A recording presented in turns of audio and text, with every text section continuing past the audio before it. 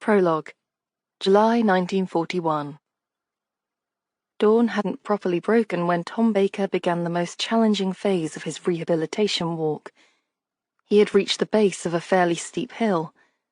He paused, planting his walnut walking stick firmly into the soft earth, his breath forming small clouds that dissipated into the cool air. Above him, the sky hung somewhere between night and morning, a deep indigo washing slowly to violet at the eastern horizon. Atop the hill before him was a jagged outline of his destination, a centuries-old ruin that had once been St. Swithin's Abbey. His right leg throbbed with its familiar dull, hollow ache, the discomfort that had been his constant companion since he'd come out of St. Thomas's in London with a missing limb and a prosthetic leg. But that was better than being dead on the battlefield where he'd been shot, worlds away from this misty English countryside.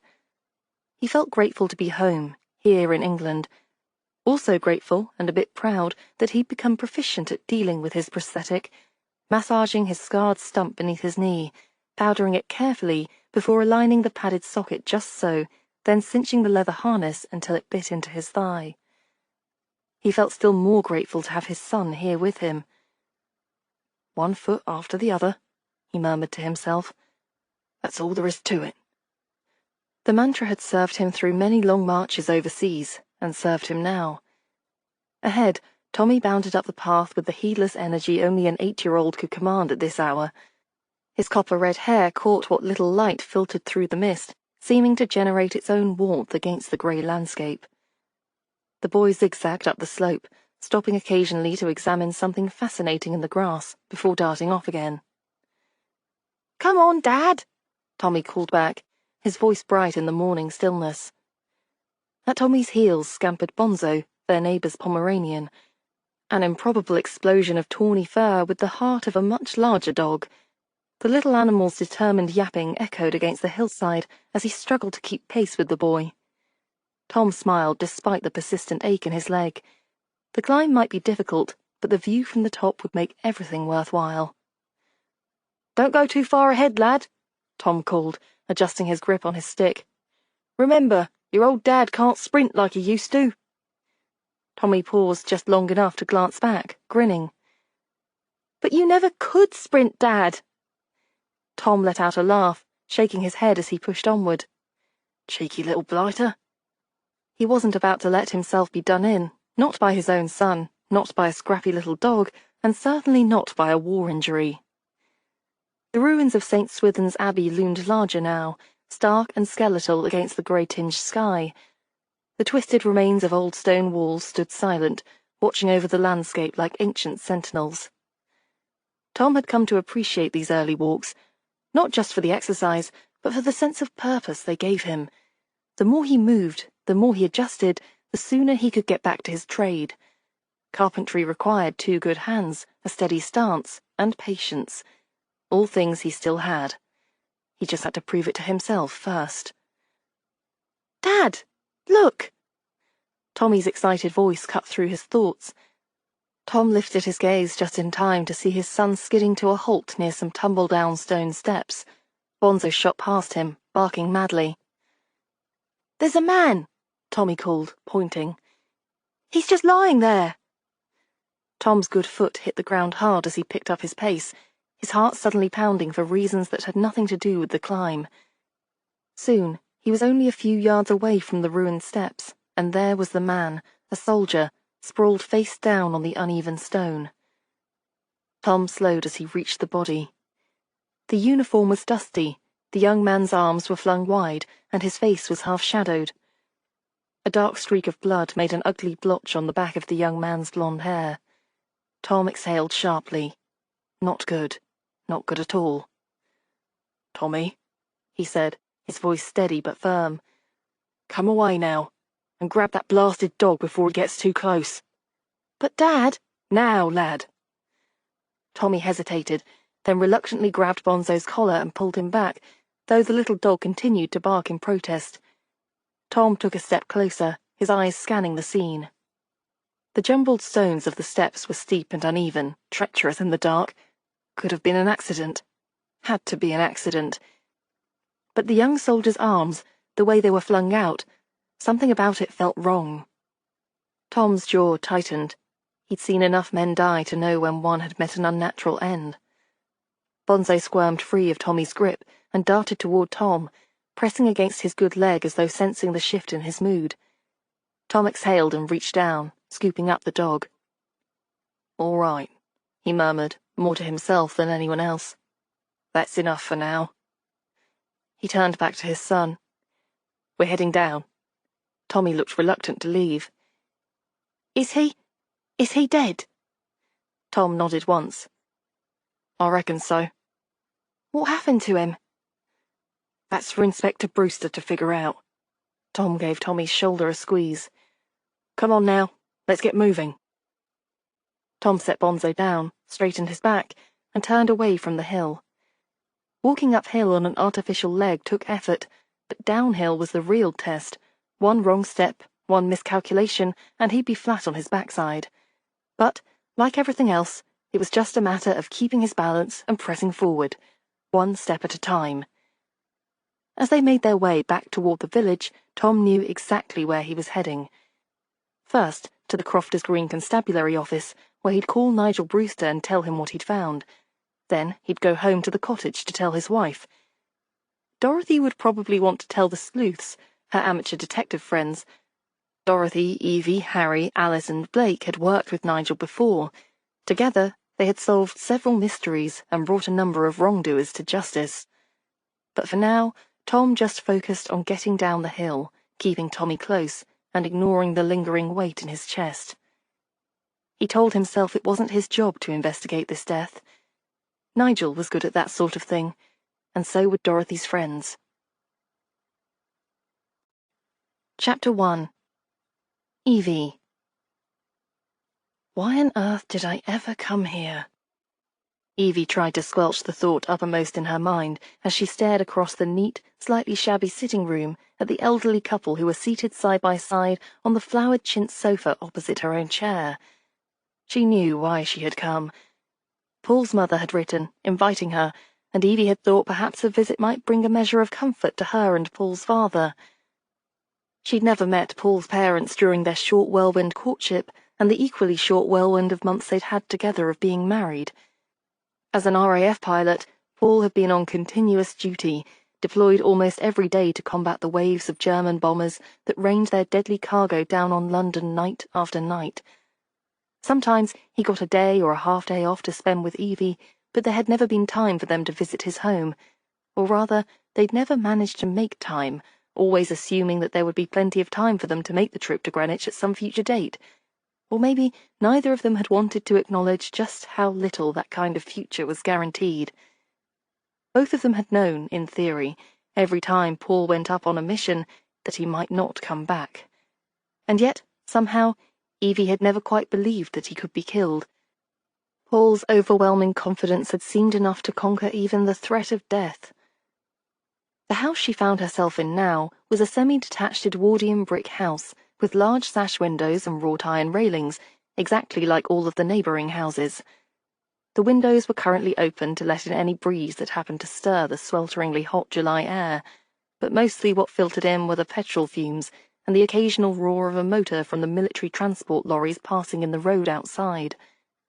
Greenwich, like everywhere else, was marked by the war. Sandbags lined the neighbourhood doorways, and the streets were scarred by damage from air raids. "So, you're running a tea shop all by yourself?" Paul's mother asked, after a silence that felt as though it had lasted for far too long. Evie also tried to squelch the thought that Mrs. Harris sounded like a nursery governess, praising her for being able to tie her shoes without any help. Paul's mother was a small, nondescript-looking woman of around 60, with faded blue eyes and washed-out-looking greyish-blonde hair that was set in stiff curls. She wore a pale blue blouse and grey tweed skirt, and so far most of her and Evie's interactions had consisted of smiling awkwardly at each other. She was probably just desperate to find some topic of conversation. "Well, not all by myself," Evie said. "I have a good friend, Dorothy, who helps me a great deal with the cleaning and the waitressing.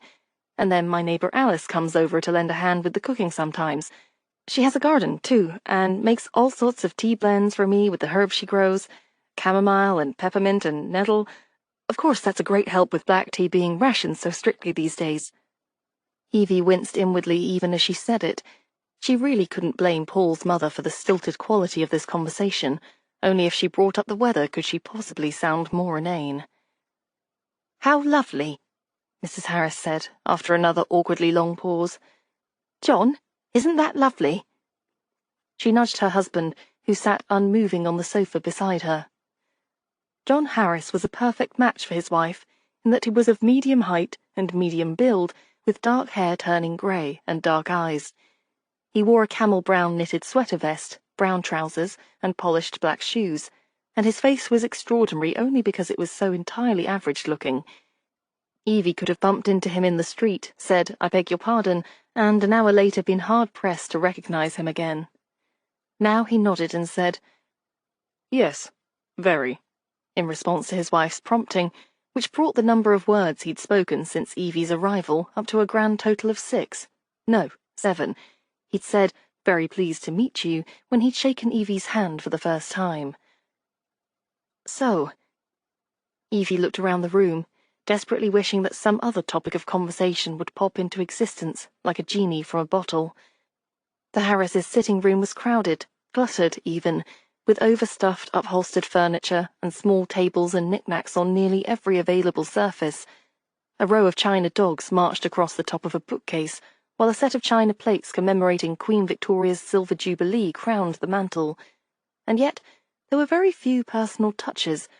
No books, no paintings, no photographs, except for the one silver-framed photo that stood on the end of the mantel beside the Jubilee plates. Evie saw it and felt her heart contract in a quick, painful spasm. "Is that a photo of Paul as a boy?" she asked. Paul looked to be only about 10 or 11 in the picture, standing stiffly in the uniform of some private school. A stiff-collared white shirt worn under a dark-coloured blazer with the school's crest on the pocket, short trousers and knee-high socks, with a round peaked cap perched on the top of Paul's head. Yet he was instantly recognisable, Evie thought, the way he stood with his head a little thrown back and grinned at the camera with his trademark devil-may-care confidence. His poor mother. Evie felt a wave of sympathy for Mrs. Harris.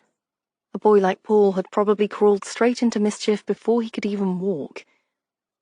"What? Oh." Paul's mother glanced up at the photograph. "Yes, that was his school photograph, from when he was 10. Or was it 11? She glanced at her husband. 11, John Harris confirmed. He was up to a total of 8 words now. Both he and Paul's mother stopped speaking. Evie waited a moment, but neither of them said anything more. Evie suppressed a sigh. She in fact did know why she'd come to visit Paul's parents today.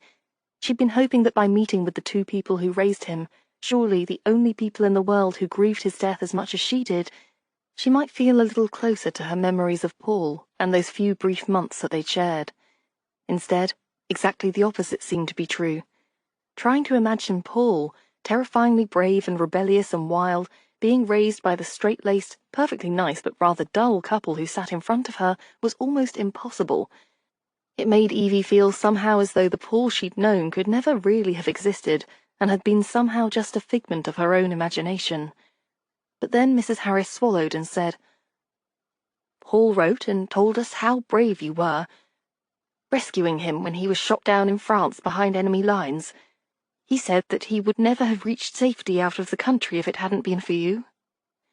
"He would have, somehow," Evie said. "I'm sure you don't need me to tell you that Paul didn't know the meaning of the word impossible."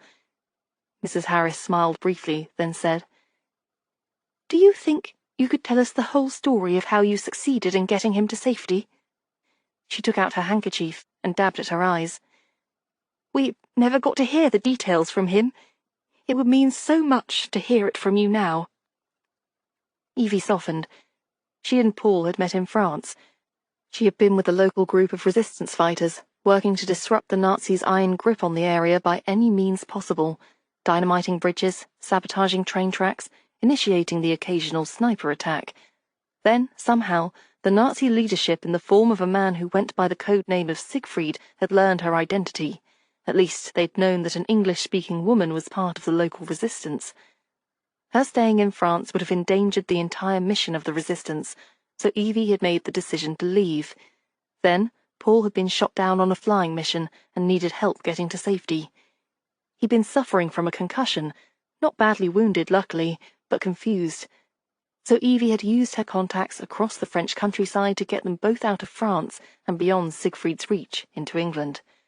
Or rather, she thought she was beyond Siegfried's reach. Now. Evie shook off that thought before it could take hold. She had enough to occupy her mind currently without worrying about Siegfried. Mr. and Mrs. Harris were both watching her with a kind of pleading expectation. Of course. She glanced up at the photograph of 11-year-old Paul again. There was so much she'd never known about him while he was alive, simply because she'd never had the chance to ask where he'd gone to school, what kind of ice cream he'd liked best as a boy, who his childhood friends had been. If his mother and father didn't want to talk about those memories, Evie couldn't blame them. Grief took everyone in different ways, as she herself well knew, but she could do this much for Mr. and Mrs. Harris at least. I'll be glad to tell you everything I can. Chapter 2. Harry. Harry Jenkins had seen plenty of bodies in his time, but there was something about a body deliberately posed to look like an accident that always sat wrong with him, and the position of the young soldier's body was very, very wrong. The ruins of St. Swithin's Abbey rose around them, a skeletal husk of its former self. The early morning mist still draped the ground, curling between the uneven crypt steps like ghostly fingers, wrapping around fallen stones and creeping along the ivy-covered walls. The air was damp and heavy, thick with the scent of old mortar and wet earth, the kind of morning where every breath made Harry think of his increasing age and the many long years of his past. This morning, the air carried the scent of something else, the heavy stillness of death. Harry pushed his hat back slightly, exhaling as he took in the scene. His breath clouded in the still cool air. It had been a hard climb up to the Abbey ruins. The path was steep, littered with loose stones and slick from the night's mist. His legs, though still strong, had reminded him he wasn't 25 anymore, not even 55 anymore. He glanced over at Nigel Brewster, his nephew and detective inspector of the Ashford Constabulary. Unlike Harry, Nigel still had the energy of a man in his early 30s, lean, quick-moving, with the sharp analytical mind of a born investigator. He was already crouched by the body, notebook in hand, tapping his pencil against its spine. "Well," Nigel said grimly, "I call it a nasty fall, but I like to be truthful in my reports." Harry let out a slow breath. The lad had landed too neatly, arms flung just so, head resting at an unnatural angle, boots miraculously straight. If the soldier had actually tumbled down those jagged steps, he'd be in a far more undignified sprawl. He might even have made it halfway down the path, caught on one of the twisted roots protruding from the ancient stones. But here he was, splayed out like a face-down scarecrow. Too perfect, too placed. At the edge of the crypt steps, Harry nudged a loose rock with his boot, watching it tumble haphazardly down. It bounced, spun sideways, and landed awkwardly on the gravel below. Nothing about it looked neat. Nigel stood, brushing dirt from his knees. "What do you think?" Harry glanced around the ruins. The early morning light filtered through the remains of a once grand abbey window, its tracery fractured but still visible. A sad echo of a time when sunlight had streamed through stained glass instead of empty space. The horizon was still tinged with grey-blue, the sun only just beginning to burn through the mist. Below, the town of Ashford was waking up, chimney smoke rising in thin ribbons, the faint clang of a milk cart in the distance, an occasional bark of a restless farm dog. And yet, up here, all was still. A place of worship, now left to the wind and the crows. Harry sighed. "I think whoever put him here thought they were clever." Nigel arched a brow. "And they weren't?" "Not clever enough," Harry exhaled, glancing at the ground near the body. No scuff marks, no signs of a struggle, no drag marks in the dirt leading from the path. He knelt beside the fallen soldier and gently lifted the legs, one by one, grasping at the fabric at the back of each knee. Then he did the same with the dead man's elbows. Look at the uniform, Harry said. With a fall down the steps, you'd expect shreds and rips and stains. There weren't any. Either the young soldier had taken flight like a Spitfire and landed perfectly, or someone had carried him here, or, more likely, someone had killed him here, dropping him with a blow to the head hard enough to make him bleed. If it's staged, we're looking at a murder. Nigel's voice was quiet. Harry sat back on his heels, flexing his fingers. The cold was creeping into his joints now, a reminder that time never played fair. Unless he was particularly enthusiastic about his own demise.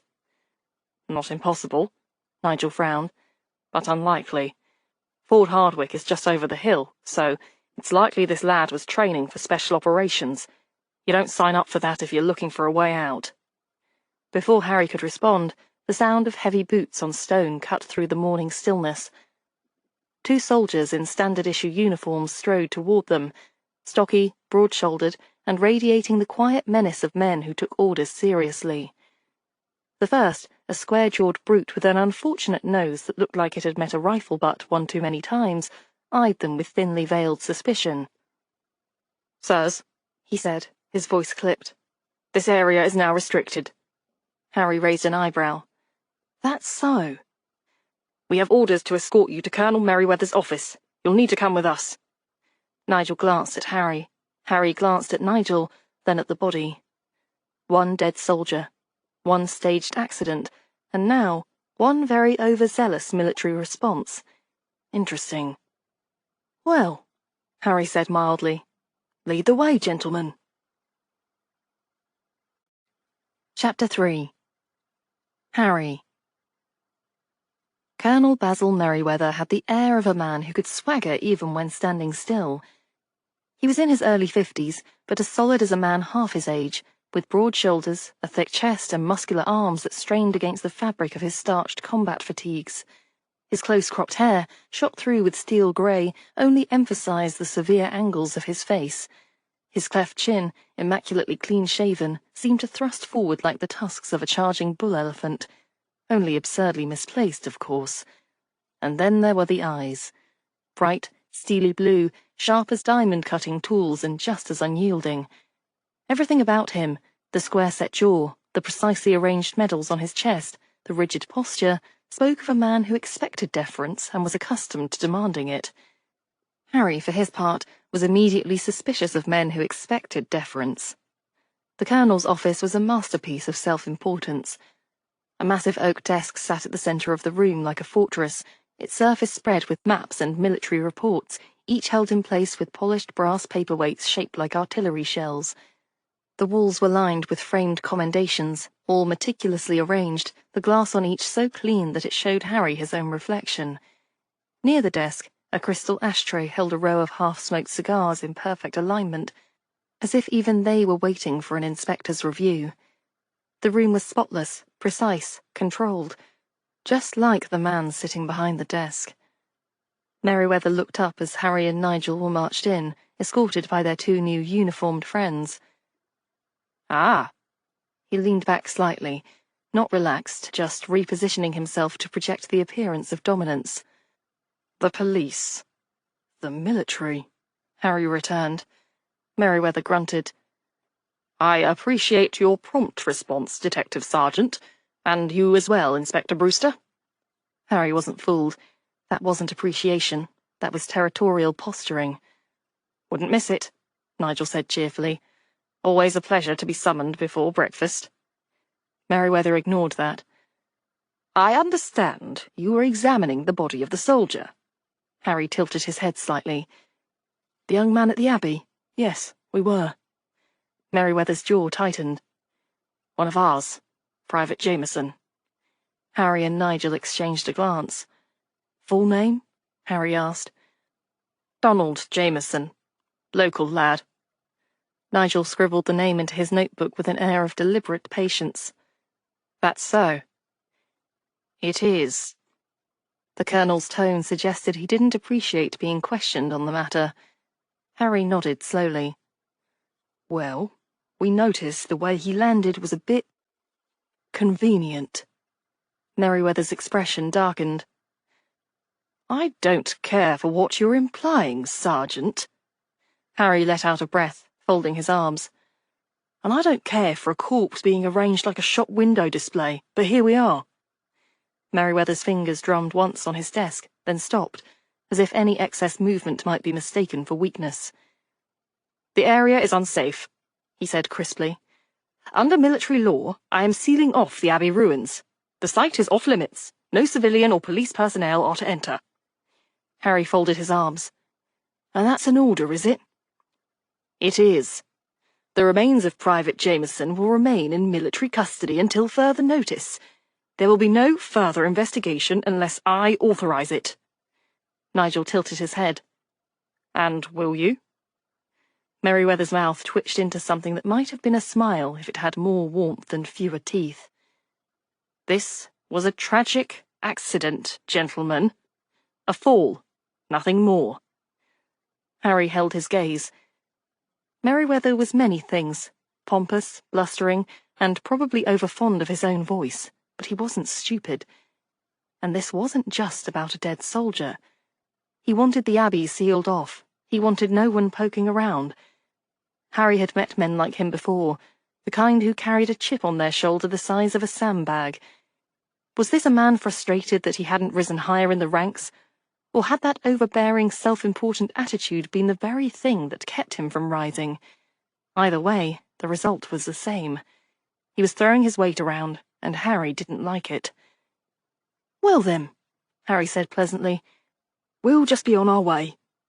Nigel blinked. We will? Of course, Harry said, already heading for the door. The good colonel has spoken, hasn't he? Merryweather gave a satisfied nod. Harry smiled, a friendly, non-threatening smile. The kind of smile a man wore when he had every intention of questioning military authority at the earliest possible opportunity. Nigel coughed into his hand. The case had just become a lot more interesting. Chapter 4. Alice. Alice Greenleaf had just settled into her morning routine, a pot of tea brewing, the latest medicinal herbs spread out on the kitchen table, and a pile of correspondence waiting to be answered, when a firm rap sounded at the front door. She wasn't particularly surprised. She had expected Harry Jenkins to show up sooner or later.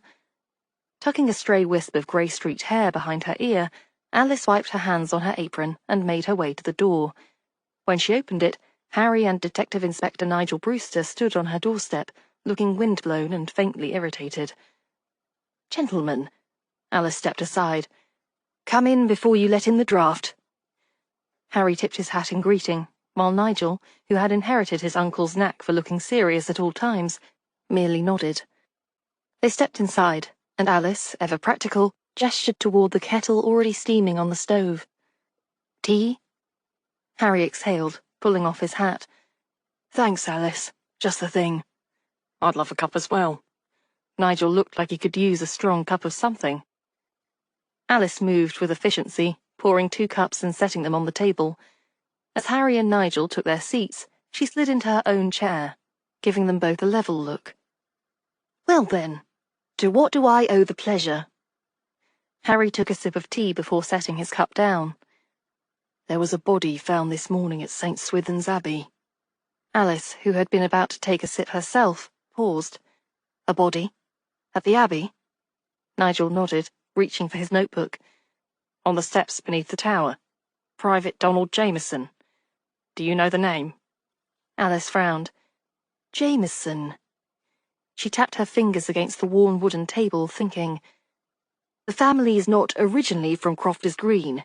If I remember correctly, they arrived a few years back.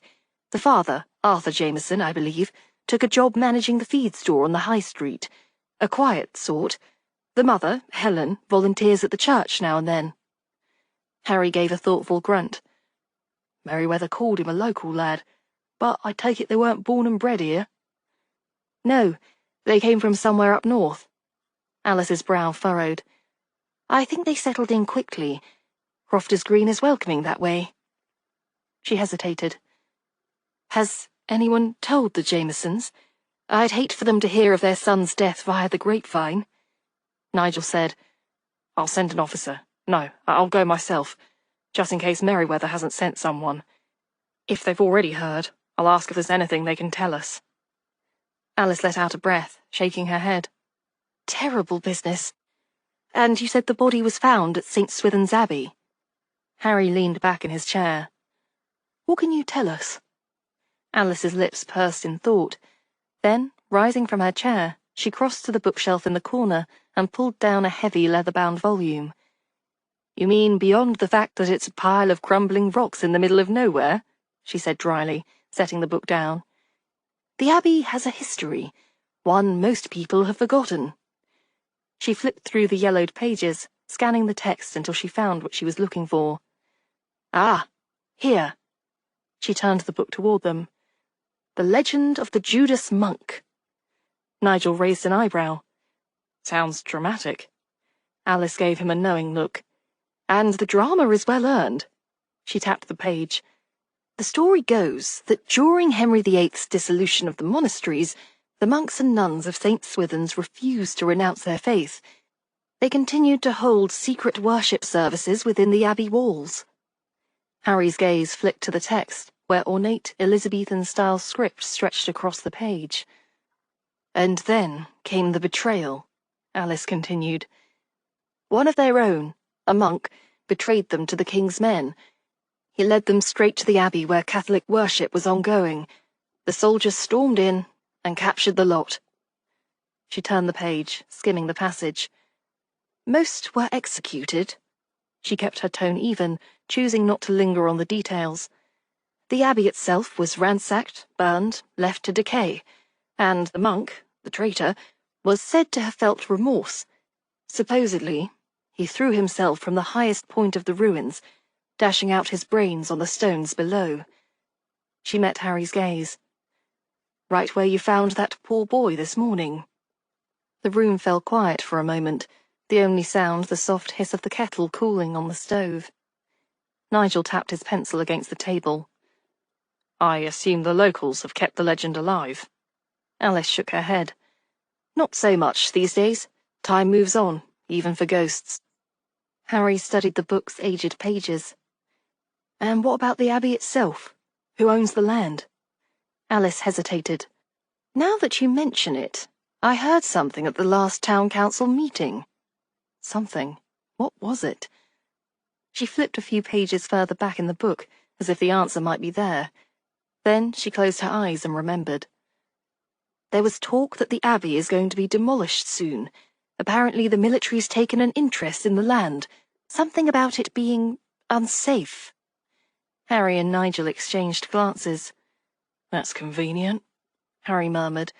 She remembered more. "And something about needing space for munitions storage. It had to be far enough from the barracks to be safe." "Convenient indeed," Harry said. "When was that meeting?" "About a month ago." Nigel jotted something down. "Merryweather did say the area was off limits." Alice closed the book with a decisive thump. "You'll want to ask around. Some of the men from Fort Hardwicke go to the King's Arms when they have leave. If anyone knows more, it'll be them." Harry gave her an appraising look. "Your talents are wasted as a herbalist, Alice. You should have been a detective." Alice smiled, gathering up their empty teacups. "Oh, Harry, I think we both know I'm far too sensible for that." Chapter 5. Harry. Harry Jenkins pushed open the heavy wooden door of the King's Arms, and the scent of ale, warm bread, and pipe smoke wrapped around him like an old friend. The pub was pleasantly busy for lunchtime. A few locals at the bar, a handful of uniformed soldiers scattered at tables, and the hum of conversation broken now and then by the clatter of dishes from the kitchen. Cool for July, Harry thought, shrugging off his jacket as he stepped inside. St. Swithin's Day was next week. The talk at a nearby table confirmed what he was already thinking. "If it rains, that's 40 days of wet weather ahead, mark my words." "Didn't rain last year," someone countered. "Aye, and we had a drought. Best hope for a shower then." Harry wasn't here to discuss weather superstitions, but the rhythm of pub chatter never changed, comforting gossip, idle speculation, and, beneath it all, the constant undercurrent of wartime tension. At the bar, Mr. Piggott, the owner, was wiping a glass with the weary patience of a man who had done that same task for years and expected to do it for many more. "Afternoon, Harry," he set the glass down. "What'll it be?" "Bit early for a pint," Harry said, "but a sandwich wouldn't go amiss, and some tea." Piggott gave a grunt of approval and disappeared into the kitchen. Harry settled at a table near the bar, his gaze sweeping the room. 2 young soldiers sat nearby, uniforms crisp, expressions wary. Fort Hardwicke lads, no doubt. They had the same rigid posture and sharp-eyed caution that marked recruits' training for special operations. If they were from the camp, they might have known Jameson. A moment later, Ellen Thorpe arrived with his tea and sandwich, tray balanced effortlessly on one hand. "All for you, Harry," she said with a smile, setting the plate down. Then, with a quick nod, she was off again. Harry had seen Ellen plenty of times before, pouring pints, laughing with customers, always ready with a kind word. She had a warm, steady presence about her, the sort of woman who put people at ease just by being there. Her tidy blonde hair was pinned neatly under her white cap, and her wide blue eyes had a sentimental softness to them, the kind that suggested she felt things deeply. She was a natural at caring for people, Harry thought absently. She'd make some lucky man a fine wife one day. But right now, something about her seemed off. Harry turned his attention back to the 2 soldiers. Midway through his sandwich, he leaned slightly toward them, keeping his tone casual. "Shame about that young lad up at the Abbey." Both men stilled. One of them, tall, fair-haired, broad-shouldered, glanced at his companion before answering. "Don't know much about it." Harry gave a slow nod. "Still, losing young Jameson must be a shock. No one expects to find one of their own like that." The second shoulder, freckled, sharp-eyed, shifted uncomfortably. "Reckon it's not our place to talk about it." Harry knew a firmly closed door when he saw one. They weren't just being tight-lipped, they were afraid. Before he could press further, Ellen's voice cut in behind him. "Harry, did you say Jameson?" He turned. Ellen stood a few feet away, tray in one hand, the other gripping the counter as if she needed something solid to hold on to. She wasn't smiling now. "Is it true?"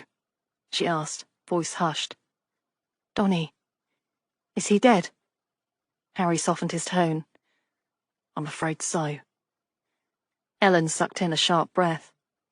Harry had expected to learn more from her, how well she knew Jameson, if he'd mentioned trouble, what kind of man he was. But before he could ask anything more, the pub door swung open again.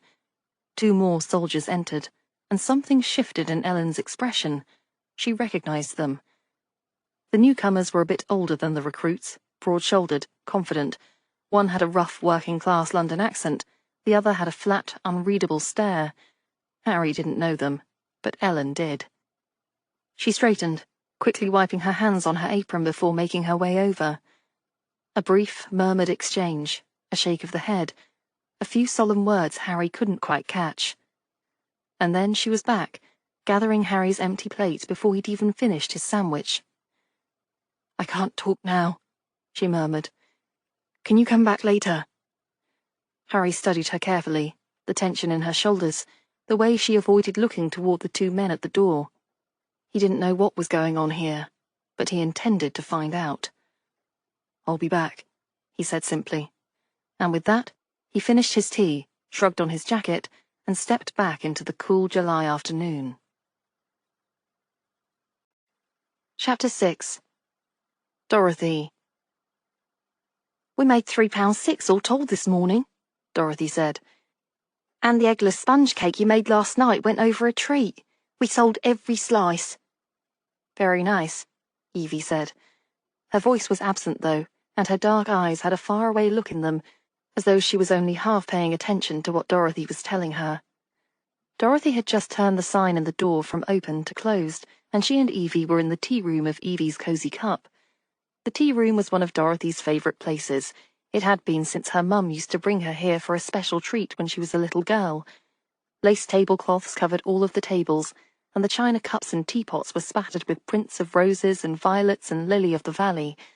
Above her, dark wooden beams crossed the low ceiling, giving the place a warm, old-fashioned feel, and the whole wall behind the register was filled with shelves of jams and jellies and preserves in glass jars, with checkered cloths tied over the tops with bits of ribbon. Stepping through the door, you could almost believe that there were a few places left in England that the war hadn't touched. Dorothy was gathering up all the empty teacups and saucers that had been left on the tables during the afternoon rush, while Evie swept up the crumbs that always littered the floor after a day's business. Dorothy had told her she didn't have to bother, but Evie had insisted on helping. Evie had arrived back just a few minutes ago, looking tired and sad from this morning's visit with her husband's parents. That was hardly a surprise. Dorothy couldn't imagine how hard the trip must have been for her. She hadn't wanted to talk about it, though, so Dorothy had just chatted about the day's business. Dorothy was lucky. Her own husband Tom had come back from the war alive.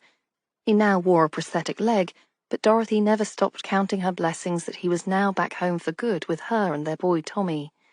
She knew, though, from the long months of being left home alone while Tom was fighting overseas, that sometimes, when you had too many cares and worries on your mind, ordinary, everyday details like counting the number of eggs you had left or washing the dishes were the best sorts of distractions. So she kept talking, balancing a tray on her hip while she stacked up teacups into a neat tower. And then this afternoon, I had my story hour for the little ones. We're reading Winnie the Pooh just now. There were 5 mums who came in with children, so we made another £4 total. Worth the sticky fingerprints the kids always get all over everything. How nice. Evie's voice was still vague and mechanical, and she'd been sweeping the same square foot of floor for about 5 minutes now. This was getting out of hand. Evie was tall and slim and elegant-looking, with straight dark hair and dark eyes, and a quick, decisive manner. Hardly anyone had new clothes these days, since you needed ration coupons for them as well as for food, but she still had somehow managed to make her simple white blouse and high-waisted A-line green skirt look as though they could have been on the pages of a fashion magazine. More importantly, Evie was friendly and ever so kind. Witness she'd given Dorothy this job when Dorothy badly needed a way to earn extra money. But people also knew just by looking at her that she'd never let them get away with anything. Even the most difficult of the tea-shop customers, the ones who made a hobby out of griping about everything, gave way in the face of one of Evie's looks, and she was never vague, not ever. Yes, and then of course the polka-dotted elephants came in, Dorothy said. That's very... Evie stopped, turning to look at Dorothy for the first time. What? Dorothy exhaled in relief. That sounded more like the Evie she knew. Not really, of course. I just put that in to see if you were paying attention. I'm sorry. Evie sighed and propped the broom she'd been holding against the glass case that usually held their display of the day's baked goods. She brushed a loosened strand of hair back from her forehead. I suppose I'm not exactly myself this afternoon. Who can blame you? Dorothy said. And you don't need to apologize, you know that. But is there anything I can do to help? Did your visit with your husband's parents not go well? She couldn't imagine anyone not liking Evie, but parents could be funny. Maybe Paul Harris's mother and father had thought Evie wasn't good enough to have married their son. It's not that, not really, Evie said. But... She stopped speaking and turned as someone tapped on the glass of the tea shop's front door. Nigel, Evie said. What can he be doing here? Her voice had gone a bit strange, Dorothy thought, as though she wasn't entirely happy to see him. She and Nigel Brewster hadn't always got on, but they'd been a bit friendlier with one another lately. Well, maybe it was just that she was worried about what Nigel's visit here might mean. Nigel was the Crofters Green police inspector, so seeing him wasn't always a sign of good news. Evie unlocked the door and let Nigel in, and he nodded to both her and to Dorothy. A tall man, he had an angular, clever-looking sort of face and very keen dark eyes. Dorothy always felt a bit nervous around him, because she could never quite guess what he was thinking.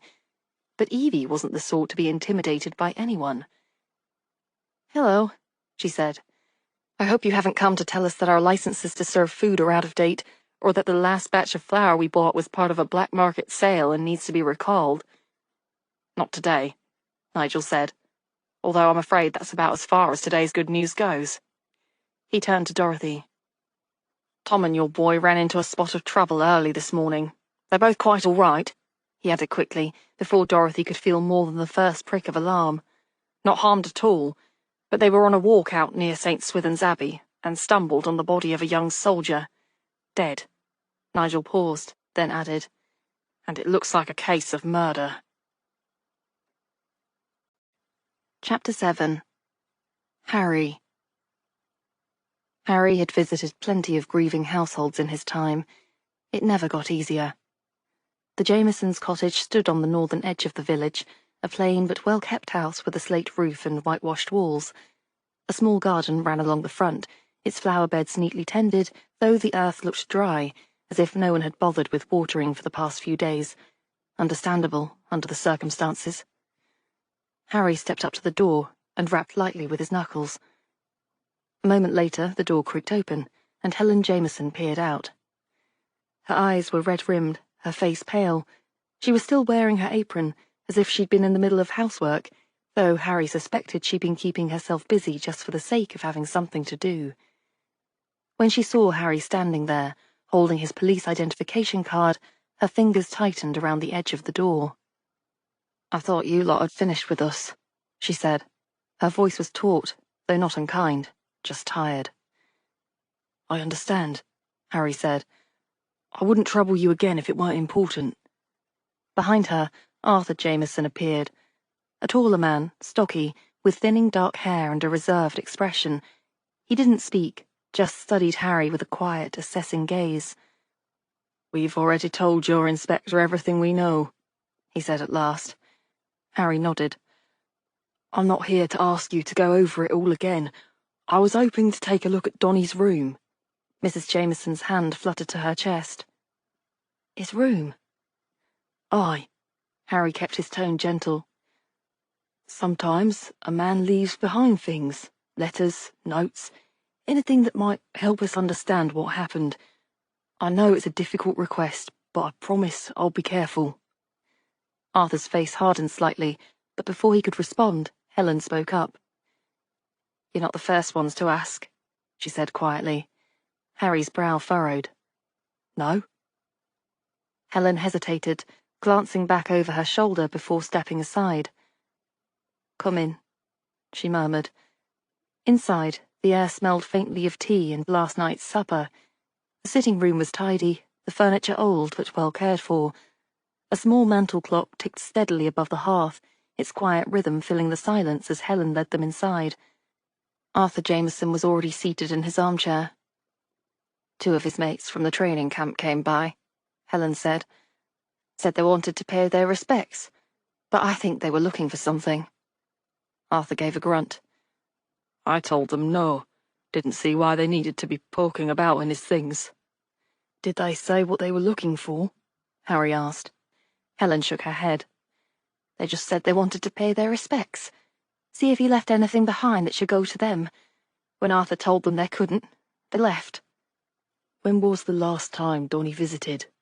he asked. Helen's mouth trembled slightly before she answered. "A month ago, maybe 2. "Did he go up to his room while he was here?" She hesitated.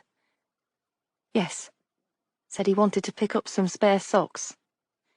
Harry nodded, but the explanation didn't sit right with him. A soldier preparing to go overseas might want an extra pair or 2, but something about it felt incomplete. Mrs. Jameson's voice dropped to a whisper. "He didn't expect to live long, you know." Harry looked at her sharply. "What makes you say that?" Arthur answered for her. "He told us what they do, the lads in his unit. He was going overseas. Said most men in his line of work don't last more than 6 weeks before they're found out. Killed before they can be tortured, if they're lucky." Helen made a soft noise, somewhere between a sob and a sigh. "But he wanted to go, said it was the right thing. He talked about honour, about doing his part for the country. He believed in it." She swiped at her eyes with the back of her hand. Arthur's face was set in a grim, resigned expression. "I fought in the last war," he said. "I know what happens to men in secret missions. But once Donnie set his mind to something, There was no stopping him. Harry let a silence settle before standing. Thank you. If I could just take a look at his room, I'll be on my way. Helen nodded and led them upstairs. Donnie's room was neat, almost impersonal. A soldier's room. The bed was made, the shelves held next to nothing, a few books, no papers on the desk, no personal notes, no diaries. He stepped further inside, his eyes scanning the room. A chest of drawers stood against the far wall. Harry opened the top drawer and found it filled with neatly folded shirts and underclothes. He rifled through them, feeling along the edges. Nothing hidden. He moved to the bedside table, pulling open the small drawer. A few coins, the stub of a pencil, a folded scrap of paper, an old bus ticket. Then his gaze landed on something tucked between the pages of a book. Carefully, he pulled it free. A newspaper clipping. The headline read, "The Legend of the Judas Monk, a Tale of Betrayal and Ruin." Harry's eyes narrowed.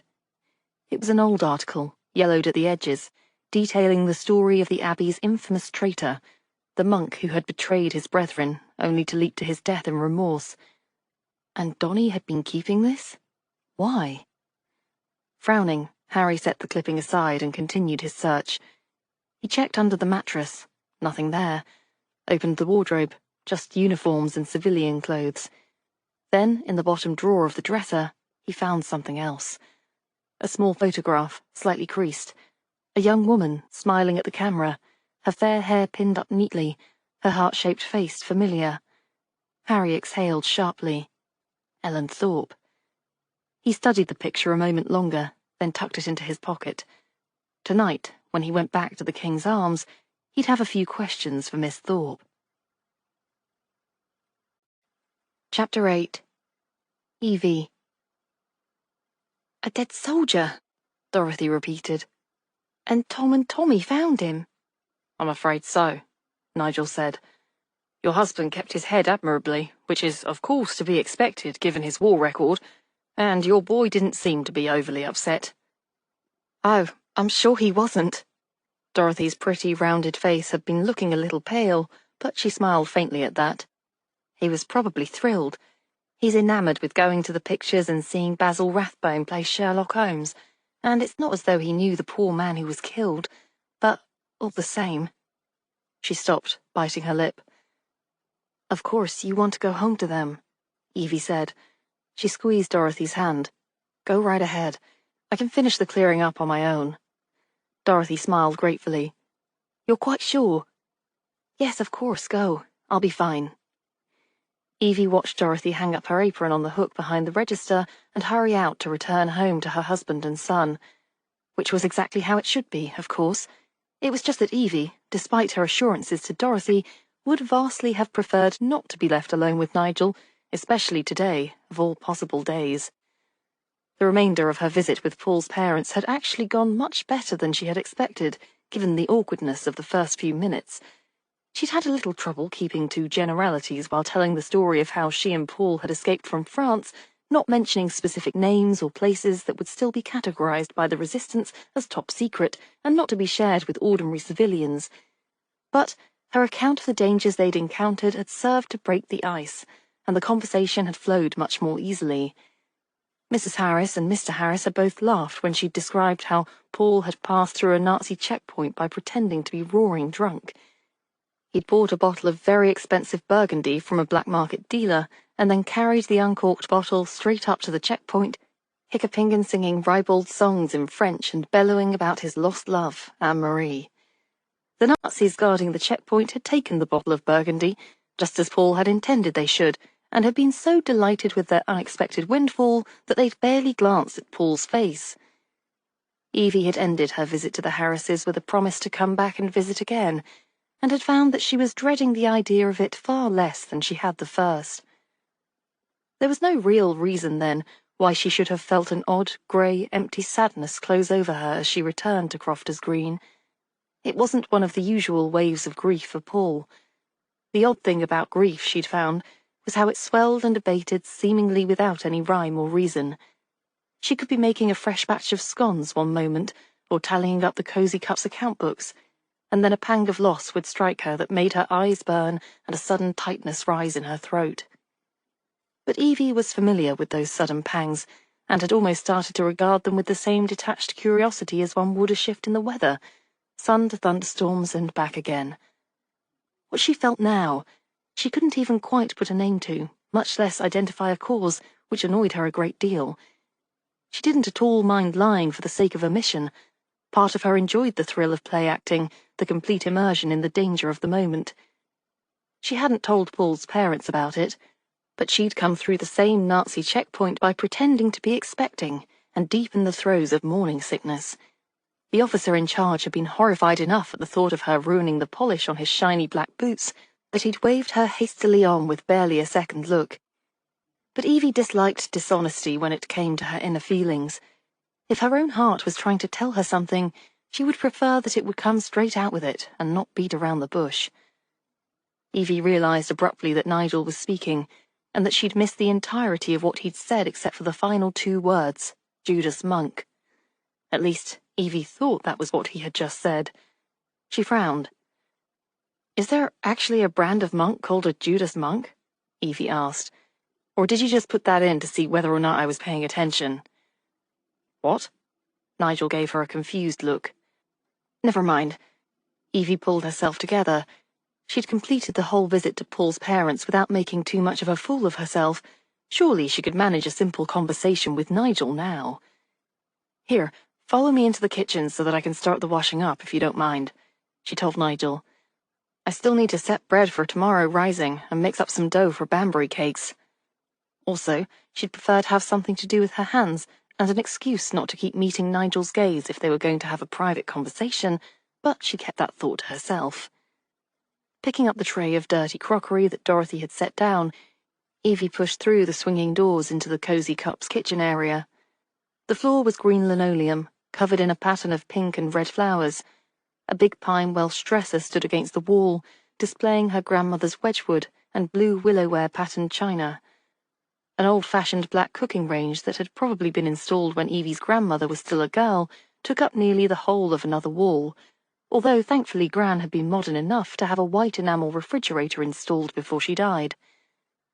Evie set a tray of dishes down on the draining board of the porcelain sink and started the water running into a pair of dishpans, one for soapy water and one for clean.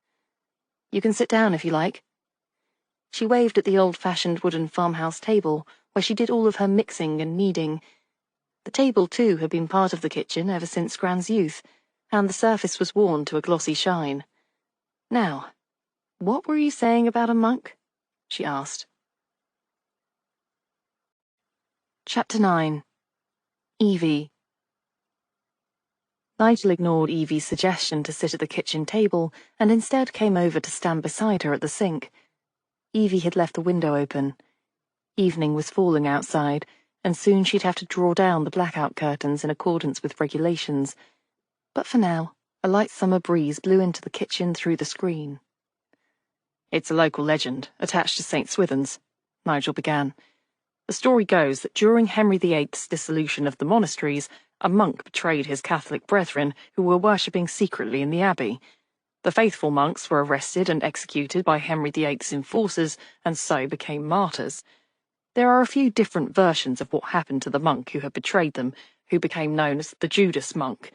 Some say he simply disappeared with his ill-gotten gains. In other versions of the legend, he committed suicide by leaping from the roof of the now-ruined abbey. I'd say that the first version is more likely. Cynical, but probably true," Nigel said. "But of course the second version is far more poetic." Evie picked up a dirty teacup. "And you're thinking that there may be a connection between the dead man and the legend?" "We don't know anything. Yet," Nigel said. "But the dead man was found precisely where the, as you put it, more poetic version claims that the body of the Judas Monk was found." "Which could be a coincidence," Evie said. "It could." Nigel took down a dishcloth from the hook on the wall and started to dry the cup that Evie had just washed. "You don't have to do that." "I do, actually." When Evie had first met him, she thought that Nigel might as well have the words "official police business" stamped across his forehead. He was stiff and formal, and seldom, if ever, allowed himself to step out from behind his persona as a stern embodiment of the law. Now, though, his words were accompanied by one of his rare, unguarded smiles. When I was growing up, my mother always insisted that if I was going to stand in her kitchen and talk her ear off about famous criminal cases, I had to at least pitch in and lend a hand. Old habits die hard. Evie opened her mouth, then clamped it shut again. She could imagine exactly how the conversation might go from here, if she let it. She'd ask about his mother, maybe, or which criminal cases had particularly interested him as a boy. Nigel might unbend even further from his usual formal police officer's manner and tell her, which would lead to her confessing that as a girl she'd followed the famous trial of Dr. Crippen with complete fascination. Evie had been not quite 10 at the time of Crippen's arrest for killing his wife, but the case had made newspaper headlines for weeks, and her mother never paid any attention to what Evie spent her pocket money on, whether it was penny sweets or the latest reports on the murder trial. Far better not to even start down that road. Evie could almost hear her grandmother's voice. If you don't want to go to London, my girl, don't go getting on the afternoon express train to Paddington Station. Who was the dead man? Evie asked instead. Have you learned his identity yet? A young army private by the name of Donny Jameson. He was stationed at Fort Hardwicke, which is the military training camp near St. Swithin's. Evie nodded. She knew the place. Some of the young soldiers from the camp occasionally visited the tea shop on their free afternoons. The general view was that soldiers on leave wanted female companionship and alcoholic beverages, or even more preferably both. But Evie had found that most men who came into the Cosy Cup were grateful to have found a quiet, comfortable place that would sell them pastries and tea. One of them, a boy who must have lied about his age in order to join up, because he couldn't possibly have been older than 16, had told her that the gingerbread she'd served reminded him of his mother's. From the looks of things, Jameson could have missed his footing in the dark and fallen down the crypt steps. It's a treacherous spot, Nigel went on. But you obviously don't think that's what happened, otherwise you wouldn't be here. Evie swished her washing rag around the rim of another rose-patterned teacup, then dunked it in the pan of clean water. And you obviously wouldn't be here if you had any concrete proof of what you suspect. Nigel gave a short and only slightly mirthless laugh that made Evie look quickly away from him. Unfortunately, that's an all-too-accurate summary of the current position. The base commander at Fort Hardwicke is a man by the name of Colonel Merriweather. He's insisting that Jameson's death was a tragic accident, and that furthermore, the camp is military ground, which means it is out of our jurisdiction. He's refusing to give us permission to investigate. In the Colonel's defence, the question of jurisdiction is somewhat hazy with the war on. Nigel stacked the now dry teacup on the side table and continued. We could probably apply through the upper channels at the War Office and force the Colonel's hand. The death apparently occurred on the grounds of St. Swithin's, which isn't technically part of the base, but wading through the entire chain of command for permission to investigate would take time, which is exactly what we don't have. Any particular reason? The military training camp is expanding its borders and clearing the ruins of St. Swithin's Abbey to build a new training facility. And the local council hasn't objected? Evie asked. Ordinarily, there's about a mile of red tape that goes along with knocking down a historic site of that kind, but apparently St. Swithin's isn't officially recognised as an ancient monument, Nigel said. So it doesn't qualify for protection under the Ancient Monuments Act of 1931. The demolition is slated to take place in a week's time. Evie frowned. It would be interesting to know whether the expansion of the camp was pushed forward by this Colonel Merriweather. Nigel had reached for another teacup to dry, but at that he turned to look at her. His brows lifted in slight surprise. What makes you say that? Evie shrugged.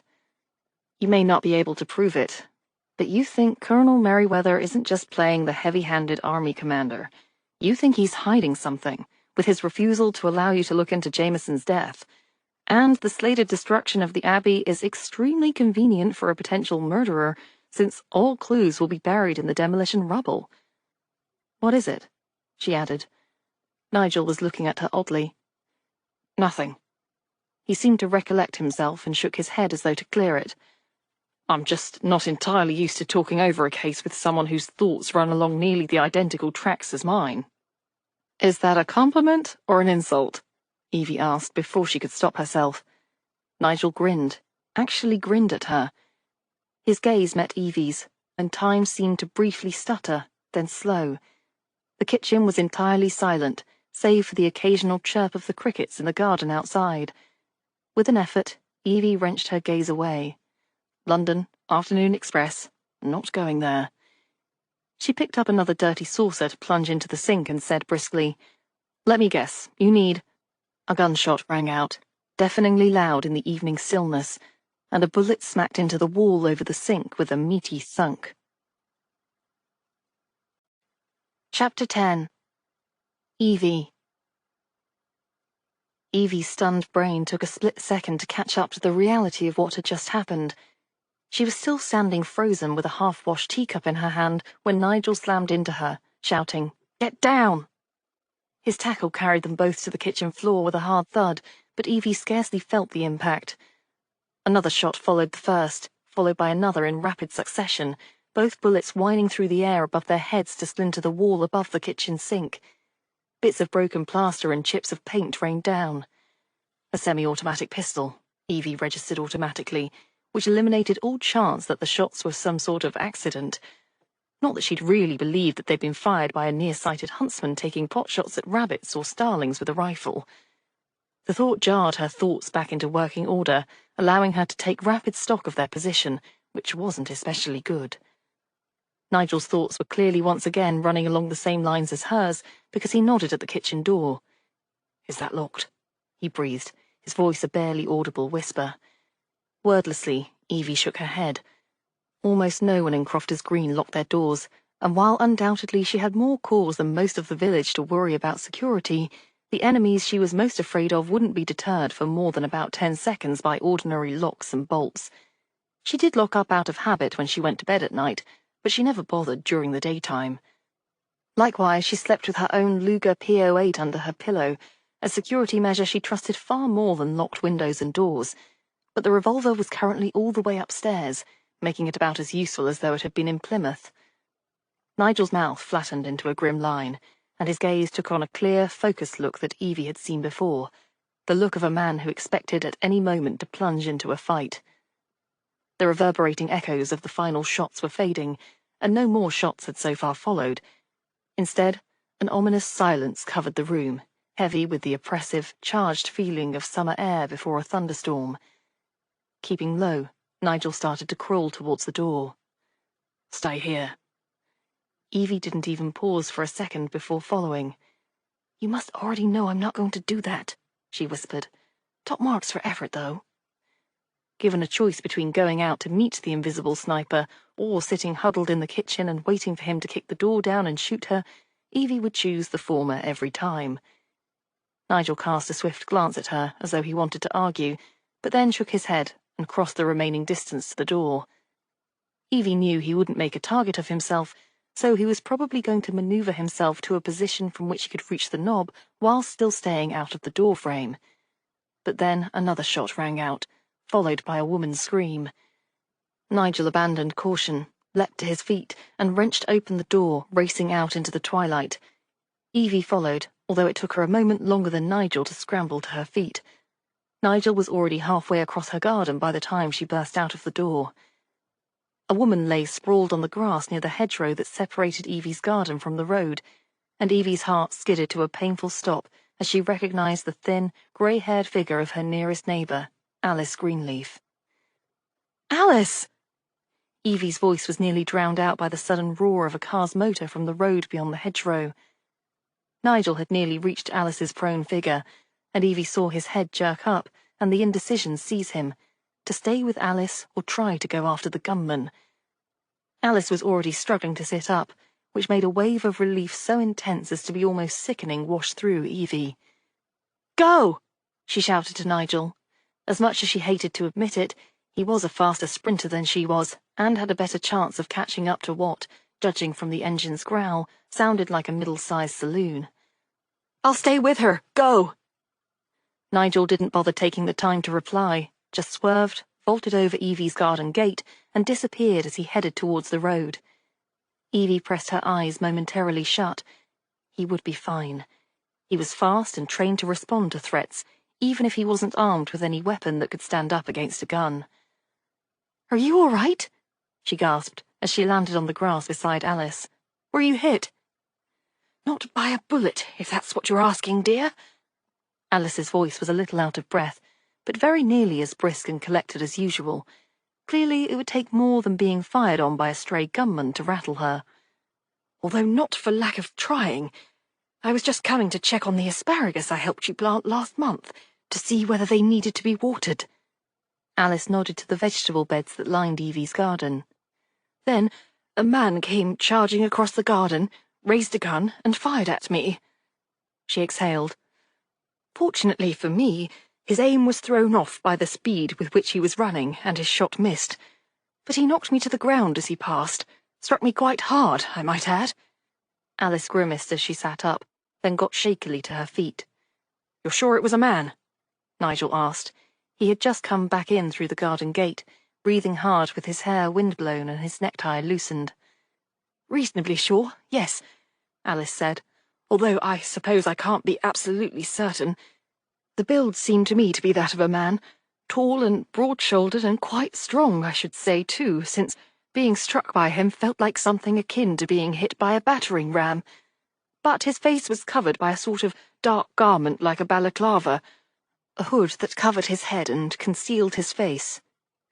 So clearly he came here fully equipped to lurk in the shadows without being seen.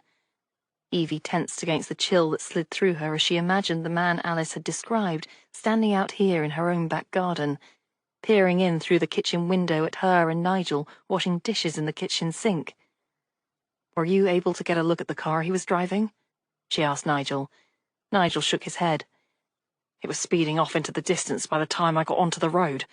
All I could tell was that it was a grey Morris 8, which is only about the most common make and colour of auto on the road these days. Evie nodded, still trying not to shiver as she scanned the quiet garden beds, the surrounding trees and bushes. Her imagination wanted to paint a hidden gunman in every shadow, but that was stupid. If there were more shooters, she, Alice, and Nigel would all be full of bullet holes by now. Come back into the house, she said. We might as well talk this over inside. Chapter 11. Alice. Are you all right, my dear? Alice asked. At Evie's insistence, she was sitting at the kitchen table with Nigel. Evie herself was moving briskly around the kitchen, slicing bread for toast and putting the kettle on to boil. But her movements were a trifle jerky and lacked her usual grace. She looked up from the tea she'd just spooned into a blue Wedgwood pot. I should be the one to ask you that. Alice waved us aside. I'm quite well. I may be a trifle sore tomorrow. Old bones don't take kindly to being jarred, but otherwise uninjured. You, however, are looking more than a little peaked. I'm fine. Evie forced a smile. Maybe I'm just starting to think that I seem to have made too many enemies. Nigel had been quiet until now, as was his wont. He was the sort of man who spoke seldom, and never voiced aloud a thought that he hadn't fully considered from all sides, but at that he said, Just one enemy, surely.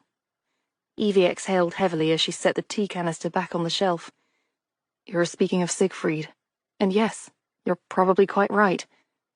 I'd have to bury my head in the sand like an ostrich in order to pretend that he wasn't at the back of tonight's shooting. Her gaze went involuntarily to the wall over the sink, where a pair of chipped bullet holes marred the green-painted wood. Alice nodded approval. Unpleasant, but true, and I found that it's always better to confront unpleasant facts than to try to avoid them. Although Siegfried wasn't, in fact, the real name of the man they feared. Rather, it was the nom de guerre of a German agent with whom Evie had crossed paths during her time in France. Then, Siegfried had been the shadowy figure behind a network of spies responsible for the deaths of dozens of French resistance members. Now, he seemed to have transferred his espionage activities to England, and what was worse, Evie remained fully in his crosshairs. Do you think it was Siegfried himself who shot at you tonight? Alice asked. I can't imagine that it could have been. Evie turned to take the gently whistling kettle off the stove and pour water into the teapot, although when she tried to pick up the tray of toast and tea, Nigel rose quietly but firmly to take the tray out of her hands and carry it to the table for her. Evie looked as though she was about to open her mouth to argue, but stopped herself. which was in itself interesting, Alice thought. Nothing about what I or any of the rest of us have learned about Siegfried suggests that he's in any way incompetent, Evie said. She sat down in her usual spot at the head of the kitchen table. If he'd been the one to fire those shots at me tonight, he wouldn't have missed. Unless he didn't intend to hit you, Nigel said. Evie's eyes flashed to him. Why else would he have shot at me then? A warning? Alice suggested. But a warning of what? Evie's hands shook slightly, Alice saw, as she reached for the teapot, but she set her teeth and poured 3 cups without spilling a single drop. Evie was nothing if not strong-willed. I already know that he knows where I live. He's made that clear. I also know he appears to want revenge for my part in disrupting his spy network over in France. Why the delay in carrying out that revenge? It's also possible that Siegfried hired someone less competent than he is, Nigel said, as Evie handed him his cup of tea. Possible, but that goes against everything I've heard about him, Evie said. He doesn't tolerate anything less than success from his underlings, and they all know the consequences of failure. Alice didn't like the thought that came to mind, but she felt compelled to voice it all the same. In that case, cats are known for playing with mice for quite some time before dispatching them. Evie's already pale face turned a shade paler, but she swallowed and picked up her own cup of tea. I suppose. Then it's just as well that I'd already planned to make a trip up to London as soon as possible. Nigel gave her a swift, questioning look. That's why you came here tonight, isn't it? Evie asked. You're hoping that I can arrange a meeting with my contact at the SOE and ask him to put the metaphorical thumbscrews on Colonel Merriweather so that you'll be allowed to investigate the death of young Jameson? After Nigel's sheepish nod, Evie continued. Well, I don't know how much interest the Special Operations Executive will have in the death of Private Jameson, but I'll see what I can do. Mr. Brown is bound to want to hear about tonight's excitement. I think he's been hoping that leaving me here to play bait might lure Siegfried out of hiding. Chapter 12. Alice. The Crofters Green Village Hall was, as always, too warm for comfort in July. The air inside the old timber-framed building held the faint scent of beeswax polish and damp wool, a relic of the previous season's never-quite-dry overcoats. Alice had taken her usual seat near the front, not at the council table itself, but close enough to be heard. She was no politician, but she was a lifelong resident, and in Crofters Green that carried weight. Tonight's meeting was well attended. Villagers lined the rows of wooden chairs, their murmured conversations punctuated by the occasional scrape of a boot against the floor. The mood, Alice felt, was tense, and she had a good idea why. At the head of the long table, Council Chairman Walter Sykes adjusted his spectacles and cleared his throat. "Let's come to order, shall we?" he said, though the chatter took a few more seconds to fully subside. "Now then, we've got several matters on the agenda, but first, an update from Colonel Merriweather regarding the demolition of St. Swithin's Abbey." A few scattered groans met this announcement. Alice folded her hands in her lap. Here we go. Merriweather rose from his seat, broad-shouldered and imposing in his starched combat fatigues, his medals catching the lamplight. His cold blue gaze swept the room, daring challenge. "The matter is straightforward," he said, his clipped voice cutting through the hall. "As I informed the council last month, the ruins of St. Swithin's Abbey are structurally unsound and present a danger to anyone foolish enough to wander in. More to the point, the area is needed for secure storage of munitions. Therefore, demolition will proceed as planned." A murmur rippled through the room. Alice let the moment stretch before rising gracefully to her feet. "If I may," she said, her voice steady but firm. Chairman Sykes gave her a nod. "Miss Greenleaf?" "I'd like to propose an alternative," Alice said, her tone even, measured. "A motion to have St. Swithin's Abbey recognised as a historic monument under the Ancient Monuments Act of 1931. A ripple of surprise. From the corner of her eye, Alice saw Merriweather's expression tighten. "That," he said coolly, "is an utter waste of time." Alice smiled, as if the colonel were one of the misbehaving schoolboys she'd encountered in her years of village life. With respect, Colonel, I disagree, she said. St. Swithin's Abbey dates back to the 12th century. Its architectural significance is undeniable, and its historical value is well documented. She gestured toward the notebook she had brought. I have detailed records, old surveys, architectural plans, historical accounts. It meets every requirement for preservation under the law. Merriweather let out a sharp breath, as if barely restraining himself. That law is for castles and cathedrals. This is a pile of rubble. Alice lifted her chin. And yet, it has stood for centuries. The very fact that it still exists speaks to its resilience and significance. A few villagers murmured in agreement. Alice pressed on. I fail to see why the munitions must be stored in the Abbey ruins, of all places. She turned to the council members. Why not build a brick structure on the far side of the hill? A few heads nodded. It was a reasonable question. Or, Alice continued, her gaze steady, if safety is the true concern, why not simply rope off the area and post a guard? Merriweather's lips thinned. Miss Greenleaf, with all due respect, military matters are not for civilians to question. Alice arched an eyebrow. I see. And so here you are, expecting a civilian council to rubber-stamp your plans for a civilian artifact just because you've called it a military matter. That earned a chuckle from somewhere in the back. Merriweather's jaw tightened further. Chairman Sykes leaned forward, adjusting his spectacles. Miss Greenleaf makes a fair point. Given the Abbey's historical significance and the concerns raised, it would be prudent to review her claim properly. Alice inclined her head. Sykes was a reasonable man. The council will table Colonel Merriweather's motion, Sykes continued, to allow Miss Greenleaf 1 week to submit a full application for historical status. Murmurs of approval swept through the room. Merriweather's expression darkened like a thundercloud. With barely concealed irritation, he turned sharply on his heel and strode toward the exit. His 2 shadowy attendants rose and followed. Alice watched them go, her eyes narrowing slightly. She had the distinct feeling that Colonel Merriweather wasn't done fighting, but for now she had bought herself time.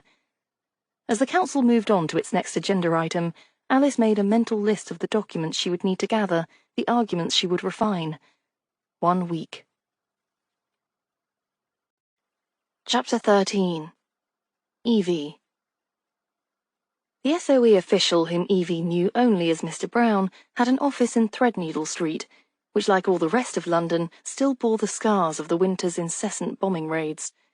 Damaged buildings were propped up by metal scaffolding, or blocked off with sandbags, and piles of rubble still littered the streets and alleyways. The Bank of England was under strict wartime security, with barricades and armed guards surrounding the entrance.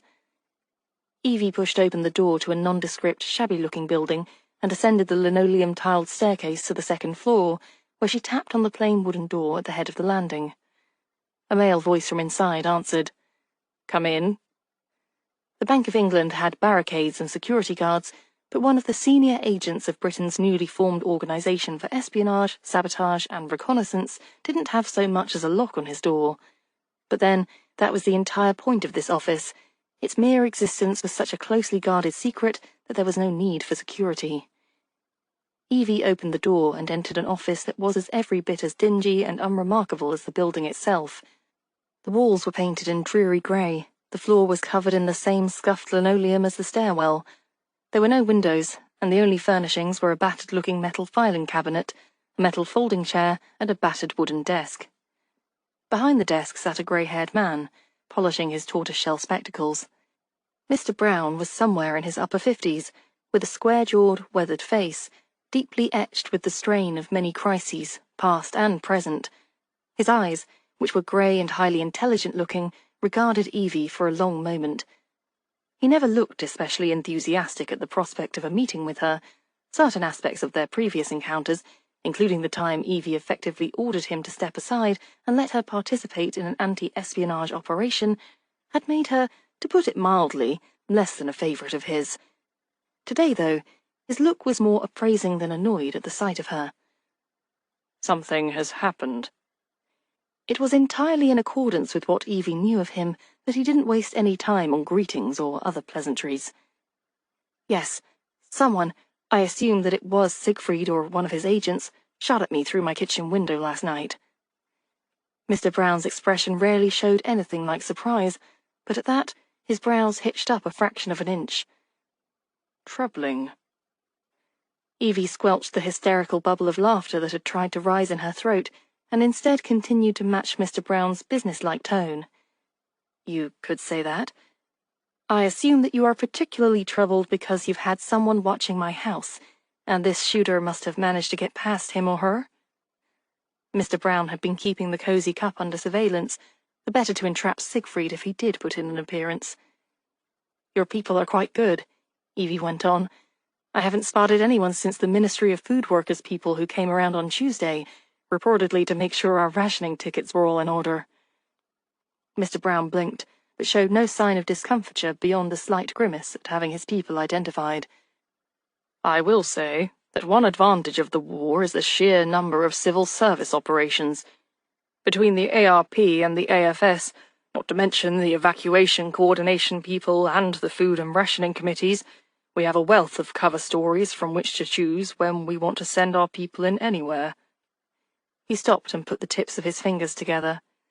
However, the fact that this shooter was able to slip through our observation posts to the point of actually firing a gun through your kitchen window is troubling, to say the least.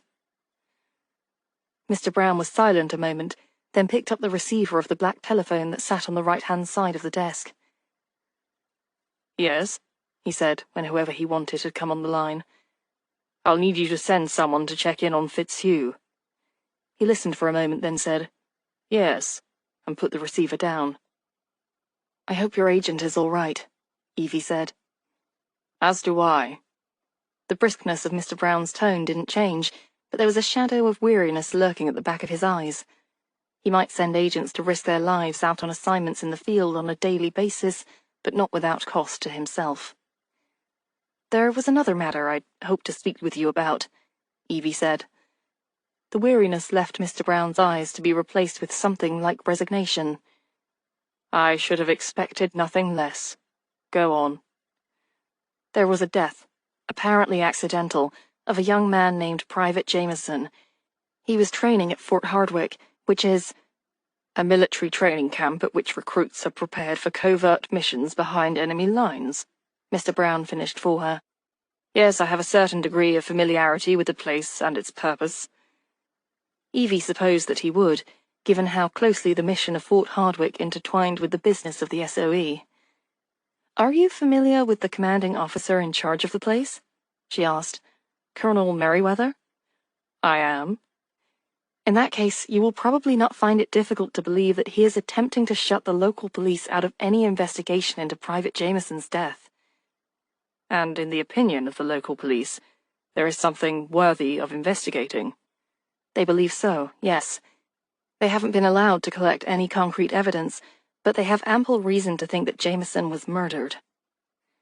Mr. Brown regarded her for a long moment, although he didn't, Evie noticed, ask whether Harry and Nigel's belief on such matters could be trusted, or argue that without hard evidence, Jameson's death was just as likely to be accidental as it was a case of deliberate murder.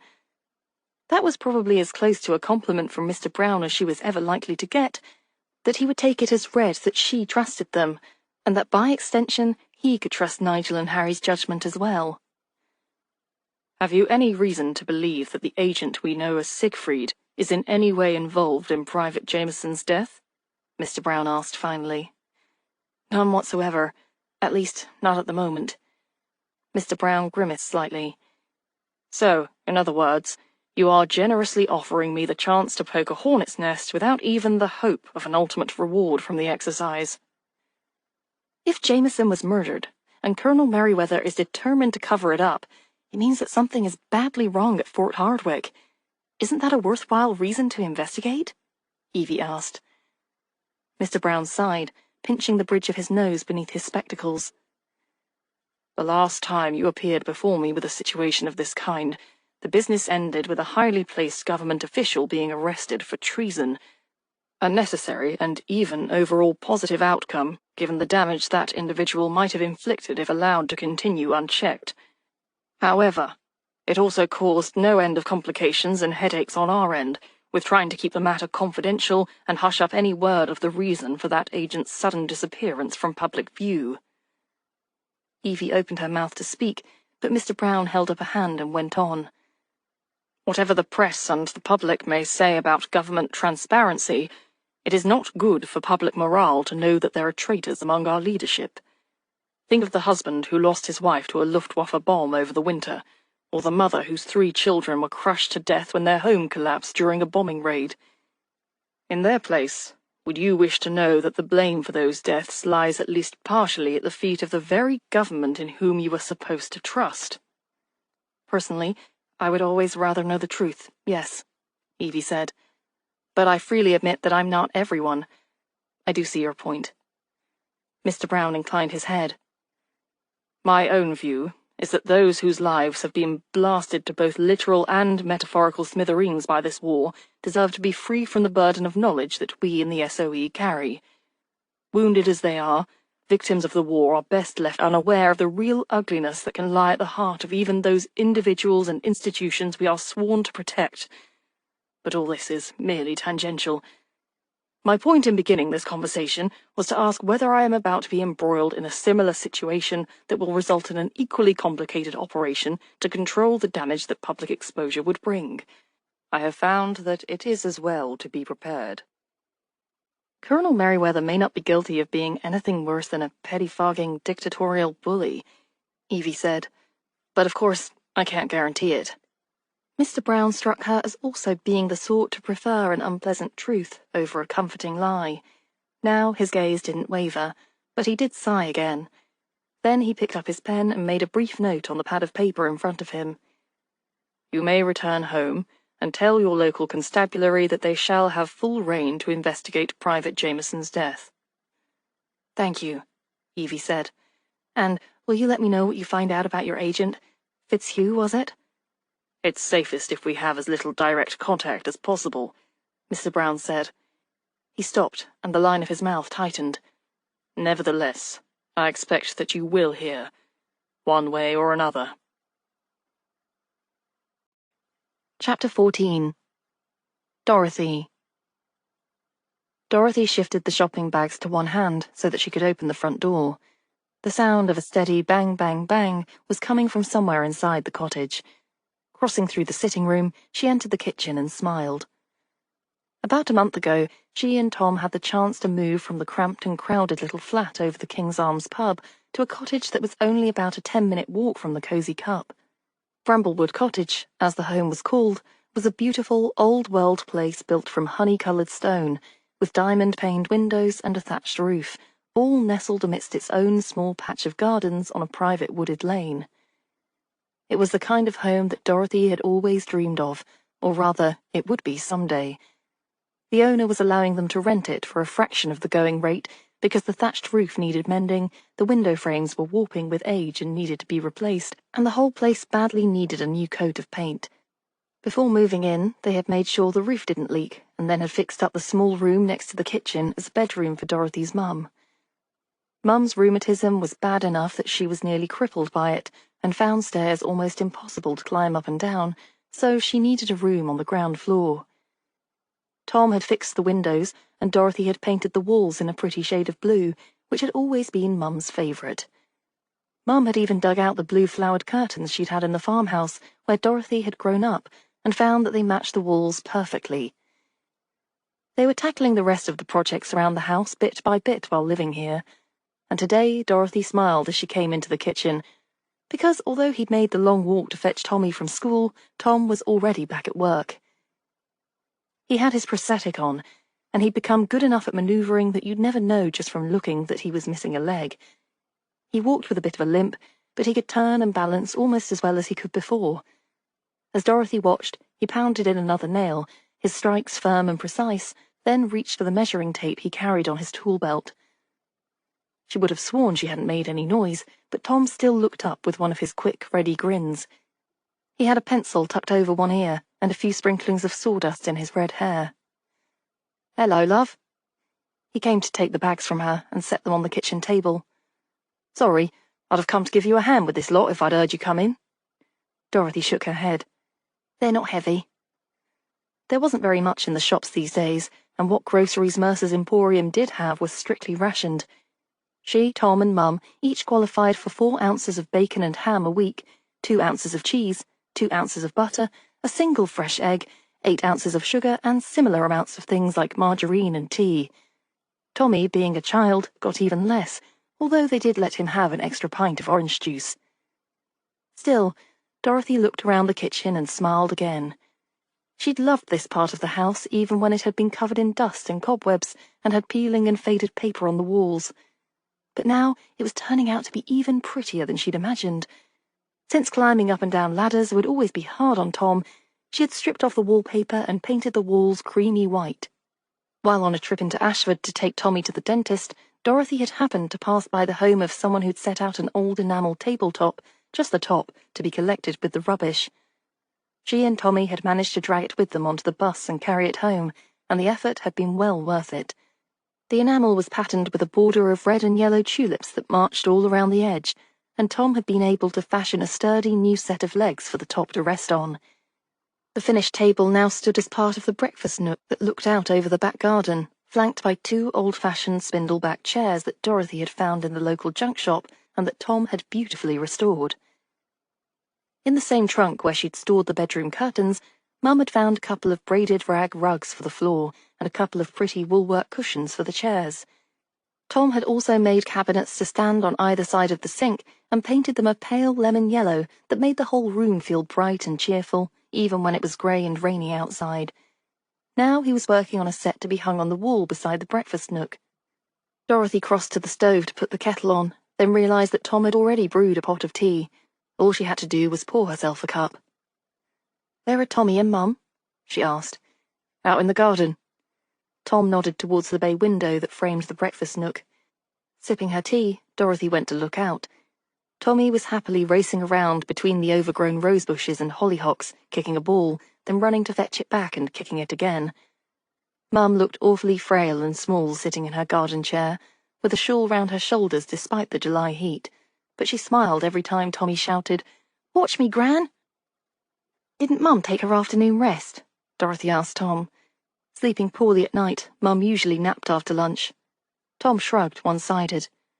She said she'd rather be outside with Tommy, which could either mean that Mum was feeling better today or that the pain was too bad for her to sleep, and either way, Dorothy wasn't likely to know since Mum never complained. At least she was here at Bramblewood with them, though, where she could go out into the garden and smell the flowers and sit in the warm summer sunshine. She always said that the sun did more to ease her aches and pains than any medicine. Stepping around to Tom, Dorothy started to put away the precious groceries in the larder. "Harry's asked us to come for a meeting at the Cosy Cup this afternoon, after Evie closes up for the day," she said. Ordinarily, she'd be working there already, but this was her afternoon off, when she did the shopping and caught up on chores around the house. Tom looked up quickly from the nail he'd been about to pound in. "Is the meeting about the fellow Tommy and I found up near the Abbey?" "Private Jameson, that's right," Dorothy said. "His commander's making heavy weather about passing the death off as an accident, but Nigel and Harry don't think it was." "I don't think so either." Tom was usually just as ready to grin and joke as Tommy, but his face looked sober now. "Nothing I could put my finger on, but it didn't feel natural, somehow, the way he was lying there." "Do you want to come along to the Cosy Cup?" Dorothy asked. Tom considered, but then shook his head. "I'll leave the detecting to you. I've got enough work here. I know Harry and Nigel and all of you will do your best to see the poor lad gets justice, if he was done to death." "We will." Dorothy was prying the lid off the tea canister so that she could put away their 4 ounces of tea, but she stopped to look up and nod. She could only imagine how Private Jameson's poor mother and dad must be feeling now. They'd have been afraid of losing their son to the war, never dreaming that someone would kill him closer to home. Tom started measuring and making another mark with his pencil, but then glanced up again. "I nearly forgot. The afternoon post came. There's a letter for you." He nodded to the envelope that lay on the counter nearest to the back door. Dorothy dusted her hands off and picked up the letter, glancing at the return address. "Oh, it's from Viola. I'd clean forgotten that she's supposed to be coming for a visit. She frowned, worried. Should I put her off, do you think, on account of this business with Private Jameson? Viola was a friend whom Dorothy had met while Tom was still a patient at St. Thomas's Hospital in London. The other woman had taken a bad blow to the head in a bombing raid and lost her memory, and now she stayed at the hospital because she'd nowhere else to go. Dorothy had invited her to come to Crofters Green sometime, and a couple of weeks ago, Viola had asked whether she could come this month. The doctors thought maybe getting out of London would help her remember who she really was. I don't see why you should, Tom said. There's worse going on nearly every day in London with the bombing raid still on. And besides, it'll be nice for your mum, having the extra company. Dorothy knew that was true. Mum would love Viola. They could sit together and visit while Dorothy was busy with work at the Cosy Cup. She nodded. I'll write and tell her someone will meet her at the train station on Friday then. She glanced at the clock on the kitchen wall. And now I'd better run. Harry and Nigel and the others will be arriving at Evie's soon. Chapter 15. Blake. Blake arrived at the Cosy Cup to find everyone else already present and seated around the kitchen table. The back of his neck tensed unpleasantly. Being late always made him feel uneasy, and on this day in particular, he had already been feeling off balance. He dreamed a particularly vivid dream of Catherine last night, one that had seemed so real that on waking he'd lain in bed for at least 40 seconds, trying to decide whether he had in fact received the news of her death nearly a year ago now, whether the reality to which he had awakened was in fact real life or merely some sort of nightmare. Even taking out his old differential calculus book from university and reading through several chapters hadn't entirely steadied him. Blake liked mathematics. He liked the elegant simplicity of its fundamental truths. He enjoyed complex equations in the same way that he imagined music lovers enjoyed listening to a sonata by Bach or Chopin. Most of all, though, he liked the certainty of mathematical study. There were never multiple solutions to any problem. Each problem had its one possible correct answer, immutable and unchanging, which made numbers trustworthy in a way that everything else in the world was not. Ordinarily, Blake assigned at least 89% of that same immutable trustworthiness to his own mind. He wasn't perfect, no human was, but the vast majority of the time he trusted his own ability to reason and form logical conclusions.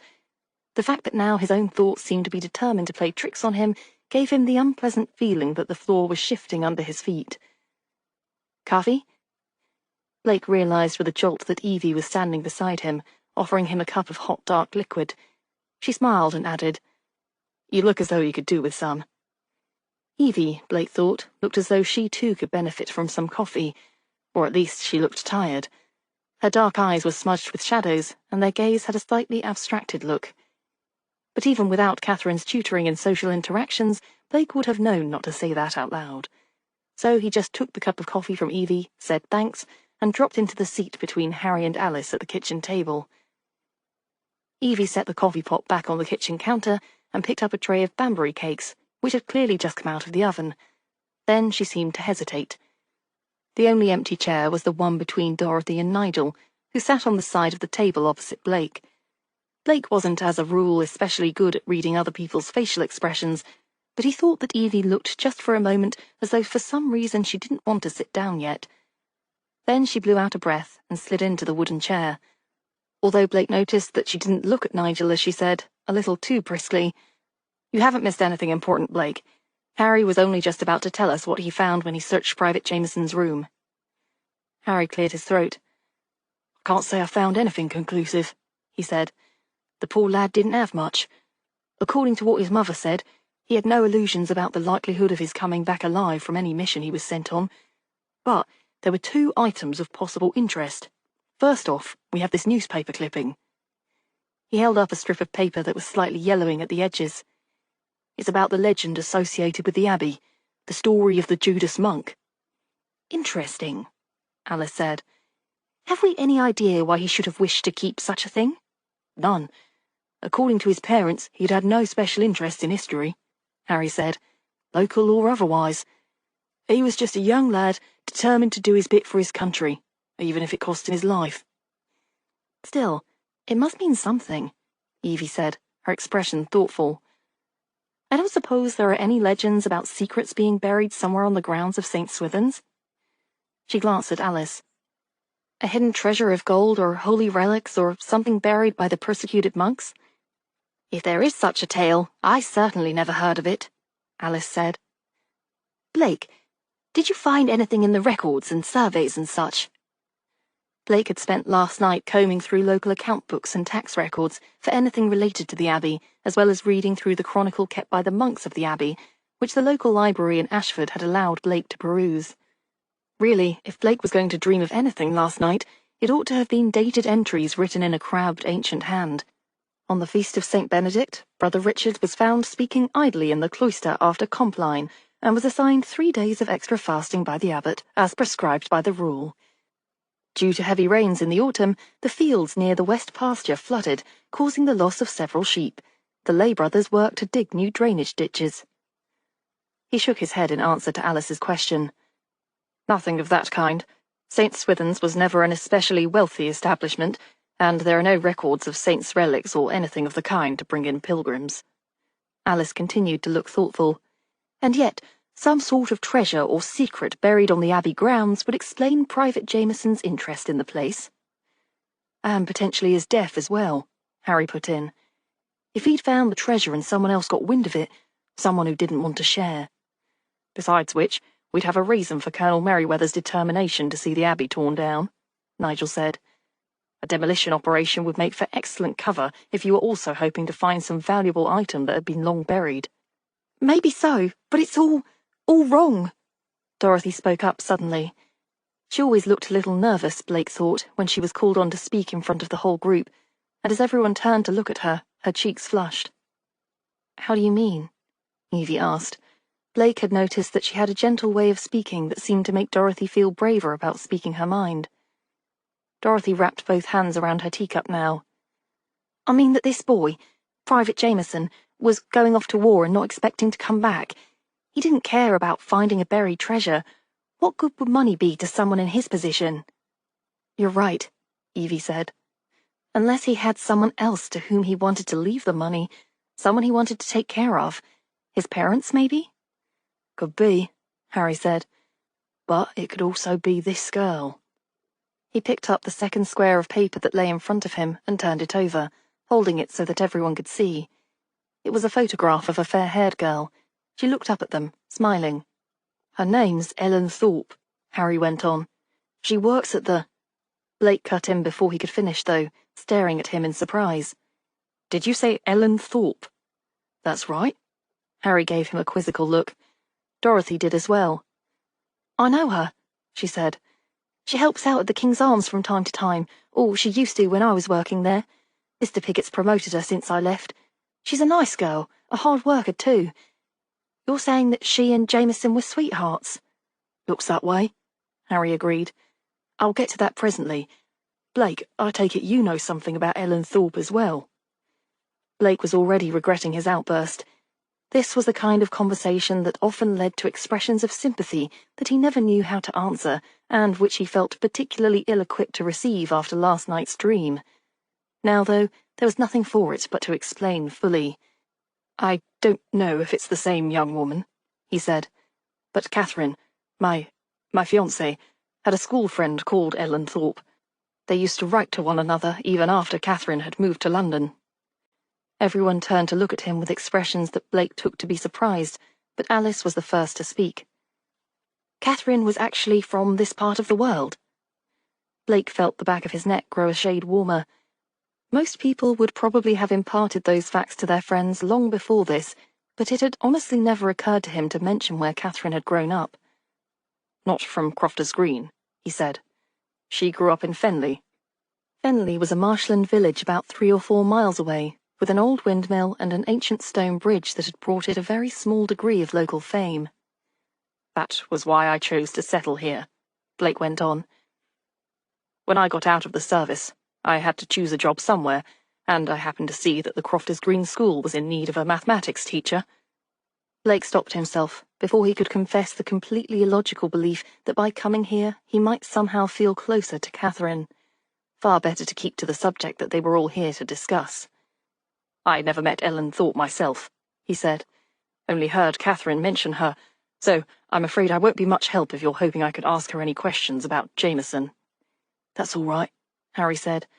"I've got an appointment with Miss Thorpe later tonight. She requested it, in fact." "She did," Evie said. "That sounds promising." "We'll hope so at any rate," Harry agreed. "How did your meeting in London go?" "As well as could reasonably be expected, I think," Evie said. "Mr. Brown couldn't outright promise that he would directly intervene with Colonel Merriweather. The safety of Mr. Brown's entire operation hinges on the fact that he pulls strings in the shadows, which means that he can't ever be seen to give direct orders. Otherwise, the branch of the SOE that he runs wouldn't remain secret anymore. But he did give me his assurance that you would ultimately be able to investigate Jameson's death. It's just a matter of waiting for official authorization to come through the proper official channels." Harry nodded. "Then we'll wait," he said. "And in the meantime, there are one or two unofficial lines of investigation that I'm planning to pursue." Chapter 16. Alice. Alice led the way into her sitting room, placing her handbag on the side table as Blake Collins followed behind her. They'd just left the Cosy Cup, where the Homefront Sleuths had spent the past hour discussing Donny Jameson, St. Swithin's Abbey, and the military's unsettling presence at the ruins. Now, with the meeting adjourned, Alice had invited Blake next door to continue the conversation in a quieter setting. Outside, the long July evening lingered, the last traces of dusky light slanting through the window.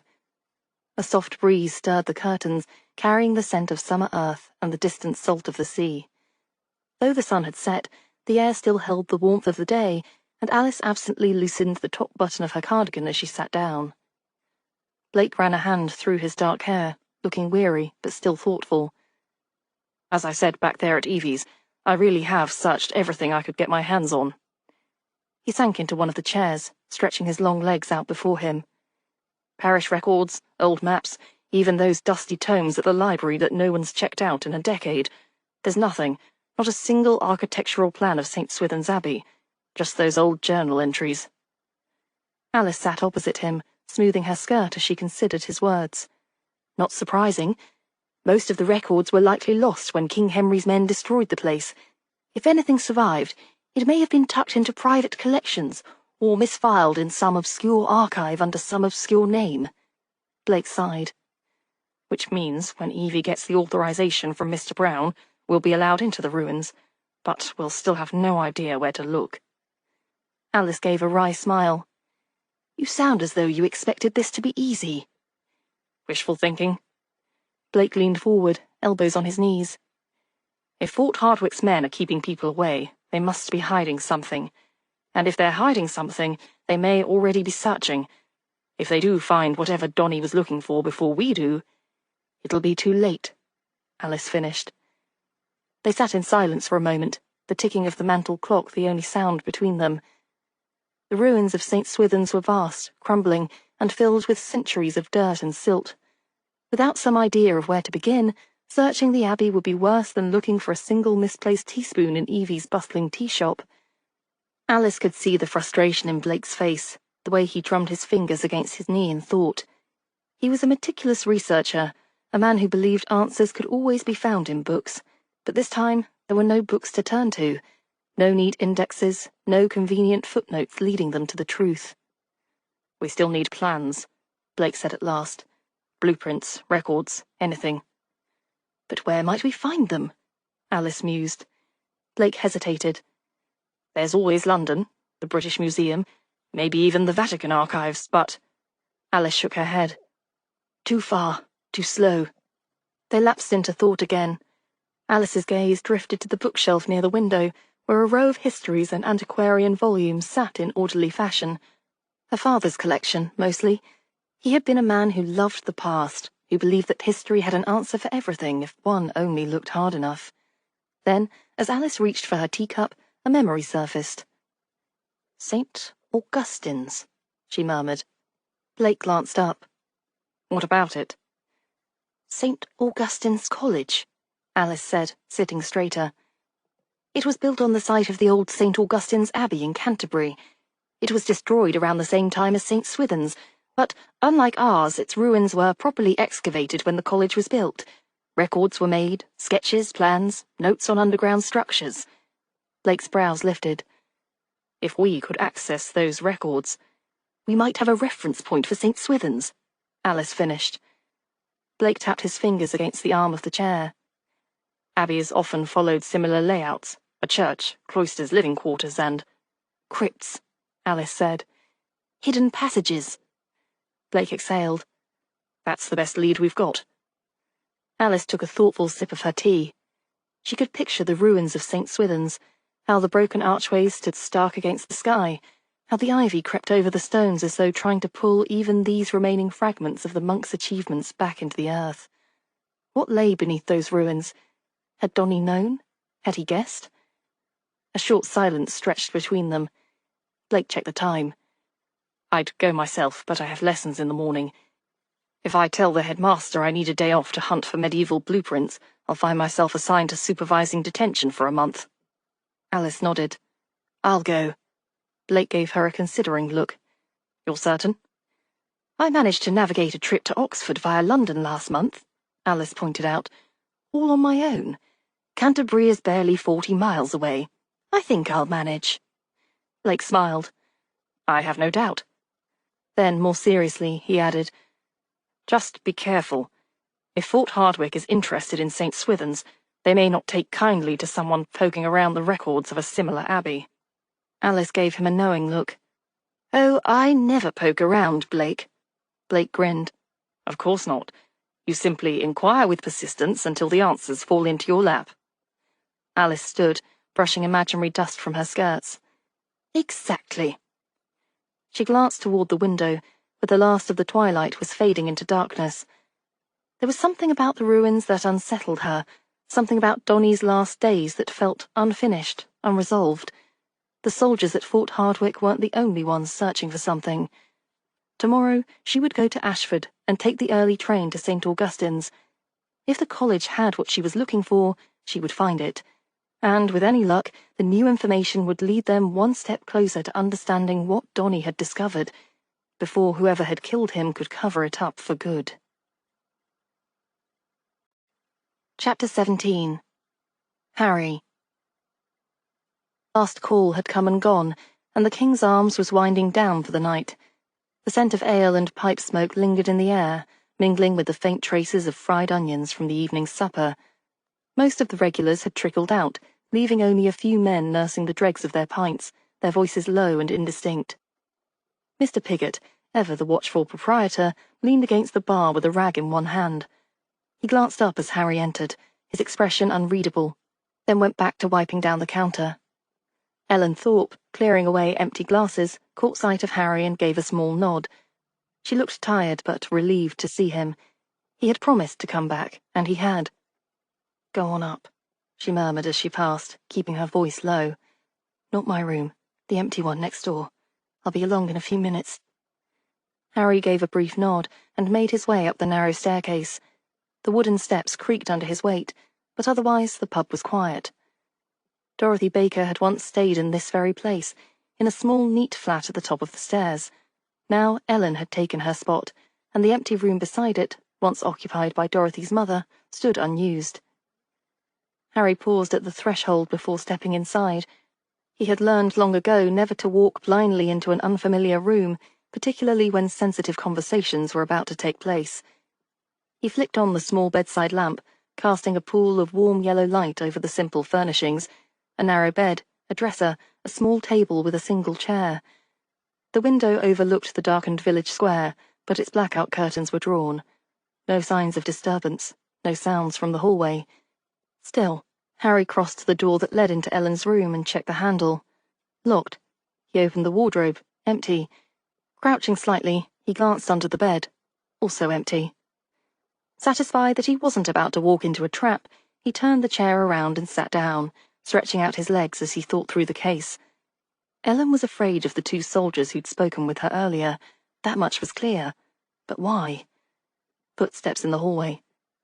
Harry straightened as Ellen slipped into the room, carefully shutting the door behind her.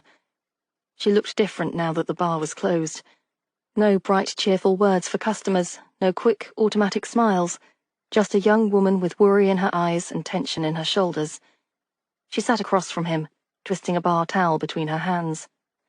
You found something, didn't you? Harry reached into his pocket and pulled out the small photograph he had taken from Donnie's room. He placed it gently on the table between them. Ellen inhaled sharply. Oh. Her fingers trembled as she picked up the picture, pressing it to her chest like something fragile. I gave him this. Her voice wavered.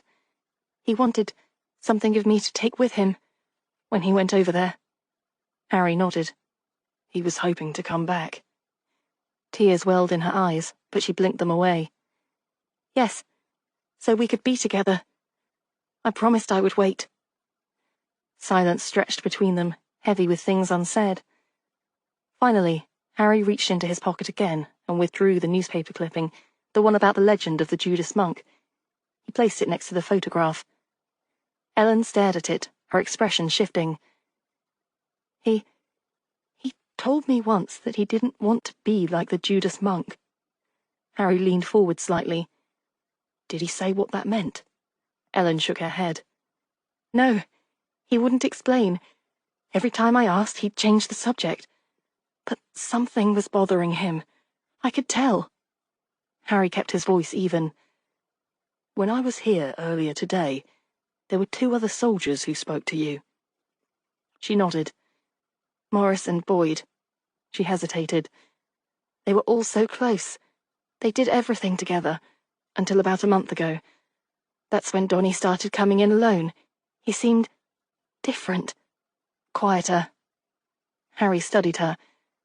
Could he have a disagreement with his 2 friends? It's possible. What did they say to you this afternoon? Ellen's lips parted slightly, as if reluctant to repeat the words. Then, in a hushed voice, she said, that the less anyone talked about Donnie's death, the better it would be for everyone. That was Morris. She nodded. Boyd said Donnie would have wanted it that way. And you agreed? Ellen exhaled shakily. I told them I didn't know anything. Her voice cracked. Which is God's truth, I swear. I wish I did know something. A pause. Then, more quietly, she added, Morris said Donnie's death was a tragic accident, but talking about it too much would reflect badly on the training camp, make the command look careless, when in fact the opposite was true. Harry watched her closely. And Boyd? He just said Donnie would have wanted me to keep quiet. Her voice was barely above a whisper. Then she asked, Does anyone else say it was an accident? The camp commander does. Ellen looked up sharply. Do you believe him? Harry exhaled, considering his words carefully. I know it wasn't an accident. Ellen's fingers curled around the photograph. How? He didn't want to upset her by going into the details, the way Donnie's body had been arranged too neatly, the lack of damage to his uniform, the way the fall simply didn't add up. But she deserved an answer. I've been at this for more than 30 years, he said gently. I've seen a lot in my time. I can tell. He met her gaze. If there's a trial, you can attend it and hear everything. But for now, it's really best if I leave it at that. Ellen swallowed hard. You're trying to spare my feelings? Harry shook his head. I'm trying to protect you. She frowned. Protect me? The killer may know that you and Donnie were close. Donnie may have told other people about you. The killer may be one of those people. Ellen paled. You think Donnie knew the person who killed him? That's the usual course. She gripped the edge of the table. Well, I do know this. Donnie wouldn't have been careless enough to fall off a ruined old stone tower. He was incredibly strong and fit and agile, and I'll bet his record in the training camp proves it. It couldn't have been an accident. She looked at him then, her blue eyes filled with quiet determination. Now, please, tell me you'll catch whoever did this to Donnie. Harry nodded slowly, absorbing the weight of her words. A month ago, something had changed. Donnie had begun distancing himself from his closest friends.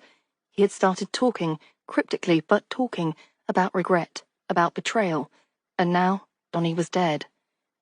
Harry reached across the table, tapping the edge of the newspaper clipping. Ellen, if you think of anything else, anything at all, please let me know. Ellen nodded. I will. Harry stood, slipping his hands into his coat pockets. And in the meantime, you be careful. Ellen swallowed hard, then whispered, I always am. Harry wasn't so sure. As he stepped out into the cool night air, he knew one thing for certain. Donnie Jameson had been keeping a dangerous secret and hadn't wanted to be a Judas, a betrayer of someone, and someone had killed him for it. Chapter 18. Alice. The next morning, Alice sat by the window of the train, watching as the Kent countryside unfurled before her. Fields of ripening wheat stretched toward the horizon, their green-gold tips swaying in the warm July breeze. Hedges lined the pastures, breaking up the landscape with winding country lanes and the occasional weathered farmhouse.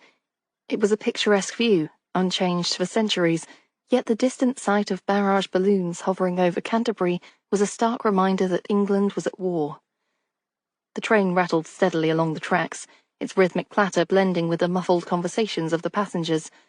A faint scent of coal smoke drifted through the carriage, mingling with the musty smell of the upholstery, and the occasional sharp gust of air when someone opened a window. Alice adjusted her gloves, smoothing them over her fingers as she considered her purpose once again. St. Augustine's College stood on the site of the medieval abbey of the same name. If any records had survived from the old monastery, sketches, excavation notes, architectural plans, they might provide vital clues about St. Swithin's Abbey in Crofters Green. The two had been built around the same time, following similar patterns. If St. Augustine's had crypts, vaults, or underground tunnels, then perhaps St. Swithin's had the same underground structures. And perhaps that could explain why the soldiers at Fort Hardwicke were so determined to keep everyone away. She pressed her lips together. The military presence at the ruins had only intensified, and until Evie received official permission to investigate, there was little they could do. But if Alice could return with a detailed plan of St. Augustine's, the Homefront Sleuths wouldn't be searching blindly when the permission finally came. The train gave a long whistle as it approached Canterbury West Station. Alice gathered her handbag, tucking it securely beneath her arm. Around her, a few other passengers stirred. Shopkeepers, farmers, a handful of men in uniform, all preparing to disembark. Stepping onto the platform, Alice inhaled deeply. The air here was different from Crofters Green. Somehow it felt older, steeped in history. The towering spires of Canterbury Cathedral loomed in the distance, dominating the skyline. The city had stood for centuries, surviving conquest, fire, and war. Now it had to endure the threat of German bombs. She made her way toward the station exit, blending into the stream of people heading for the city streets. St. Augustine's College was only a short walk away, nestled among the ancient stones and winding lanes of Canterbury. Adjusting her hat in the breeze, Alice set off toward the college. The grounds of St. Augustine's were an intriguing blend of old and new. The Gothic Revival buildings, built in the 19th century, stood shoulder to shoulder with crumbling remnants of the medieval abbey. Turrets and pointed arches rose above the quadrangle, where students and scholars crossed the lawn, books in hand. Alice approached the main hall, where, at a wooden desk, half buried in paperwork, sat a young porter. "Excuse me," she said politely. "I'm looking for the library." The young man adjusted his spectacles and gestured vaguely. "Straight through the quadrangle, second building on the left." She nodded her thanks and walked on, passing through a courtyard where ivy climbed the stone walls. A group of students sat beneath the shade of an old oak, debating something in hushed, serious tones. Nearby, a professor in a flowing academic gown strode across the lawn, deep in conversation with a colleague. It was almost comforting how unchanged academic life remained, even with the war on. The library was housed in one of the older buildings, its arched windows filtering sunlight across long wooden tables. Alice stepped inside, immediately enveloped by the scent of old books and parchment. At the front desk, a bespectacled young woman in a navy cardigan looked up from a neat stack of catalogue cards. "Yes?" "I'm looking for records on medieval abbeys," Alice said. The librarian brightened. "Oh, you'll want the historical archives. Architectural plans, monastic records, those are in Section C, toward the back. Alice thanked her and moved into the stacks. The air here was still and cool, the thick walls muffling the sound of the outside world. The books here were old, their bindings worn, titles embossed in fading gold. She ran her fingers along the spines, scanning for anything promising. Then, one caught her eye. It was a folio-sized volume, large and weighty, bound in deep navy leather with intricate gold tooling along the edges. The title, Excavations and Architectural Studies of England's Lost Abbeys, stood out boldly against the worn cover. The pages were thick, their edges gilt, though time had dulled the shine. Alice carried it carefully to a reading table and opened it, her breath catching as she turned to a section on St. Augustine's. Diagrams filled the pages, sketches of underground crypts, hidden storerooms, tunnels that had once connected various parts of the abbey. She pulled out her tracing paper and a pencil, working quickly but carefully. The crypt beneath the cathedral, the chapel's foundations, a hidden vault beneath the outbuilt chancel of St. Pancras Church. If St. Swithin's followed a similar pattern, these would be the places to search. She folded the tracing carefully and tucked it into her handbag. Just as she was about to return the book, a voice at the front desk made her freeze. I'm looking for records on medieval abbeys. A man's voice, deep, military. Alice's fingers tightened around the folio. At the front of the library, the helpful young librarian responded, her voice carrying a note of recognition. My goodness, 2 of you asking the same thing in one day. You'll find those in Section C, just over there. Alice's pulse quickened. She turned her head just enough to see him from the corner of her eye. A tall officer in uniform, broad-shouldered. She didn't wait to see more. Carefully, she picked up the folio, cradling its heavy weight in both arms, and moved quickly between the shelves. The book was too large to tuck into her handbag, too conspicuous to carry openly. She wove through the stacks, stepping softly, glancing over her shoulder at every turn. Finally, she reached Section G, books on general medieval architecture, not an obvious place to look. She slid the folio onto a lower shelf, behind a row of smaller volumes, and stepped back. Through the gaps between books, she could see the officer enter Section C. Now was her chance. Alice turned and walked swiftly but steadily toward the exit. No sudden movements, no hesitation. As she reached the front of the library, the young librarian was busy stacking books. Alice stepped past her, out into the warm, salt-scented air, but she didn't stop. She kept walking through the quadrangle, past students engaged in quiet conversations, past the professor in his billowing gown. Only when she reached the station did she allow herself to slow. Had she been followed? She glanced around, scanning the platform. No sign of the officer. She exhaled and boarded the next train back to Ashford, tucking her handbag onto her lap. Her copy of the Abbey plans was safe, but she wasn't the only one looking for St. Swithin's secrets. Chapter 19. Harry. At the Ashford police station that morning, Harry fidgeted in the commissioner's office. He had spent enough years in a police uniform to know when a meeting was going to be a waste of time, and this one had all the hallmarks. He sat in a stiff wooden chair. Across from him, Commissioner Miles Sedgwick flipped through a slim file with all the enthusiasm of a man reviewing his electricity bill. Through the open window, the sounds of a busy summer morning drifted in, distant chatter from the high street, the occasional honk of a motor car, and from the open window of the outer office next door to the commissioner's, the faint clatter of typewriters. Harry shifted slightly and glanced at Nigel, who sat beside him, his expression neutral but his fingers drumming lightly on the armrest. He wasn't any more eager to be here than Harry was. But Nigel had been called, and that was an order. Also, the message had asked for Harry to join him.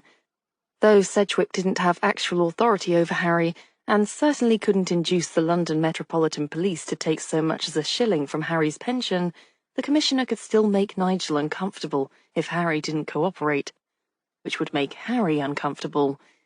And, truth be told, at the moment Harry didn't have a lot to do regarding the case of Donny Jameson. He wouldn't be able to investigate the Abbey ruins any further until Evie had arranged for some high-level pressure to be brought to bear on Colonel Merriweather. So Harry fidgeted.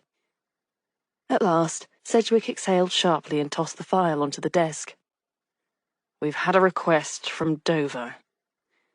Harry waited. Experience had taught him that when a superior started this vaguely, it usually meant something unpleasant was coming. Sedgwick rubbed his temple. A request from the Harbour Master's office, passed through the Navy, relayed to the Dover police, and now, for reasons I cannot quite fathom, dropped into our laps. Harry lifted an eyebrow. Lucky us. Sedgwick ignored him. They want extra patrols on the civilian perimeter of the harbour, more eyes watching for loiterers, odd movements, that sort of thing. Nigel frowned. That's their jurisdiction, surely. One would think, Sedgwick muttered. But the harbour master apparently thinks we have the resources to assist. We don't, Nigel said flatly. Of course we don't, Sedgwick agreed. But we still have to listen to the request, make the right noises, show willing. He looked at Nigel. You're going. Nigel sighed. Commissioner. Don't make that face, Brewster. You're our liaison with the military, and the Navy technically counts. Harry smirked. The price of rank. Nigel shot him a look. And you'll be coming along, I hope. Wouldn't miss it. Sedgwick ignored the exchange. Just go, hear them out, and bring back a report. If they want extra patrolmen, tell them we don't have the men. Unless, of course, you feel like walking a beat yourself. I'll pass, Nigel said dryly. Sedgwick nodded. Good man, and try not to get into a jurisdictional row with the Navy while you're at it. Harry pushed to his feet and stretched. No promises. Chapter 20. Harry.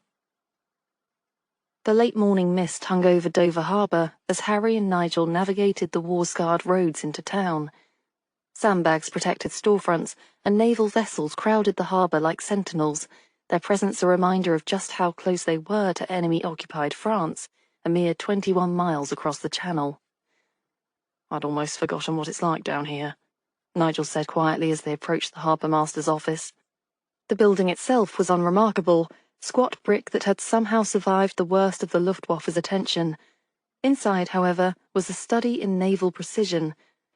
Captain Lionel Hayworth, a man whose uniform appeared as crisp as his demeanour, greeted them with the reluctant courtesy of someone who had been ordered to cooperate, but would rather not. Commissioner Sedgwick said you had concerns, Nigel began diplomatically. I have a request, Hayworth corrected, his voice clipped. More men for perimeter patrols. Harry, who had expected as much, leaned forward in his chair. I assume there's a reason for this request? There have been 2 security concerns in the last 3 months, Hayworth admitted after a moment's hesitation. Unauthorized movement near restricted files. And these were reported when? They weren't, Hayworth said, looking distinctly uncomfortable. Harry exchanged a glance with Nigel. That does tend to make our job more difficult. With a gesture, Hayworth introduced Lieutenant Henry Forsyth, the records officer, a thin, balding man who clutched a ledger as if it contained state secrets, which Harry supposed it might very well do. We've made the request for additional security because we learned of a death at Fort Hardwicke, Forsyth explained, adjusting his spectacles. Harry's interest sharpened. A military training accident prompted you to take another look at your security concerns. It was an unusual case, was all Hayworth would say. Then what were the 2 security concerns? Harry asked. After a meaningful look from the captain, Forsyth elaborated. 2 filing cabinets appeared to have been tampered with. The first held the harbour mine emplacement rotation schedule. The second contained the full minefield reference maps. If someone photographed both, Forsyth continued reluctantly, they would have the exact coordinates of every mine protecting Dover Harbour for the next 30 days. And the German subs could waltz right through, Harry finished for him. Forsyth placed his ledger on the desk and opened it to a marked page. Harry scanned the columns of names, his finger stopping at one particular entry. Rupert Travis, affiliation, Fort Hardwicke, purpose of visit, guest lecture. This is why you called us in, Harry said, tapping the name. A man from Fort Hardwick gives a lecture here, then there's a death at Fort Hardwick. You think there may be a connection?" Hayworth didn't deny it. "What was the nature of these lectures?" Harry asked. "Two lectures," Forsyth replied. "One on microfilming documents, the other on radio transmission techniques, compressing coded messages to send them quickly without detection." Something clicked in Harry's mind. "Two lectures," he said slowly. "How do the dates of those lectures line up with the two security breaches?" Hayworth sighed. "Each breach happened the night following a Travis lecture." "That's a coincidence I don't like," Nigel murmured. "Travis had a visitor pass?" Harry asked. At Hayworth's nod, he continued. "Did he return it?" "We don't have a record of its being returned." "Do you think Travis himself had anything to do with the breaches?" Harry asked directly. "Could be," Harry said. "Or someone could have used his badge, or they could have timed their intrusion to frame him." The distant whine of a siren punctuated their conversation, a reminder of Dover's precarious position as England's front line. Hayworth said, "We called Fort Hardwick after seeing the report of that death. We wanted to speak with Travis. And Colonel Merriweather said Travis wasn't available." The implication hung in the air like Dover's morning fog. Harry had worked with Rupert Travis in London years ago, knew him to be competent and reliable. If Merriweather was keeping him out of reach, that meant something. "We're waiting for authorization to investigate at Fort Hardwick," Harry said, rising. "When it comes, I'll speak to Travis myself." "What about my extra patrols?" Hayworth asked as they prepared to leave. Harry looked back, meeting his gaze squarely. "If we make the connection and solve the murder, you won't need extra patrols." Soon they were outside again, walking to Nigel's car. "Let's see if we can connect with Rupert Travis," Harry said. Chapter 21. Harry. This will likely be a fool's errand, Harry thought. The road to Fort Hardwick stretched before them, narrow and flanked by rolling fields. The late morning sun was bright, but not overly warm, with a breeze stirring the hedgerows. Harry leaned his arm against the open window of Nigel's little Ford, watching as the military installation came into view. Odds were they'd be rebuffed, just as the harbour-master had been. But a visit was worth trying, and besides, it was on their way back to Crofters Green. From a distance, Fort Hardwick didn't look like much, just a collection of long, low buildings surrounded by high fencing, with watchtowers positioned at intervals. But as they drew closer, the signs of rigorous military training became apparent. Beyond the perimeter fence, men were drilling in tight formation, their movements crisp and controlled.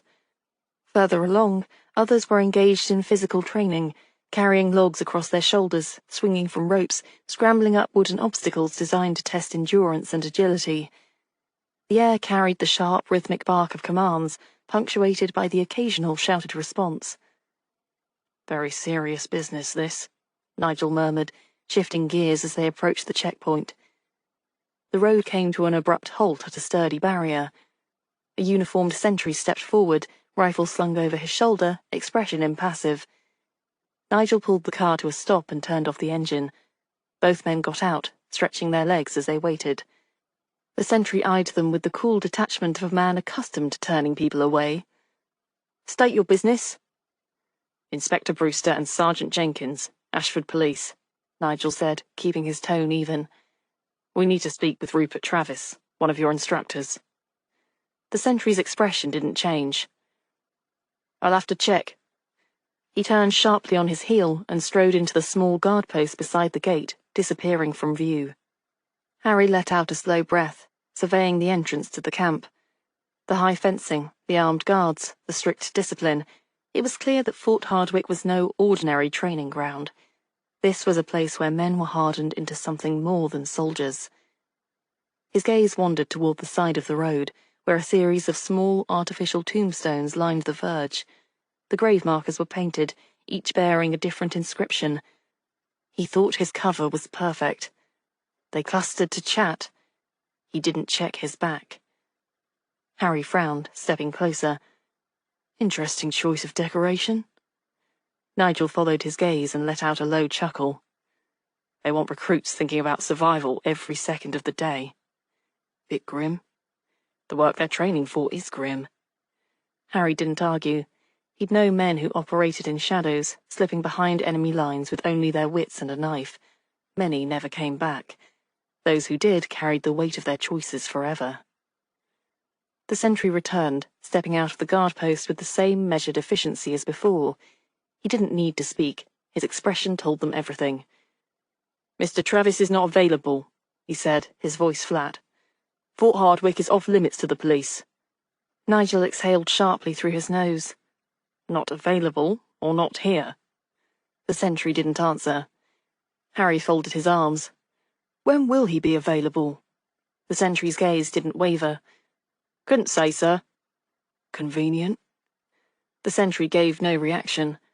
For a long moment, the three men stood in silence. Harry could feel Nigel bristling beside him, but there was no use pushing. The military had its own way of handling things, and they weren't about to bend over backward to accommodate a couple of civilian policemen. Not at that moment, anyway. Nigel finally shook his head. Right then. They turned back toward the car. As Nigel climbed behind the wheel, Harry lingered a moment, glancing one last time at the mock gravestones. Travis wasn't available, and somehow Harry had the distinct feeling that he never would be. At least, not until they came back with an order from the highest authority in Britain. And Harry very much looked forward to seeing the sentry's expression when they did. Chapter 22. Evie. "Are you certain that you two want to do this?" Dorothy asked. Her blue eyes were troubled, even though she wouldn't be taking part in the afternoon's proposed activities. "Certainly, my dear." Alice, on the other hand, didn't appear worried in the slightest. She was standing in the doorway of the cozy cup, holding the lead of Bonzo the Pomeranian dog looped around her wrist. "We have assurance," she continued, "that eventually permission will come through to investigate Private Jameson's death, but in the meantime, evidence may be lost or intentionally destroyed. We can't afford to simply sit on our hands and wait." Dorothy didn't look reassured. She was wearing a blue and white flowered apron over her green cotton dress, and she pleated a corner of the pocket nervously between her fingers. "What if you're spotted by some of the men from Fort Hardwick, though?" "It's always far easier to beg forgiveness than ask for permission," Alice said briskly. "Besides, they've no particular reason to be suspicious of the two of us." She divided a gesture between herself and Evie.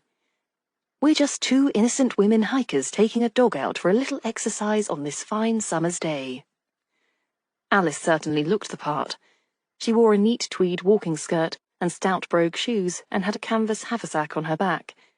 With her immaculately curled white hair tucked under a blue kerchief, the last thing anyone would take her for was a spy. "If you're ready to go?" she asked Evie. "Quite ready." Evie was dressed similarly in a tweed skirt and yellow blouse. Ordinarily, when considering a long hike in the country, she'd have opted for a pair of corduroy trousers, but the entire point of this exercise was to underscore how very feminine and harmless she and Alice were. "Thank you for agreeing to watch the shop," Evie told Dorothy. The cozy cup was quiet just now, with the morning rush over, and the afternoon one not yet begun. Dorothy ought to be well able to handle things on her own. "It's no trouble. I've got a story hour at 2 o'clock anyway." Dorothy nodded to the worn A.A. Milne book that sat on the counter near the cash register.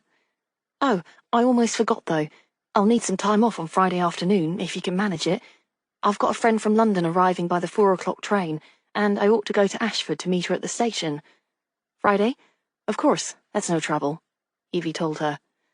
Bonzo was tugging at his lead, apparently determined either to slip his collar or wrench Alice's arm off. He wasn't the only one anxious to be gone. With a final farewell to Dorothy, Evie stepped out the door and breathed a sigh of relief as she followed Alice down the garden path and into the lane.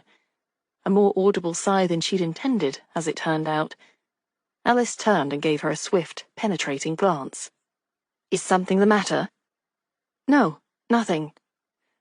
"Really, my dear," Alice smiled slightly, "you are perfectly entitled to decline to have me pry into your private affairs.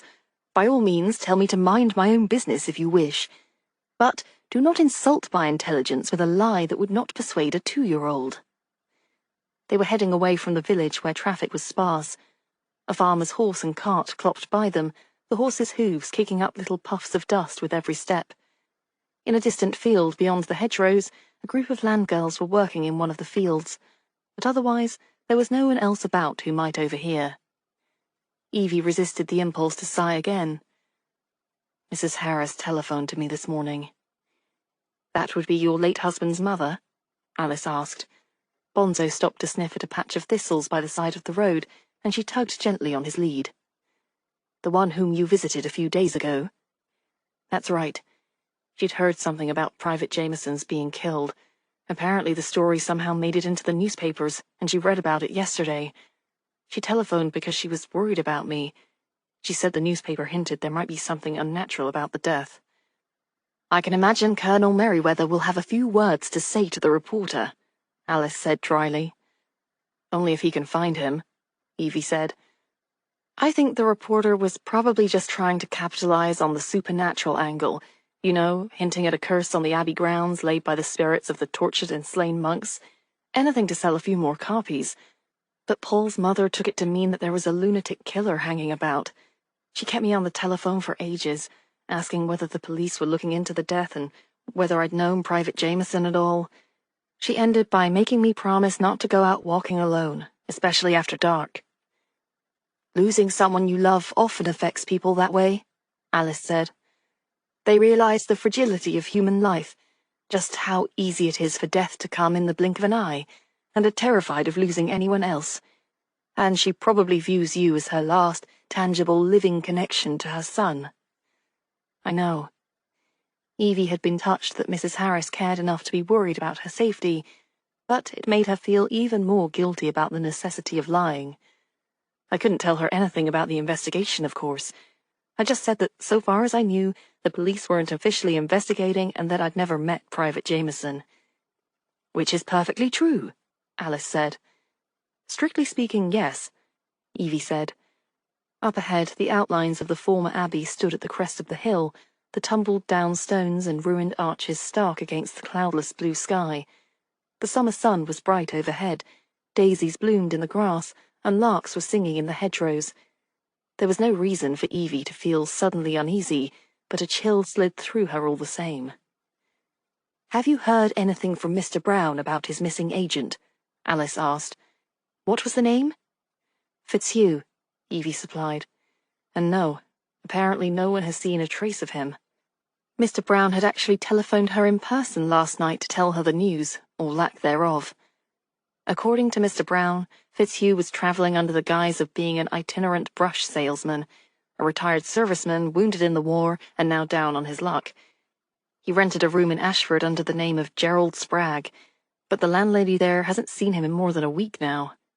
Alice pursed her lips. That's not good. No. Evie could think of a number of explanations for Agent Fitzhugh's disappearance, and she liked none of them. Alice bent down to Bonzo. Now then, Bonzo, are you ready to play your part? She slipped the collar over Bonzo's head, setting him free. Bonzo had been straining and pulling at the lead throughout their walk. Now, though, he sat down on the grass and cocked his head as though asking what Alice thought she was doing. Obstinate animal. Alice shook her head. Evie smiled, despite herself. Perhaps he's only cautious. He knows we've been trying to stop him from running away, so he thinks this is some sort of trick or trap, and he's not going to fall for it. Be that as it may, we're not going to accomplish our purpose here if he refuses to cooperate. Alice glanced around them. For the moment, the countryside was empty of anyone besides themselves, but Evie knew that at any moment a patrol from Fort Hardwick might happen by. Given Colonel Merriweather's interest in the place, she doubted that St. Swithin's would remain unguarded for long. Go on, Bonzo. She snapped her fingers. Run! The dog continued to stare at her, his fluffy head tilted to one side. Bonzo, fetch! Alice pantomimed picking something up from the ground and threw the wholly imaginary object in the direction of the abbey. Bonzo spun, racing away after the imaginary object with excited yaps and barks. That was clever, Evie said. Yes, well, I may be old, but never let it be said that I can't still outsmart a Pomeranian." Alice shaded her eyes, peering in the direction of the stone ruins. "Come along, we'd better go after him now." They both quickened their steps and hurried towards the massive stone wall that had once formed a part of the Abbey chapel. Bonzo was nowhere in sight, although Evie caught the sound of sharp, excited barking coming from deeper within the ruins. "Has he found anything, do you think?" "It might be nothing more than a nest of mice or a squirrel, but he's going to attract attention if he goes on making that sort of noise." Alice led the way past tumbled-down flying buttresses and massive blocks of stone. "According to the diagrams that I found, I believe that this would have been the crypt." Alice gestured to a set of stone stairs that led down a few feet into the ground and then stopped at a mound of earth. The edges of the stones were overgrown with moss and weeds. "If the monks who built St. Swithin's followed the pattern of St. Augustine's, there would have been underground crypts, hidden storerooms, and tunnels that connected the various abbey buildings. There may even have been a hidden vault beneath the chancel." "If you wanted to hide a treasure, a secret underground vault might be a good spot for it," Evie said. Bonzo was standing with his legs planted wide, snuffling at the ground a short distance away from the stone steps. "Has he found something, do you think?" Evie asked. At first glance, she couldn't see anything different about the patch of ground Bonzo was standing on, but he seemed entirely absorbed in whatever scent he'd caught. "It would certainly appear so. Let us hope it's not merely the smell of a rabbit or someone's abandoned picnic scraps." Moving quickly, Alice stepped towards the little dog, swinging the canvas haversack she carried down from her shoulders and unfastening the metal clasps. Inside were some small glass vials with rubber stoppers and a small glass spoon of the type used for measuring chemicals in a chemistry set. Kneeling, Alice started to carefully spoon a few crumbles of the earth on which Bonzo stood into one of the vials. Bonzo let out a short, peremptory bark, as though protesting the intrusion on what he considered to be his territory. "Bonzo, hush!" Alice commanded him. Bonzo bared his teeth and gave a low, warning growl. Ordinarily, Evie found the little dog's antics comical, but at that moment her skin was prickling with uneasiness. "Quiet." She stepped forward to scoop Bonzo up into her arms, which effrontery earned her a look of deepest disgust. At least he didn't bite her. Up close like this, she noticed something she hadn't before. "The ground's been disturbed here. Look." She saw that earth had been sprinkled on top of a patch of paving stones, as though someone had been shoveling and had flung dirt in all directions. And near the place where Alice had taken soil samples, she could see a patch of ivy that was wilting in the summer heat, as though the roots of the plant had been dug up or damaged. "You know, I wonder if we've been looking at this the wrong way round," Evie said. "And if it's not in fact any kind of treasure that Private Jameson found." Alice finished taking her soil samples and slipped the glass vials back into her haversack. "How do you mean?" "Harry called me this morning to ask us to make the trip up here. He talked with Ellen last night. Ellen said Donny Jameson didn't want to be like the Judas Monk." Alice nodded. "I see. The Judas Monk story implies guilt, treachery, not some sort of buried—" She broke off as Bonzo suddenly leapt from Evie's arms and went tearing off, his small paws churning up the dirt. "Bonzo!" Evie raced after him. "Come back here!" She rounded another ruined stone wall and then stopped short, nearly tripping over the Pomeranian, who had planted himself directly in her path. "Really, Bonzo? You're determined to make this as difficult—" Evie stopped short. Beside the pile of tumbled stone, there was a small depression in the ground and a pile of ashes. Someone had been burning something here. She bent down, peering more closely. Papers and a few scraps of some stiffer material, like cardstock. Words printed on the charred scraps suddenly caught Evie's eye, and she went cold. She must have crouched there for several moments before the ringing in her ears subsided enough for her to realize that she could hear voices from not far off. Alice's voice, and a deeper one that was clearly a man's. "Military property," the man's voice was saying. "Restricted access." "Oh, yes, of course, I do apologize." Alice's voice was uncharacteristically fluttery. She was clearly playing the part of the vague, easily flustered spinster. "But my niece and I were out for a walk, and our dog slipped his lead and ran off, the naughty fellow." That was clearly Evie's cue. She hastily scooped up as much of the burned material as she could and thrust it into her skirt pocket, then picked up Bonzo and walked out into the open. Alice was standing near the crypt steps, next to a tall, square-shouldered young man in army uniform. The army man was scowling at her with his arms folded across his chest. "Here he is, Aunt Alice," Evie said cheerfully, coming over to join her. "I found him." "There now." Alice beamed at her. "I knew he couldn't have gone far. Again, I do apologize for the intrusion, officer." The young soldier's scowl relaxed, but only slightly. He stared at them. "Boyd, ma'am. Private Boyd." "We'll be on our way, then." Alice had already shouldered her haversack. The two of them turned and walked briskly away from the Abbey ruins. Evie kept what was practically a stranglehold on Bonzo for fear that he would try to escape again, but even the little dog seemed unusually subdued and was content to remain in her arms as they cut across the fields in the direction of Crofters Green.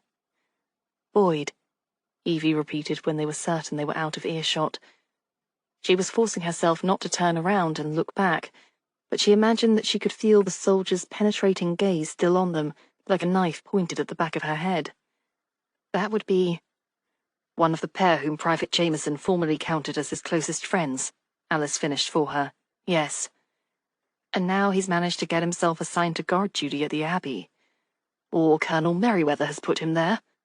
Alice glanced at Evie. "What did you find when you went off to chase Bonzo?" she asked. "You looked quite pale when you came back, even if you did put on a good show for young Boyd." "Just this." Evie released a breath and dug into her pocket for the scraps of paper she'd found. Some were torn sheets of notepaper and would have to be reassembled before any sense could be made out of the writing on them. But there was a scrap of heavier material, the charred cardstock, and she drew that out. It was a ration card, most of it charred and rendered illegible by the fire, but most of the owner's name was still intact. Gerald Spragg. Alice read it and drew in a sharp breath. "Gerald Spragg?" "I think it must be, don't you?" Evie looked grimly down at the scraps in her hand. "We may have gone to St. Swithin's looking for whatever secrets Jameson had uncovered, but it looks to me as though we've also found the missing Agent Fitzhugh as well." Chapter 23. Evie. Evie took one step onto the flagstone path that led towards Nigel's front door, then stopped. In true English fashion, and despite the earlier sunshine and cloudless sky, a downpour of rain had started pelting down while she and Alice were walking back from St. Swithin's. Few things made Evie miss America like the changeability of the weather in England. She and Alice had parted ways at Alice's cottage, where Alice planned to wait out the rain before returning Bonzo to Hawthorne Manor. Evie had considered going home to change out of her wet clothes and perhaps get an umbrella, but even the thought of going back to the cosy cup had made her uneasy, especially with Dorothy and all the mothers and children from her story hour in the tea room just now. So she'd accepted the loan of Alice's rain slicker and pressed on. Now, though, she hesitated. She knew, as did everyone else in Crofters Green, that Nigel lived in a small, half-timbered cottage adjacent to the police station, but she'd never been here before. The wind shifted, sending a spray of rain directly into her face. Evie wiped her eyes and continued up the path to knock on the front door. Even in the rain, someone was undoubtedly watching her from the window of one of the neighbouring cottages, and she'd only attract more notice if she kept dithering out here, like an actress nervously awaiting her cue. Her knock was answered almost at once, although not by Nigel. A very pretty blonde-haired woman in a green frock stood on the threshold. "Yes?" Evie stared, every coherent thought momentarily wiped from her mind, but fortunately the blonde-haired woman didn't seem to require an answer. "I suppose you must be here looking for my brother," she said.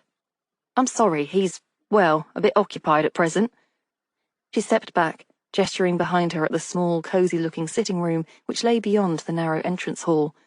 Nigel and two small children, a boy and a girl, seemed to be playing at some sort of game. The girl was perched on Nigel's shoulders and brandishing a wooden stick at the boy, who was standing on the hearthrug and roaring. "Mummy, Mummy, look at me!" the girl squealed. "We're playing Knights of the Round Table. I'm Princess Guinevere, and I've ridden out on my noble steed to slay the fiery dragon." "Very nice, love." The blonde woman cast a glance of mingled amusement and apology at Evie. But can you play a little more quietly? You'll wake your grandmother. Granny doesn't mind. The little boy broke off roaring to answer his mother. She's promised to be the wicked enchantress, trying to put us under a spell when she wakes up from her rest. Evie was still staring, but for an entirely different reason than before. She'd caught occasional glimpses of Nigel's human, unguarded side when he forgot to act like a police inspector.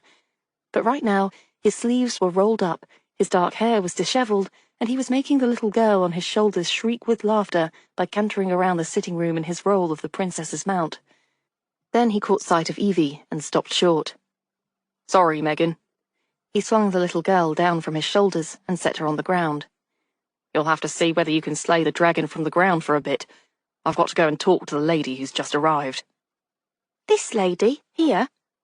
Megan swung around and gave Evie an appraising look. She was a pretty, rosy-cheeked little girl, very like her mother, with blonde curls and blue eyes. She studied Evie carefully for a moment, then nodded. All right, Uncle Nigel, you can go and talk to her. She leaned forward and addressed Evie in a confiding tone. You look nice. Despite the hard block of ice that had been lodged in the pit of her stomach ever since St. Swithin's, Evie smiled. Thank you. I'll try not to keep your noble steed longer than I can help. Nigel's face had assumed its usual politely blank expression, but Evie thought the tips of his ears might have reddened just slightly. We can. He cast a look around the tiny sitting room, which clearly offered nothing in the way of space for private conversation. Megan and her brother were now enthusiastically battling with swords on the hearthrug, while their mother tried to intervene. It's all right. We can just step outside for a minute, Evie said. This won't take very long. She stepped back out through the front door, standing underneath the small covered porch that overhung the front stoop. Nigel joined her, shutting the door behind them. I'm sorry to interrupt a family gathering, Evie said. The rain was still sluicing down, pouring off the eaves and pounding the muddy ground on either side of the path. That's all right. Nigel tried ineffectually to smooth his rumpled hair down. Barbara, my sister's husband, is a captain in the Navy. She comes down here once every few weeks or so for a visit, and some help with Megan and Benjamin. They can be a bit of a handful, if you haven't gathered as much. So I saw. Evie tried and failed to hide another smile. What's happened? Nigel asked. All the humour went out of Evie at once, as she reached into her pocket again to produce the scraps of paper she'd found on the grounds of the ruined abbey. Mr. Brown has had various agents keeping watch on the Cozy Cup in case Siegfried turned up, the latest of them being a man called Fitzhugh who is posing as a travelling salesman by the name of Gerald Spragg. He went missing a little over a week ago, and no one, including Mr. Brown, has heard from him since. But today, while Alice and I were visiting the abbey, I found these. She passed the scraps of paper, including the charred ration card, over to Nigel. His brows went up. That's a great deal of bad news crammed into one small discovery, Evie finished. I was going to say, a concrete reason to think that there's a link between Siegfried and whatever crimes have been committed on the abbey grounds. But yes, the idea's the same, Nigel said. He looked down at the torn scraps, frowning. I wonder if Blake could make anything of the rest of this lot. It looks to me as though it's in some sort of code. Maybe, if the pieces can be reassembled, Evie said. At the moment, though, she had other worries uppermost in her mind. I need to tell Mr. Brown about this latest development, but I can't risk travelling back to London, not now. Whatever else Evie might have said about Nigel, he was quick-witted enough to understand her meaning at once. You're afraid you might be followed? Evie nodded shakily.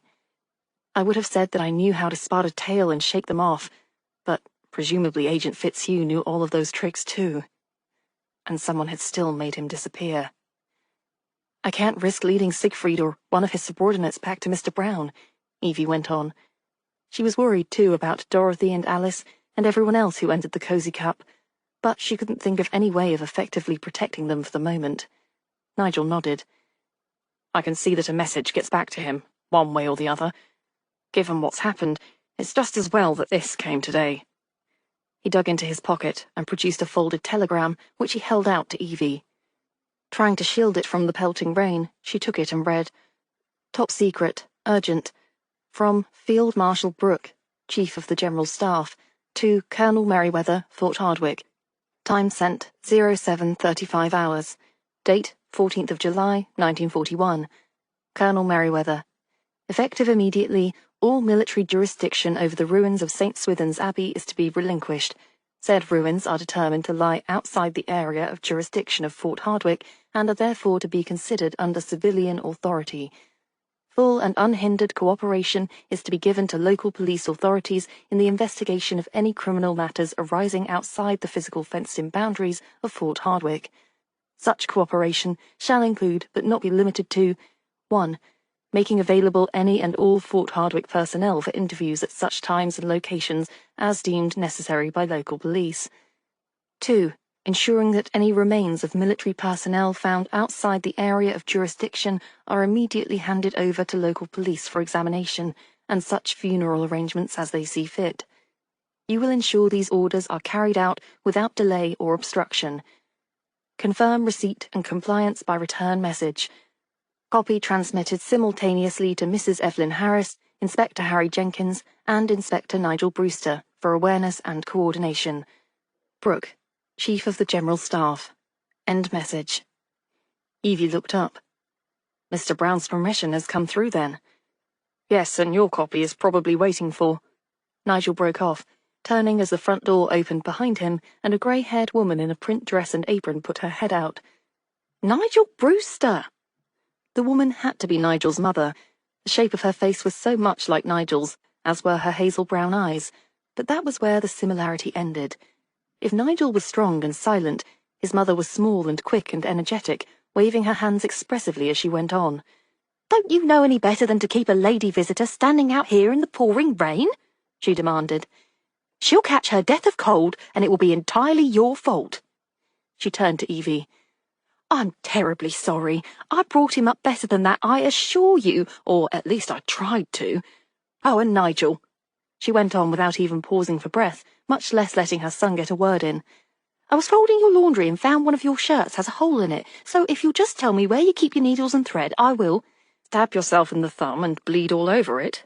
Nigel interrupted her with the air of being long practised in the art of cutting off the flood of his mother's words, but he was smiling faintly. His mother's fierce expression cracked, and she smiled too, revealing an unexpected dimple in one of her cheeks. All right, I'll admit that sewing isn't one of my many talents," she said. "But my main point stands that you might at least ask this poor girl to step in out of the rain." "It's my fault, Mrs. Brewster," Evie said. "I had some police business to discuss, so we came out here." Mrs. Brewster looked at her with interest. "American, are you, dear? That explains why you're not yet familiar enough with our English summers to carry an umbrella with you at all times." A child's voice from inside called out, "Granny! Granny!" "You'd better go back in," Nigel said. "I have it on good authority that you're slated to play the part of the wicked enchantress." "Yes, indeed," Mrs. Brewster said. "I assume you won't mind if I borrow your largest stew pot to use for brewing my magic potions? Goodness knows it doesn't look as though you ever use it for cooking, or any of the other pots and pans in the kitchen for that matter." Without waiting for Nigel to answer, she bustled back inside. Nigel turned to Evie with a rueful expression. "I ought probably to apologize for my mother." "Why should you apologize? She seems lovely, and she clearly adores all of you." "She does." Nigel's expression relaxed into a smile that confirmed Evie's certainty that he was just as fond of his mother as she was of him. "It's just that to outsiders she can be something of an, acquired taste." "She's just spirited," Evie said. A gust of wind cast another shower of raindrops into her face, making her shiver and swipe wet strands of hair away from her face. "She's not wrong about your English weather either. You'd think I'd have learned by now that the fact that a day starts out sunny means absolutely nothing when it comes to forecasting the probability of rain." "Well, you know the old saying about what to call a summery day in England," Nigel said. "What's that?" "An accident." Evie laughed, then stopped with an abrupt, unpleasant jolt as she realized that she was comparing Mrs. Brewster to Paul's drab, colourless mother, which wasn't just unkind, it was criminally unfair. "I suppose you and Harry will be going back to Fort Hardwicke now that the permission to investigate has officially come through?" she asked. "Oh, yes." Nigel's expression hardened, turning grim. "We certainly will."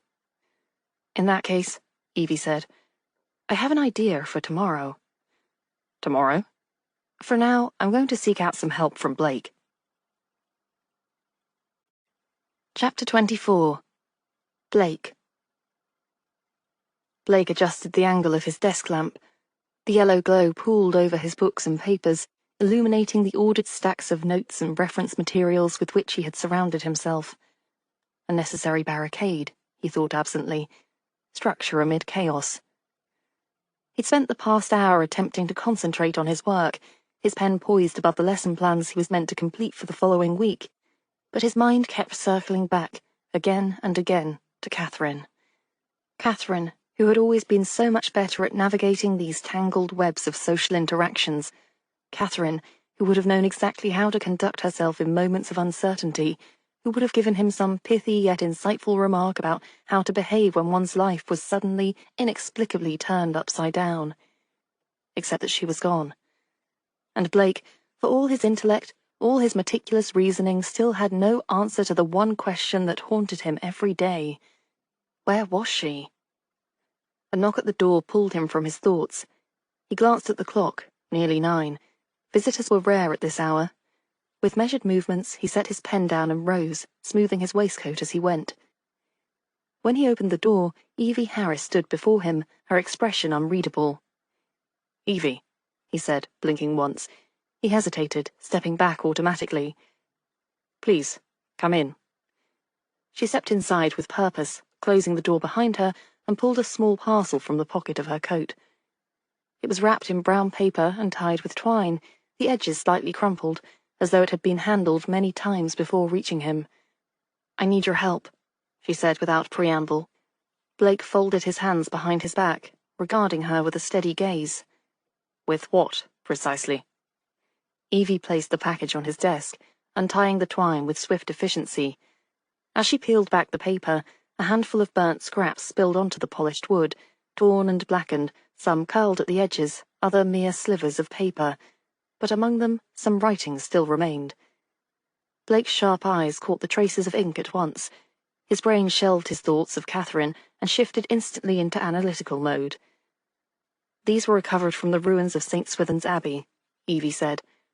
Someone tried to burn them, but they didn't do a thorough enough job. Blake reached for one of the larger fragments, his fingertips brushing over the charred edge. He noted the handwriting, cramped but precise, with certain letters oddly spaced. Something about it seemed deliberate. He lifted his gaze to Evie. A coded message. She nodded. I believe so. And I believe it belonged to a missing SOE agent. Blake raised an eyebrow. You're referring to Fitzhugh? Responding to Evie's inquiring look, he went on. I spoke with Nigel earlier. He mentioned seeing these scraps, briefly, when you paid him a visit. His gaze flicked up to Evie. He suspected then that they were connected to Fitzhugh. Evie exhaled, as if relieved that she didn't have to explain everything from the beginning. Then you understand how important this is. She tapped a piece of burned cardstock, a ration card. The name, partially obscured by soot and flame, still bore enough letters to make out. His alias was Gerald Spragg. Blake exhaled slowly. Fitzhugh, missing, presumed dead, and now found, or at least his last written words were. I need you to reassemble the pieces, Evie continued. Sort out the fragments, find the pattern, and, if there's a code, break it. Blake considered the scraps before him. The challenge was an intriguing one. He had always been drawn to patterns, to the way logic and language could be shaped like a puzzle to conceal meaning from all but the most persistent minds. But this was different. This wasn't a game, a mathematical exercise in deduction. This was a man's last message, perhaps even his last warning. Blake sat down, drawing the papers toward him with careful, deliberate movements. I'll need time. Evie nodded. You'll have it. But Blake... She hesitated, and for the first time he saw something flicker in her expression. Concern, fear, a deep, unshakable certainty. Fitzhugh didn't burn these himself, she said. If he had, there wouldn't be this much left intact. Someone else did it. Blake met her gaze. Someone who wanted to destroy the message but didn't take the time to ensure it was completely erased. Or someone who was interrupted, Evie said grimly. I think Fitzhugh was killed, Blake. And I think whatever is in those scraps is the reason why. Blake glanced down at the fragments once more, his mind already sorting through possibilities. A traitor. A breach at Fort Hardwicke. Yes, this was worth unravelling. Whatever Fitzhugh had discovered, it was important enough for someone to kill him. Blake reached for the ration card, turning it over carefully between his fingers. The charred edge crumbled slightly at his touch, leaving the faintest smudge of soot on his thumb. Most of the scraps were thin, standard notepaper, the edges jagged where they had been torn or burned away. He could see remnants of words here and there, but they were incomplete, broken phrases and single, isolated letters that meant nothing without their missing counterparts. He gestured toward the pieces spread before him. The ink has faded in places. Some pieces are too charred to decipher. He tapped one of the fragments. But these were written in haste. Look at the slant of the handwriting. Sharp, uneven. Whoever wrote this wasn't sitting comfortably at a desk. They were writing quickly, urgently. Evie frowned slightly. Trying to get a message out? Possibly. These words are in English, though. Wouldn't he be sending in a code? He may have been getting the message worded properly, preparing to encode it with whatever system he was using. Blake hesitated, then pushed a blank sheet of paper toward her. Help me. Evie blinked. You want my help? Blake adjusted his spectacles. I need someone to physically align the pieces while I make sense of the text. You have steady hands. Evie stifled a laugh but moved closer, her fingers reaching for the scraps. All right, Professor. Let's see what we can do. As she began sorting, arranging the fragments into a rough semblance of order, Blake leaned forward, eyes scanning for patterns. He reached for his pencil, making quick notations, where edges lined up, where words seemed to be forming. Wick. Hard. Blake's pencil hovered over the page. That's Fort Hardwicke, Evie said. Obviously, Blake said, already moving to the next piece. He felt a surge of excitement. This was no longer just an academic exercise. This was a message left behind by a man who might have died trying to send it. His pencil moved with quick, precise strokes as he transcribed the words they were able to piece together. The process was frustrating. So much of the writing was lost to the fire, but here and there, words emerged from the ashes. Hardwicke. Compromised. Spragg. Message intercepted. Evie inhaled sharply. Message intercepted? Blake sat back, studying the half-reconstructed phrase. It could mean many things. Perhaps Fitzhugh, Spragg, had intelligence that was taken before he could get it where it needed to go. Or perhaps he intercepted something himself, and it put him in danger. Blake tapped the next fragment into place. A word appeared, faint but legible. Traitor. A thick silence filled the room. Blake stared at the word, his analytical mind already running through possibilities. A traitor. At Fort Hardwicke? It fit the context. Evie's hands still hovered over the scraps of paper, but Blake noticed her face had gone slightly pale. If Fitzhugh discovered a traitor, that could be why he's missing. Someone didn't want him talking. Blake exhaled slowly. I would say the probability is high. She lifted her gaze. If he knew something important, if he was caught. She hesitated, then said what they were both thinking. Fitzhugh is dead, isn't he? Blake nodded grimly. But where's his body? Chapter 25. Harry. The drive back to Fort Hardwicke felt different this morning. Harry patted the folded slip of paper in his breast pocket. It was a beautiful thing, really, an official decree, signed and sealed, confirming that the ruins of St. Swithin's Abbey were just outside the military's jurisdiction and that Merryweather and his men were expected to cooperate with local law enforcement. At last. In the back seat, Harry smiled as Nigel's little Ford rattled along the narrow road. Nigel was in the passenger seat ahead of him. Evie was in the driver's seat, dressed in the neat khaki uniform of the Mechanized Transport Corps, or MTC. Plenty of women were driving for the MTC these days, mostly doing ambulance work in cities affected by the bombing, so there was no reason Evie's presence would raise any eyebrows at the base, which was what they were counting on. The rain had cleared, and a sea breeze was gusting in through the cracked window. The grey stone walls of the fort loomed ahead, its gates standing as rigid as the soldiers who guarded them. When Evie drove up to the checkpoint, the sentry's demeanour had changed. No narrowed eyes, no suspicious glances, no barked demands to state their business. The young soldier at the gate stood at attention, giving them a crisp salute before stepping forward. "Sirs," he said, nodding toward Harry and Nigel. "The Colonel is expecting you." Harry raised an eyebrow. "Is he now?" The sentry cleared his throat. "Yes, sir. Orders came down this morning." Harry and Nigel exchanged glances. No doubt Merryweather had received his own copy of the telegram from British High Command. The sentry stepped aside and waved them through. Evie guided the Ford past the checkpoint, and they rolled through the camp, taking in the sights. The place was a well-oiled machine. Recruits in muddy fatigues drilled in neat formations, their boots pounding the earth in unison. Beyond them, men carried logs across an open field, their muscles straining under the weight. Others scaled wooden walls with ropes, their faces taut with effort. It was the kind of training that forged men into warriors, the kind that left little room for error. And yet, something had gone seriously wrong. Evie pulled up in front of the headquarters building, where a corporal waited to escort them inside. "All right," Harry murmured to her, as Nigel followed the young corporal towards the door. Evie nodded, giving him a crisp salute that served as cover for her low-voiced reply. "You two go and get the official story of what's been happening around here. I'll see what I can find out about the unofficial version." Chapter 26. Harry.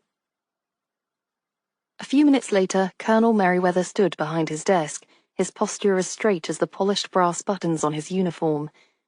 His face was unreadable, but there was no mistaking the tension in his jaw. "I assume you've come about the orders?" he said, nodding toward the telegram on his desk. Harry didn't sit. "You assume correctly." Merryweather exhaled through his nose, resting a hand on the document. "I received it this morning." His fingers drummed against the polished wood. "The body of Private Jameson has already been released to the police mortuary, per the directive." Harry nodded. "I appreciate your efficiency, Colonel." Merryweather's lips twitched, though he didn't quite smile. "Let's just say I don't intend to cross the Chief of the Imperial General Staff." He folded his arms. "Now, what exactly do you want?" "We're here to investigate Private Jameson's death," Harry said evenly. "We need to interview the men who trained with him, understand what was in his mind, what might have led him to the Abbey ruins in the middle of the night." Merryweather studied him. "Fair enough. You can draw your own conclusions." Harry tilted his head. "We also need to speak with Rupert Travis." Merryweather's expression didn't change. "That won't be possible." "Why not?" Nigel asked. "Because he's not here." Harry frowned. "Where is he?" Merryweather's mouth pressed into a thin line. "That," he said, "is unclear." Harry leaned forward slightly. "Unclear?" Merryweather's gaze didn't waver. "He's missing." A beat of silence. "Missing?" Harry repeated. Merryweather nodded. "Last seen the night after his second lecture at the naval offices in Dover. He left the fort on a standard evening pass. Never returned." "AWOL?" Nigel asked. "That's the official designation, yes." Harry studied the Colonel's face, watching for a flicker of something, concern, anger, doubt. He saw none of it. "Have you launched a search?" Merryweather's jaw tightened. "Within reason. He's an instructor, not a recruit. No one's keeping tabs on his every move. Men sometimes go off for a day or two, but—" He exhaled sharply. "It's been substantially longer than that now. We've already secured a replacement for him." Harry glanced at Nigel, who was scribbling notes in his pocketbook. "Then we'll see what we can find out about him as well." Merryweather's silence was telling. Harry straightened his coat. "How would you like to arrange the interviews?" The Colonel considered them for a moment. "I'll send the men in one at a time.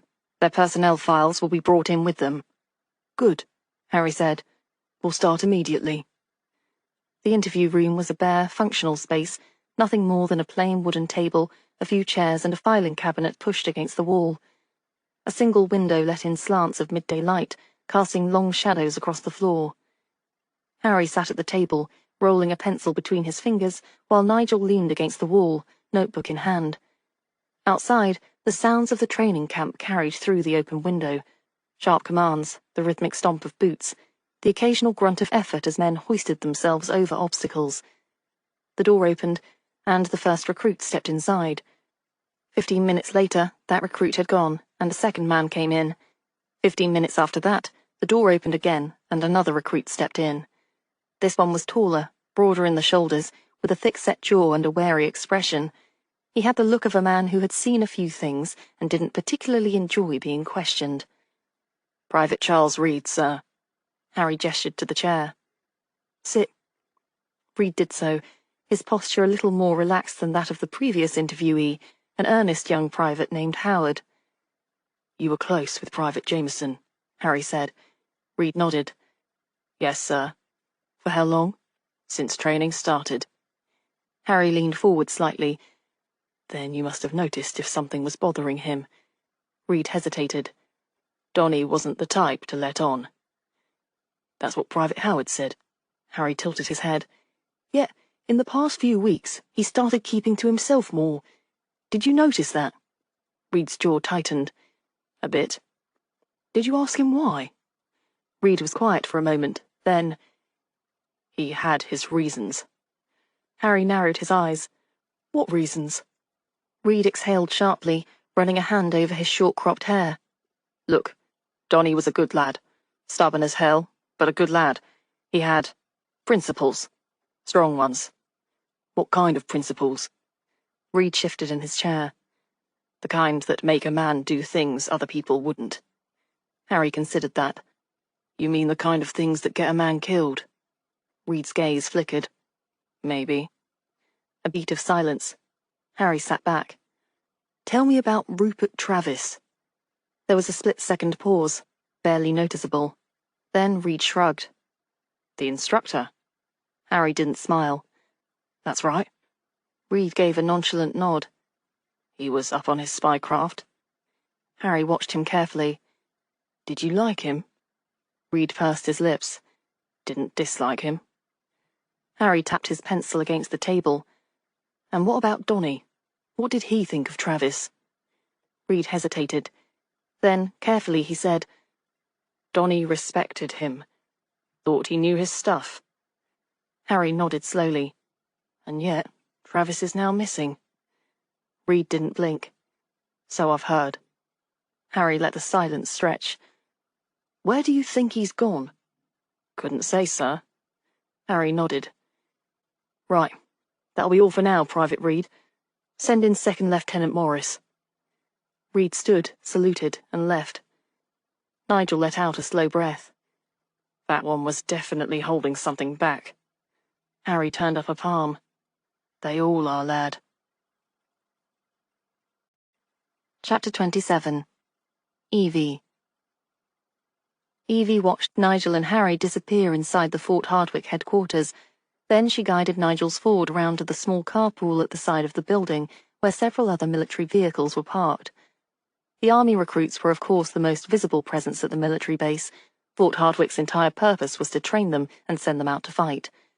But there would be countless other staff members here whose presence went largely unnoticed: cooks and laundry workers, medical personnel, and the couple of mechanics Evie had spotted, who were currently tinkering with a transport lorry and a staff car.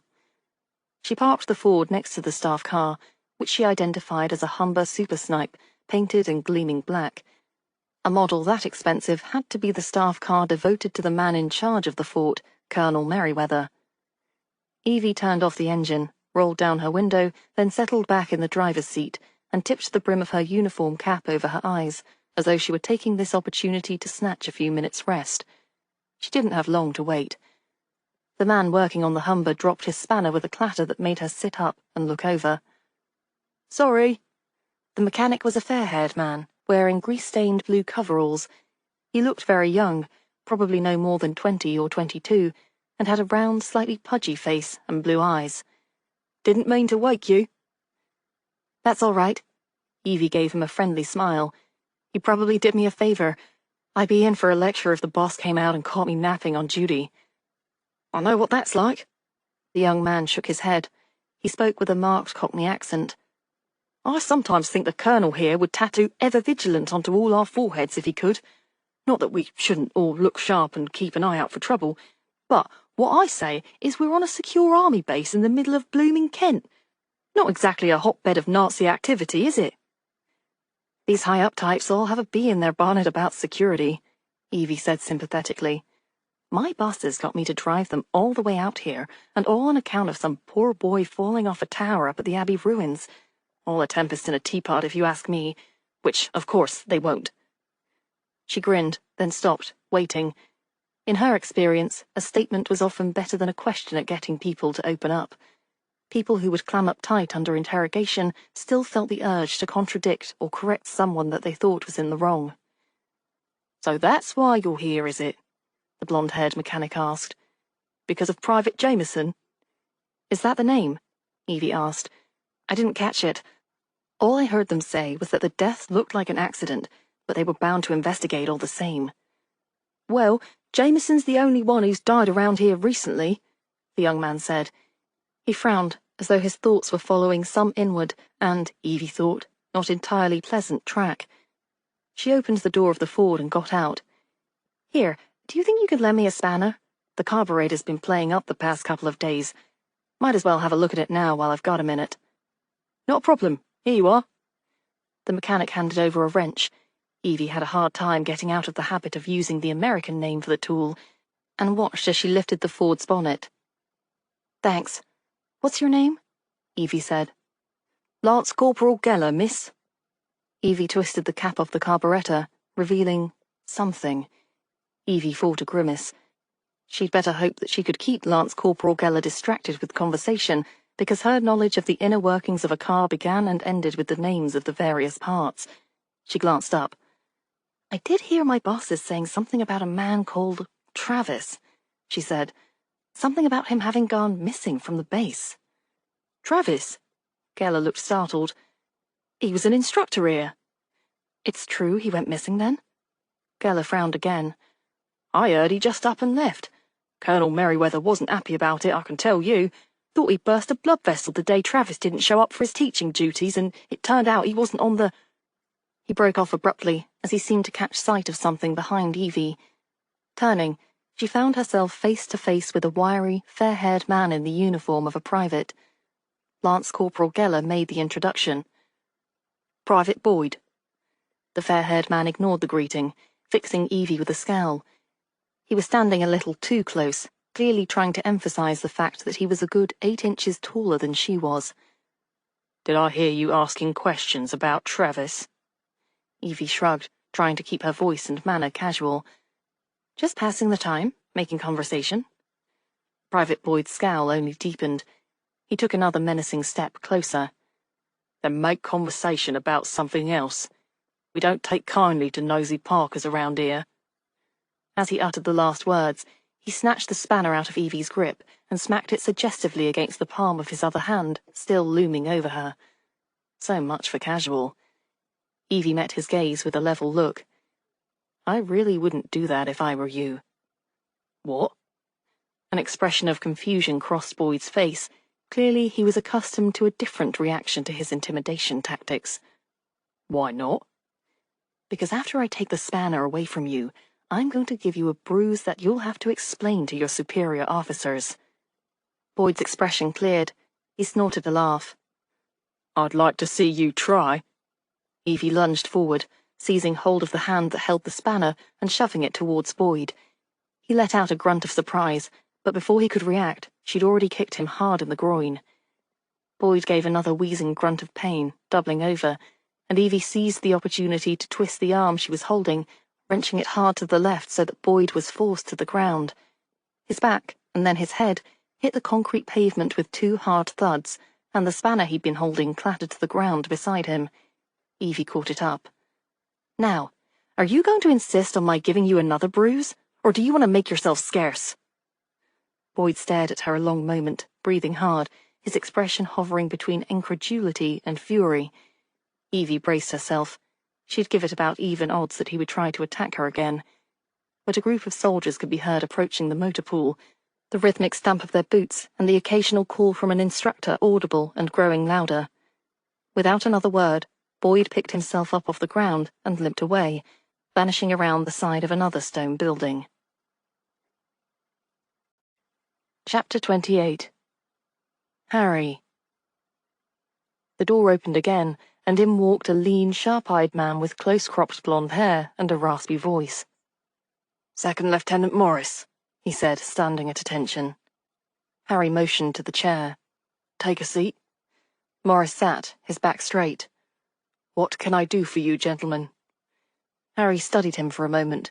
This man was different from the others, older, more experienced, not just a trainee. He'd also come into the King's Arms pub the afternoon Harry had been served lunch by Ellen, and Ellen had recognized him. But Harry wasn't planning to pursue that line of inquiry, not for now. "You served in France?" Harry noted, glancing at the file on the table. Morris gave a slight nod. "I did." "Dunkirk?" Another nod. "That's right." Harry set the file down. "Then you've seen real combat." Morris didn't react. "Yes, sir." Harry leaned in slightly. "So, tell me, Lieutenant, do you believe Donny Jameson died by accident?" A muscle in Morris's jaw twitched.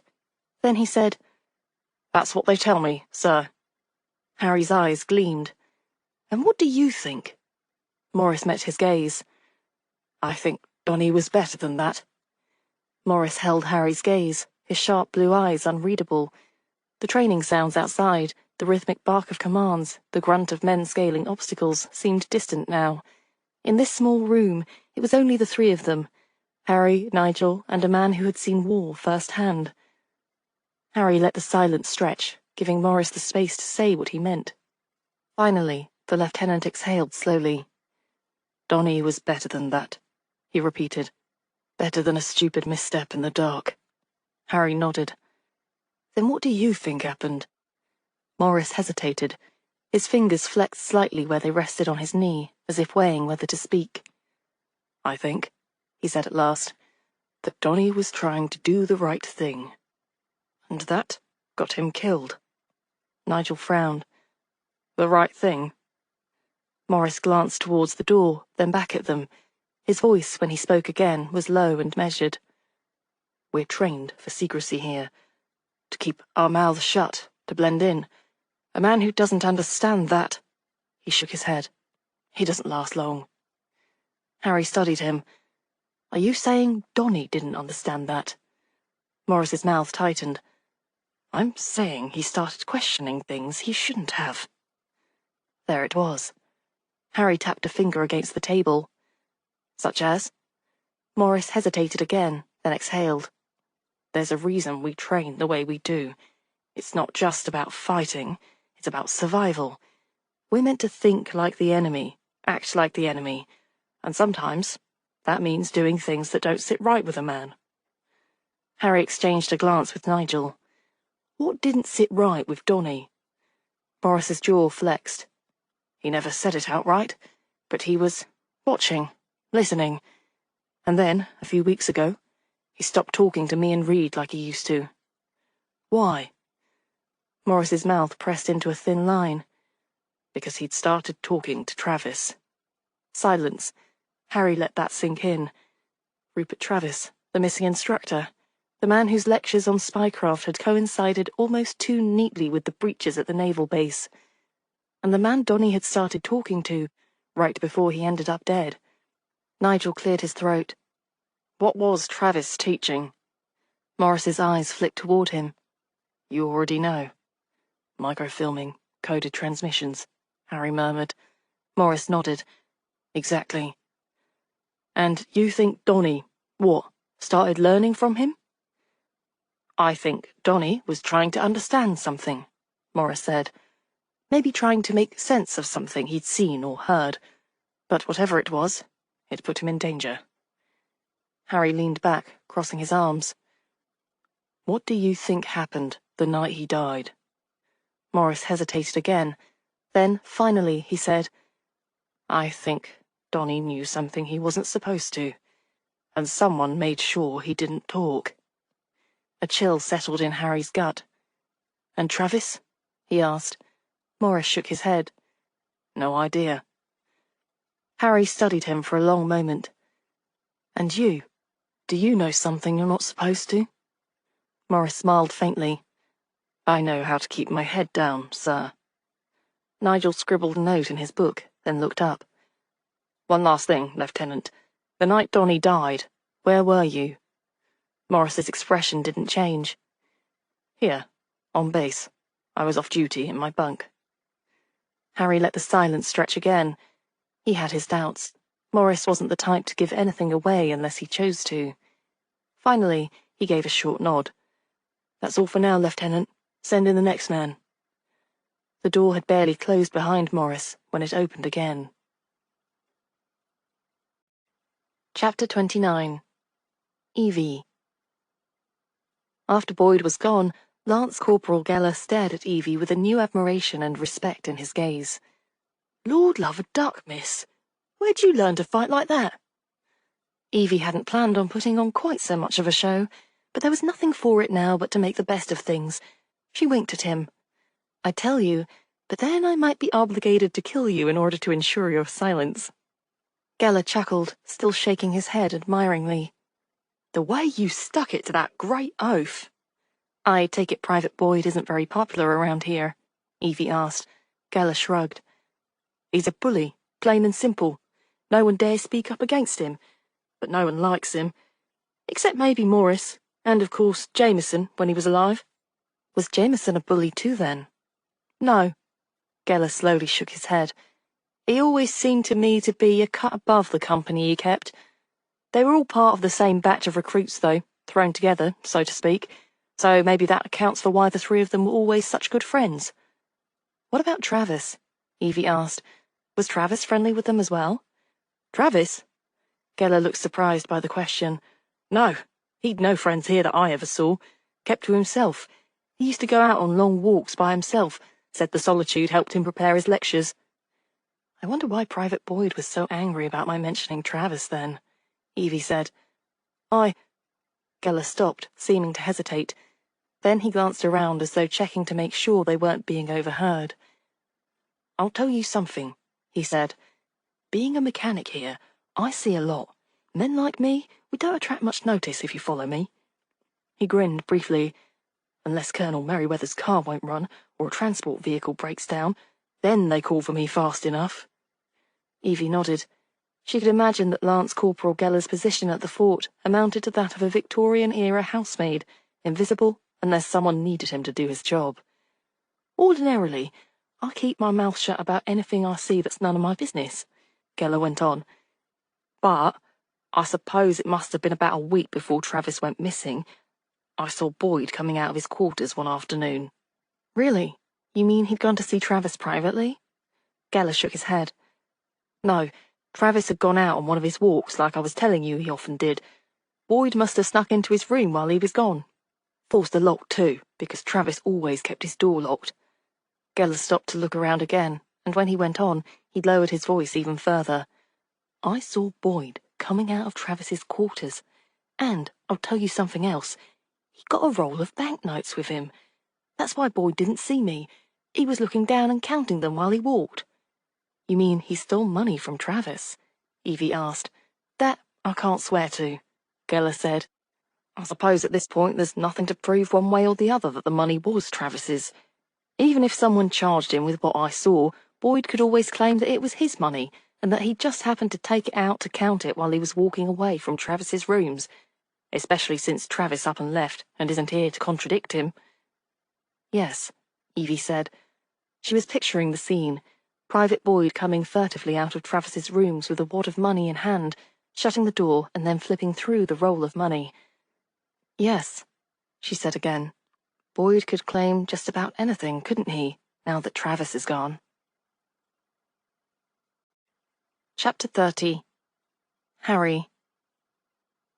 Private Boyd stepped in, his movements sharp and economical, despite a nearly imperceptible stiffness in his gait.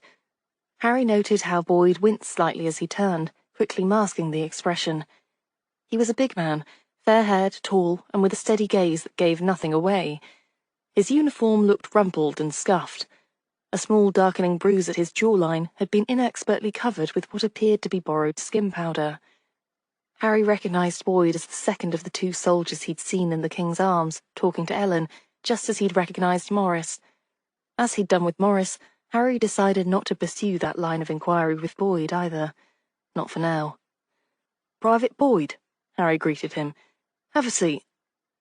Boyd sat without hesitation, though Harry caught the momentary tightening around his eyes as he lowered himself into the chair. His hands came to rest lightly on his knees, perhaps too deliberately casual. His gaze flicked from Harry to Nigel, then to the files sitting on the desk between them. Harry let the silence stretch for a few seconds before speaking, using the time to observe how Boyd held himself with unnatural stillness, as if any movement might betray discomfort. "Tell me about Private Donny Jameson."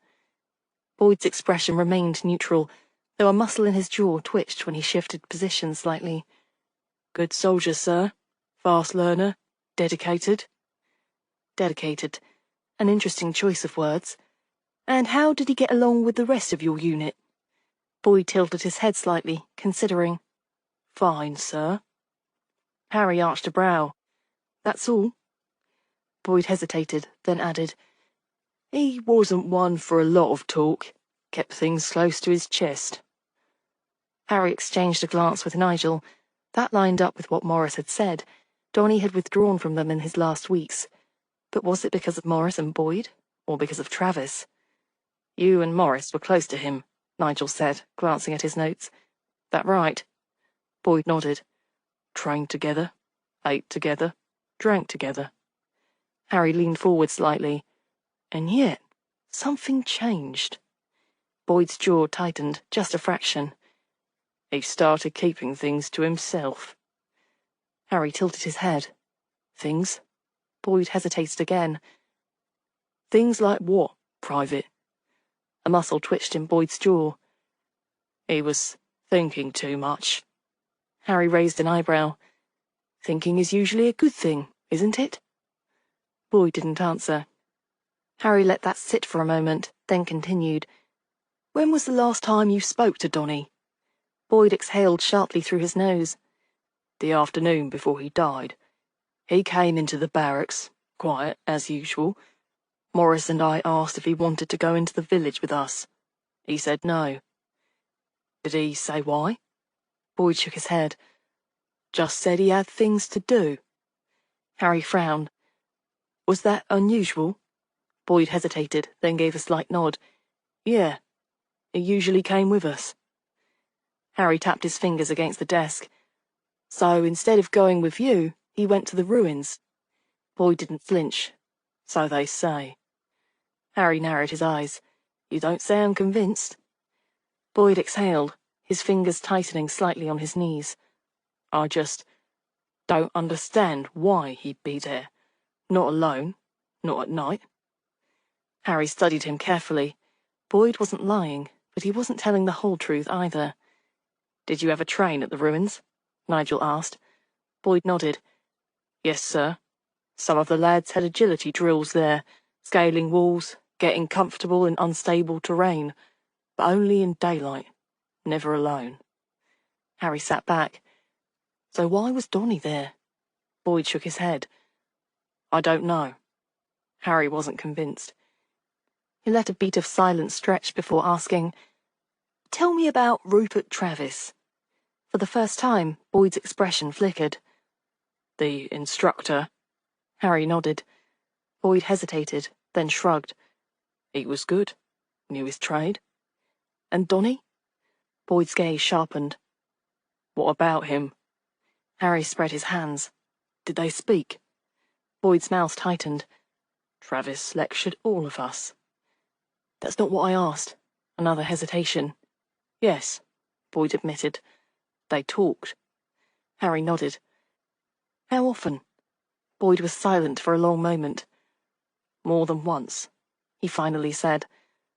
"And what did they talk about?" Boyd exhaled sharply.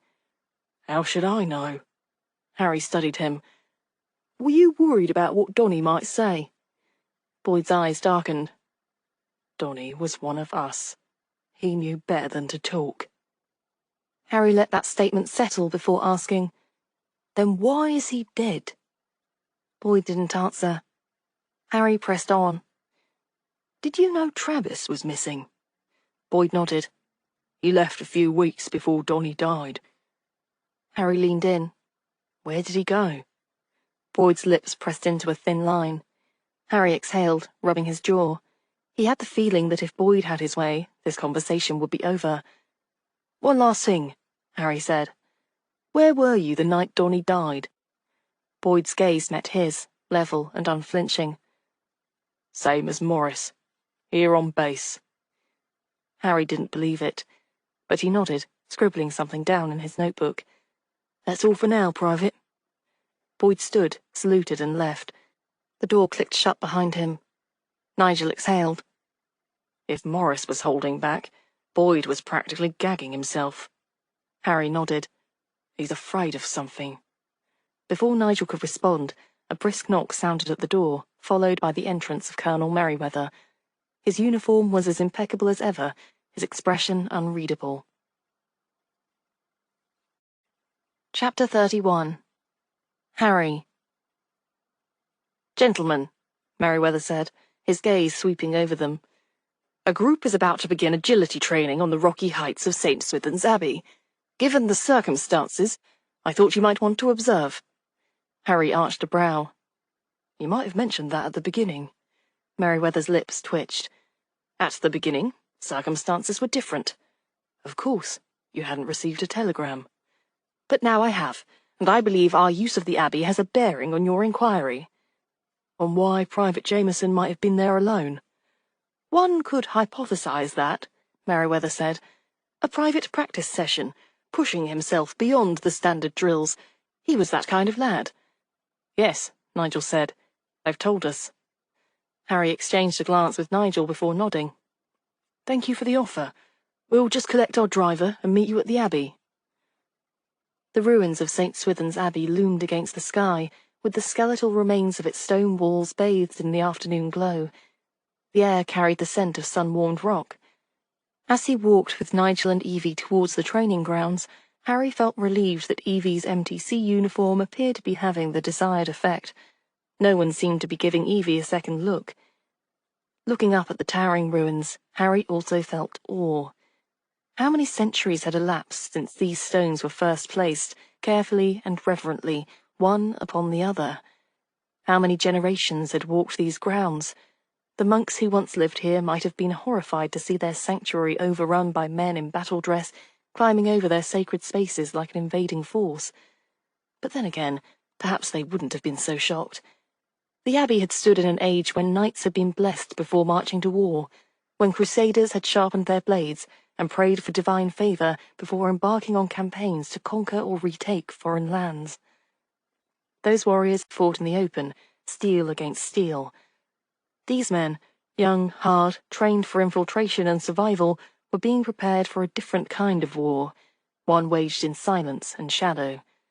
Ahead of them, the commando trainees assembled at the base of the ruins.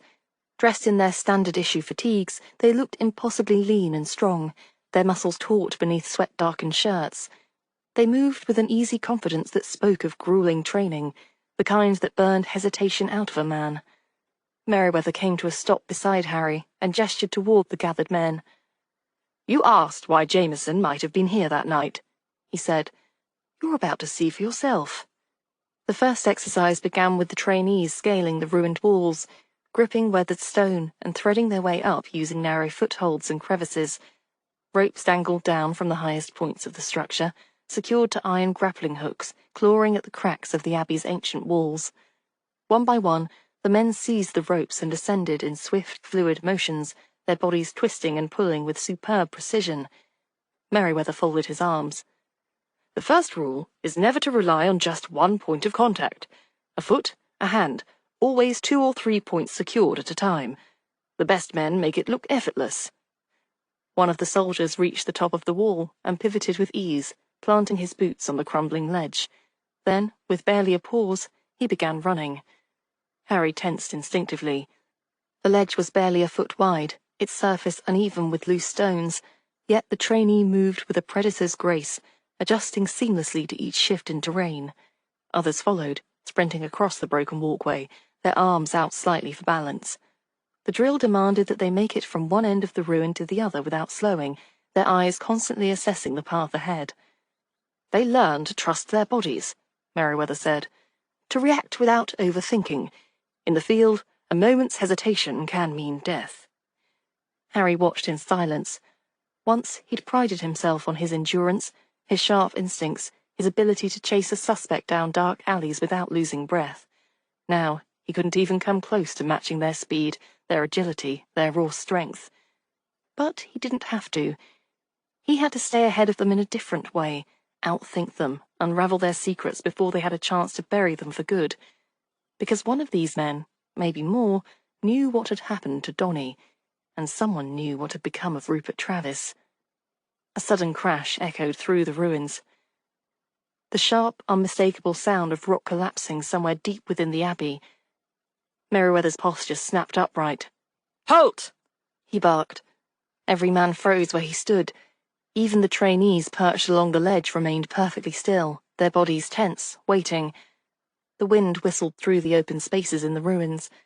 Dust drifted in the air, catching the golden rays of sunlight. For a long moment, no one moved. Then, after what seemed an eternity, Merriweather gave the order. "Resume!" The training continued as if nothing had happened, but Merriweather strode toward Harry, Nigel, and Evie, his expression unreadable. "You heard that internal rockfall, no doubt," he said. His voice was calm, but there was something measured beneath it. "Now you'll understand why we placed this site off-limits and wanted to demolish it. It's a dangerous location." "You're using it nonetheless," Harry said. Merriweather didn't blink. "Because my men are training for dangerous locations." Harry held his gaze. Merriweather was a man who didn't waste words, but Harry knew a deflection when he heard one. The colonel hadn't said it outright, but his message was clear. This place wasn't just dangerous, it was unstable, and yet, despite that, the military had fought to keep it in use. The rockfall hadn't come from any of the visible ledges or walls. It had come from inside, somewhere deep within the ruins. Harry exchanged glances with Evie and Nigel. There was more to be found here. For now, though, they'd seen enough. Merriweather made one last offer. "Would you care to join the men for a meal? You'll get a better sense of their camaraderie." Harry considered.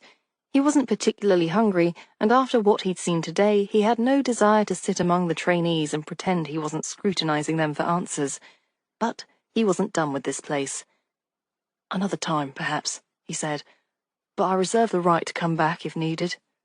Merriweather inclined his head. "Of course." Harry, Nigel, and Evie turned and made their way back to Nigel's Ford. Evie slid behind the wheel, adjusting the mirrors. "Where to?" Nigel asked, settling into the passenger seat. Harry didn't hesitate. "The Ashford mortuary." Evie nodded, shifting the car into gear. The tires crunched over the gravel as they pulled away from the ruins. Behind them, the men continued their drills, their movements precise, their training relentless. And somewhere beneath those ruins, hidden in the shadows and the dust, lay a secret that someone was desperate to keep buried. Chapter 32. Evie. The sun was sinking low on the horizon, staining the tops of the trees russet orange as Evie steered the little Ford past the sentry box and the gates at Fort Hardwick and onto the road leading back to Crofters Green. "Well," Harry leaned comfortably back in the rear passenger's seat. "I'd say we ruffled a few feathers there, at the very least." "More than you know," Evie said. "What's that?" Nigel, sitting beside her, looked up alertly. The Ford jounced over a deep rut in the lane, and Evie squinted, trying to make out any more potholes in the road through the rapidly gathering shadows. She'd have liked to switch on the car's headlights, but of course the blackout regulations made that impossible. She just had to hope they managed to get back to Crofters Green before it was fully dark. "I didn't have the chance to tell the two of you earlier," Evie said, "but Private Boyd overheard me asking questions about Travis. He didn't like it at all. Tried very hard to convince me that even mentioning Travis's name was a bad idea." "You mean he threatened you?" Nigel said. "Don't fuss, Nigel," Harry rumbled from the back seat.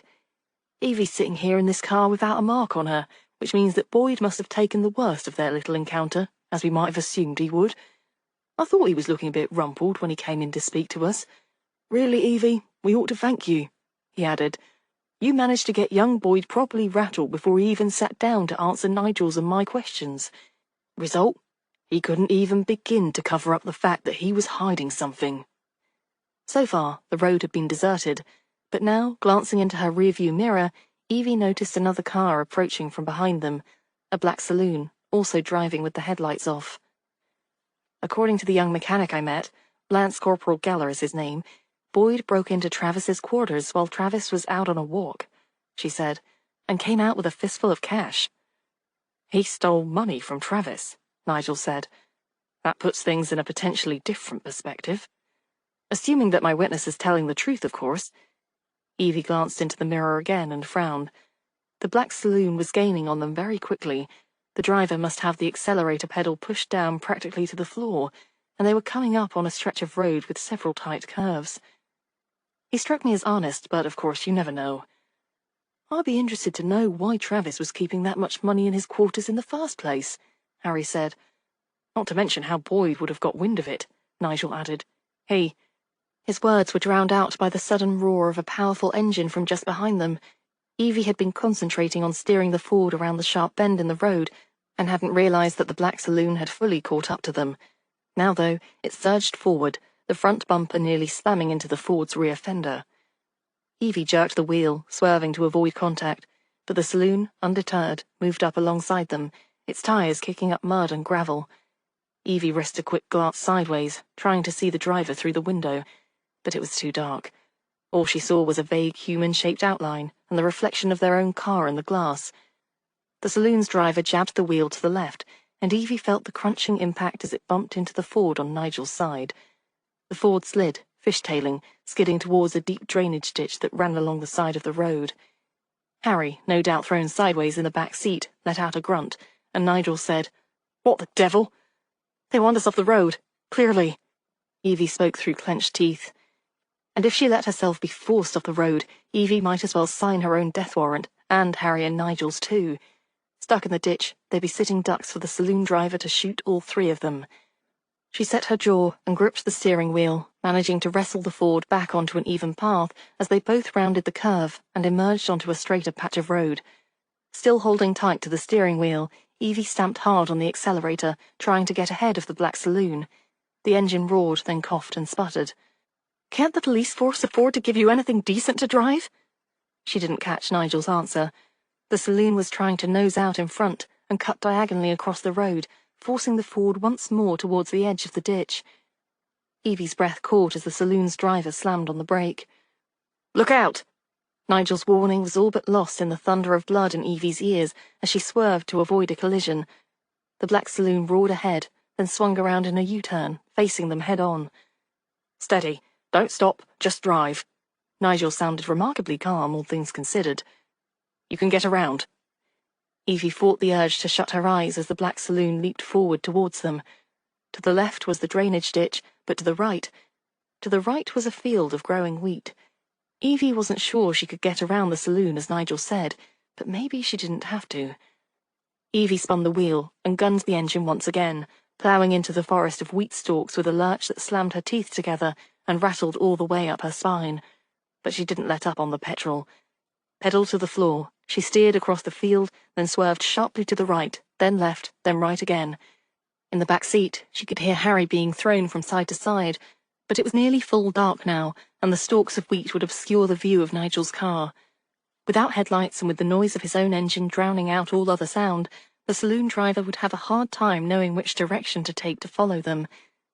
If she'd calculated correctly and managed to cut across this field, she would come to a field of turnips owned by the neighbouring farmer, and if she managed to navigate that field without either rolling over or getting stuck in the mud, they ought to come out on the narrow lane that led to the Crofters' Green Village School, which itself wasn't far from the police station.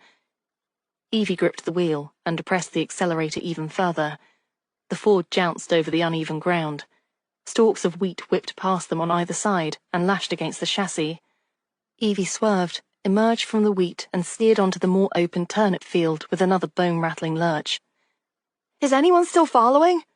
she shouted to Nigel above the roar of the engine and the rush of the wind whipping past the windows. Nigel was gripping the edges of his seat with both hands to avoid being thrown against the dashboard, and unclamped his teeth just enough to say, "If they are, they're certifiably insane." He turned to look back through the rear windscreen, though, and then shook his head. "No sign of the other car." "Keep watching," Evie was about to say, but at that moment the Ford struck something. A rock? A fallen log? In the near-total darkness, it was impossible to tell, but Evie felt the hard crunch of the impact just before she was thrown forwards out of her seat.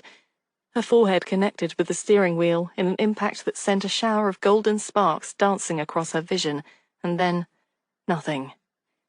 She must have blacked out for a few solid minutes, because when she came to, she was no longer in the Ford. Nigel was carrying her, and he sounded far less calm than he had before. "She needs a doctor, or a hospital." Evie's eyes still rang, and her head hurt abominably, but she made herself speak. "No, she doesn't. And you can put me down. I'm all right." Her cheek was resting against Nigel's shoulder, and she felt the rush of his exhaled breath before he said, "You're not walking." "I should say not," Harry broke in before Evie could respond. It was too dark to make out his expression, but he loomed beside them, a burly shadow. "Back in my Scotland Yard days, I've been in standoffs with armed gangs of street toughs that were less terrifying than your driving, young woman." Evie considered telling Nigel to put her down again, but the truth was that she wasn't entirely sure her legs would support her. She closed her eyes. "Your nephew told me to drive," she told Harry. "If he wanted me to drive without causing hundreds of pounds worth of property damage and potentially killing us all, he should have been more specific." This time, she'd have sworn that the vibration she felt under her cheek was laughter. "We'll square things away with the farmer whose crops we damaged," he said. "The important thing is you got us away from whoever was driving the other car." "Boyd, do you think?" Harry sounded thoughtful. "Got the wind up about our investigation enough to risk a triple homicide?" "Boyd, or Siegfried," Nigel said. "Given that he's probably the one who killed Agent Fitzhugh and burned his papers up at the Abbey, he must not at all like the direction this investigation is taking." Evie tried not to shiver, but Nigel must have felt her body react, because his arm tightened briefly around her shoulders. "We're almost to the police station," he said. "I'm going to leave you with my mother while we go back for the Ford." Evie would have protested that too, but she didn't have the energy. "Be careful," she said instead. Nigel's answer seemed to come from a long way off. "I always am." Chapter 33. Evie. Evie woke up with a start, and for a disorientating moment stared up at the ceiling of a room that definitely wasn't her own, trying to remember where she was and how she'd come to be here. Then memories came flooding back. The visit to Fort Hardwicke with Harry and Nigel, the chase with the Black Saloon, the crash, and then Nigel bringing her here, to his cottage, where his mother had fussed over her in a gentle, kindly way and had put her to bed here in the spare bedroom. Now she sat up, slowly, but the pain in her head had receded to nearly nothing. Her neck and shoulder muscles felt stiff and sore, but she didn't seem to have any injuries. Evie drew her knees up under the blankets and looked around the room. She hadn't been in a fit state to notice her surroundings the night before. Now she saw a small, old-fashioned room with dark exposed beams running along the slanted eaves. The bedstead was brass, with a blue eyelet coverlet. Lace curtains hung in the windows, and a latch-hook rug covered in roses lay on the polished hardwood floor. The effect was very pretty, but also far enough from what she would have expected the inside of Nigel's house to look like that Evie suspected either his mother or his sister had had a hand in the furnishing. A washstand and pitcher stood in one corner. Evie got up to wash, and as she splashed cool water onto her face and hands, she asked herself why she was still alive. Siegfried, or one of his agents, had shot at her less than a week ago. Now someone had tried to run her off the road.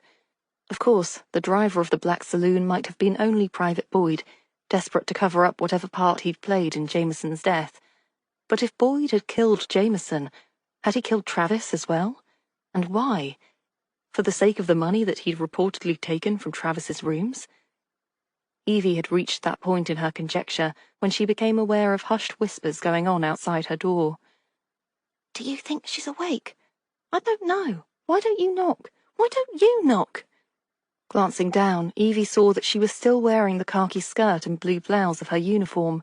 Both were crumpled now, but at least she was decent.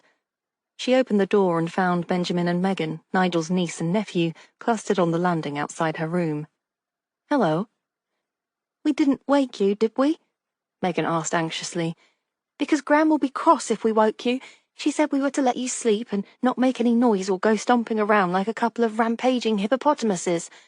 That's what Gran said, but I told her it ought to be hippopotami." She added the last part quite seriously. Evie hid a smile. "No, you didn't wake me. I was already up," she said. "Oh, good." Megan looked relieved. "In that case, we were wondering whether you're any good at playing drafts. Mum's gone out to the shops to see whether she can buy any eggs because Uncle Nigel never has anything to eat in his cottage, and Gran's in the garden hanging out the washing, so we thought—" "Megan and Benjamin!" Mrs. Brewster's exasperated voice came from downstairs. "Poor Mrs. Harris was in an accident last night. She doesn't need the two of you pestering her." The children looked up at Evie, slightly abashed. "Are we pestering you?" Benjamin asked. Evie had to smile again. "Of course not." "Oh, good. It's all right, Gran," Benjamin bellowed back to Mrs. Brewster. "She says we're not pestering her." Mrs. Brewster didn't answer, but a moment later she appeared at the top of the stairwell, shaking her head. "You two are utterly incorrigible." "Are you sure that's a real word and not just something you made up?" Megan tilted her head, her small face screwed up in puzzlement. "After all, you didn't know about hippopotami." "Enough!" Mrs. Brewster's lips were twitching slightly, but she pointed straight-armed at the stairs behind her. "Go down to the kitchen and wait there. And do not turn the sink into a lake or pour vinegar into the baking soda to make it fizz." "Yes, Gran." The two children thundered off down the stairs. "Really, I don't know why I bother," Mrs. Brewster said with another shake of her head. "They'll only find some other way of getting into mischief that I haven't even thought of." Evie laughed. Was Nigel that way at their age? The question slipped out before she could stop herself. "Nigel? Good heavens, no." Mrs. Brewster's look of exasperation was replaced by a faint reminiscent smile. "No, Nigel was the most sober, serious child. He never got into mischief. Or if he did, it was only because Barbara had thought up some scheme and dragged him into it along with her. They're twins, you know, although you'd never guess it to look at them, would you?"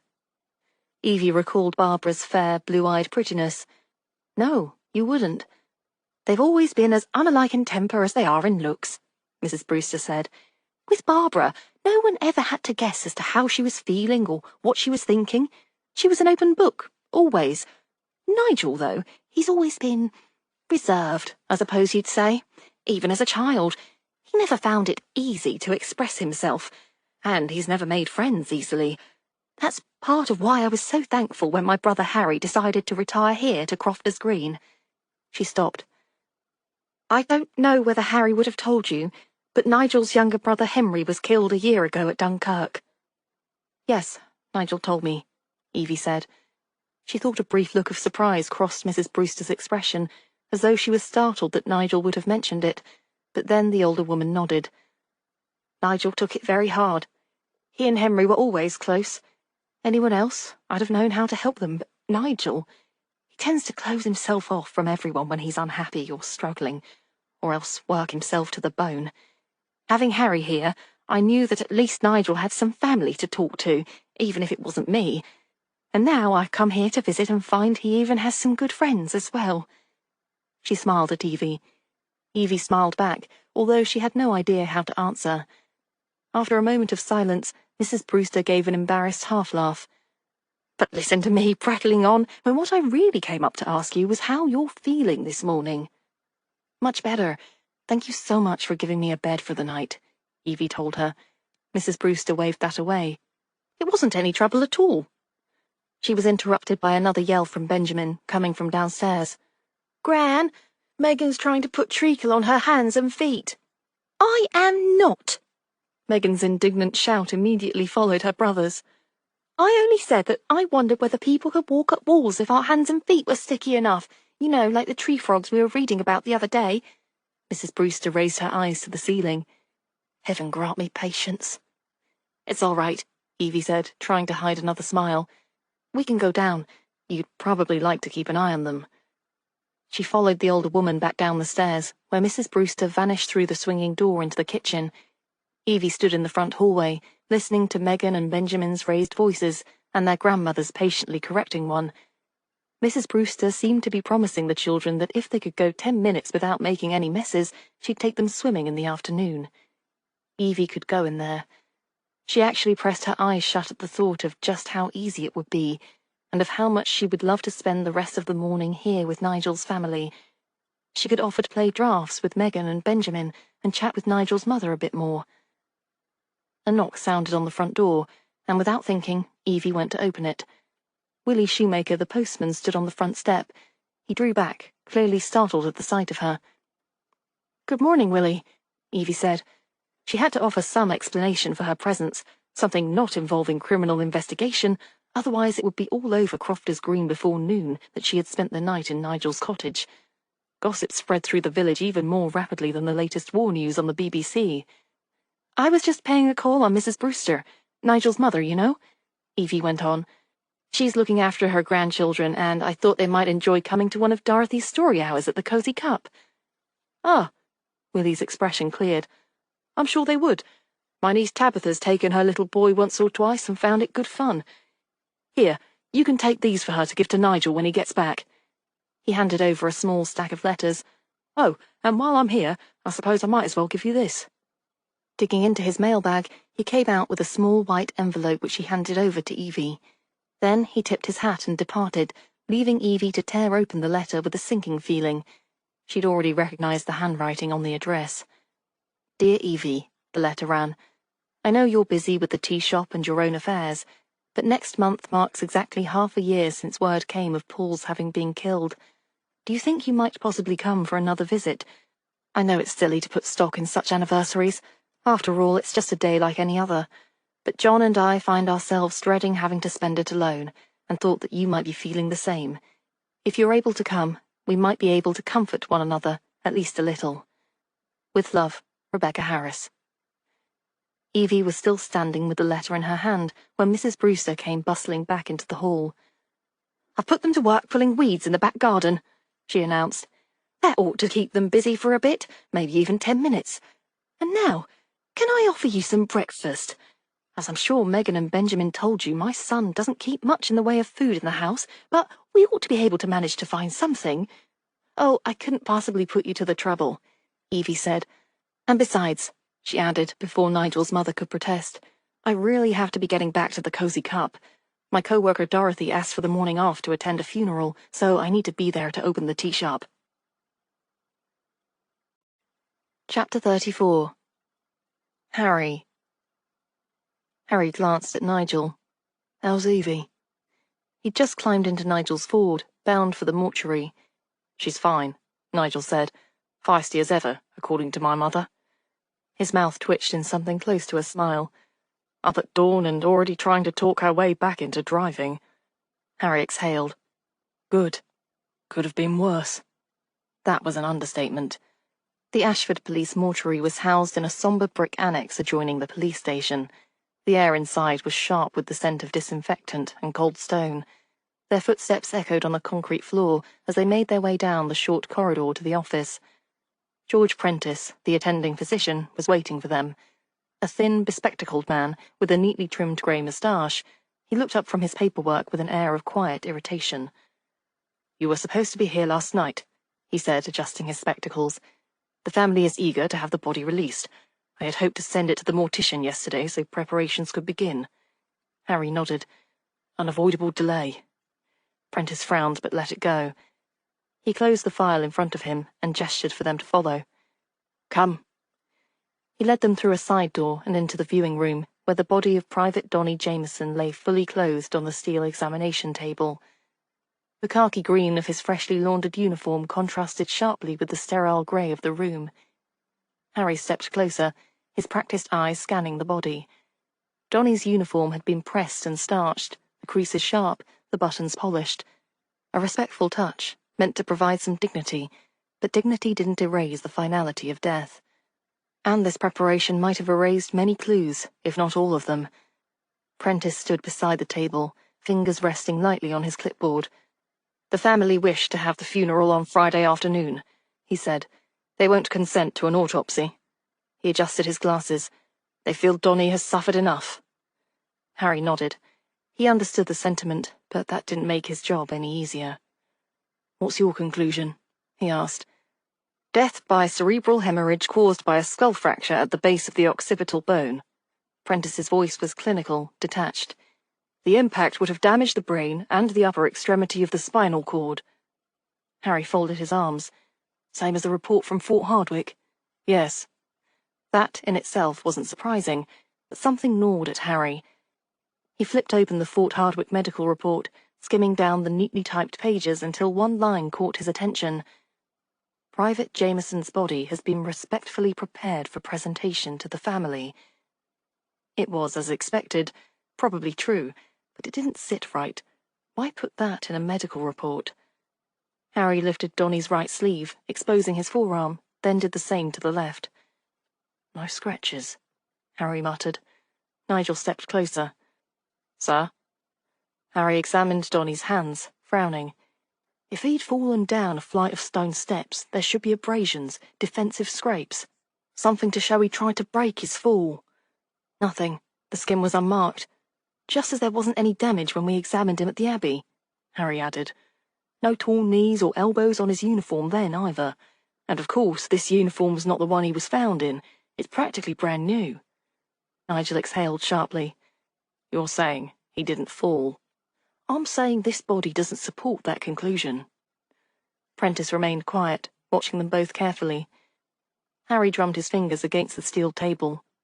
"Also hard to imagine how Private Jameson got that wound to the base of the skull from falling down a crumbling stone staircase."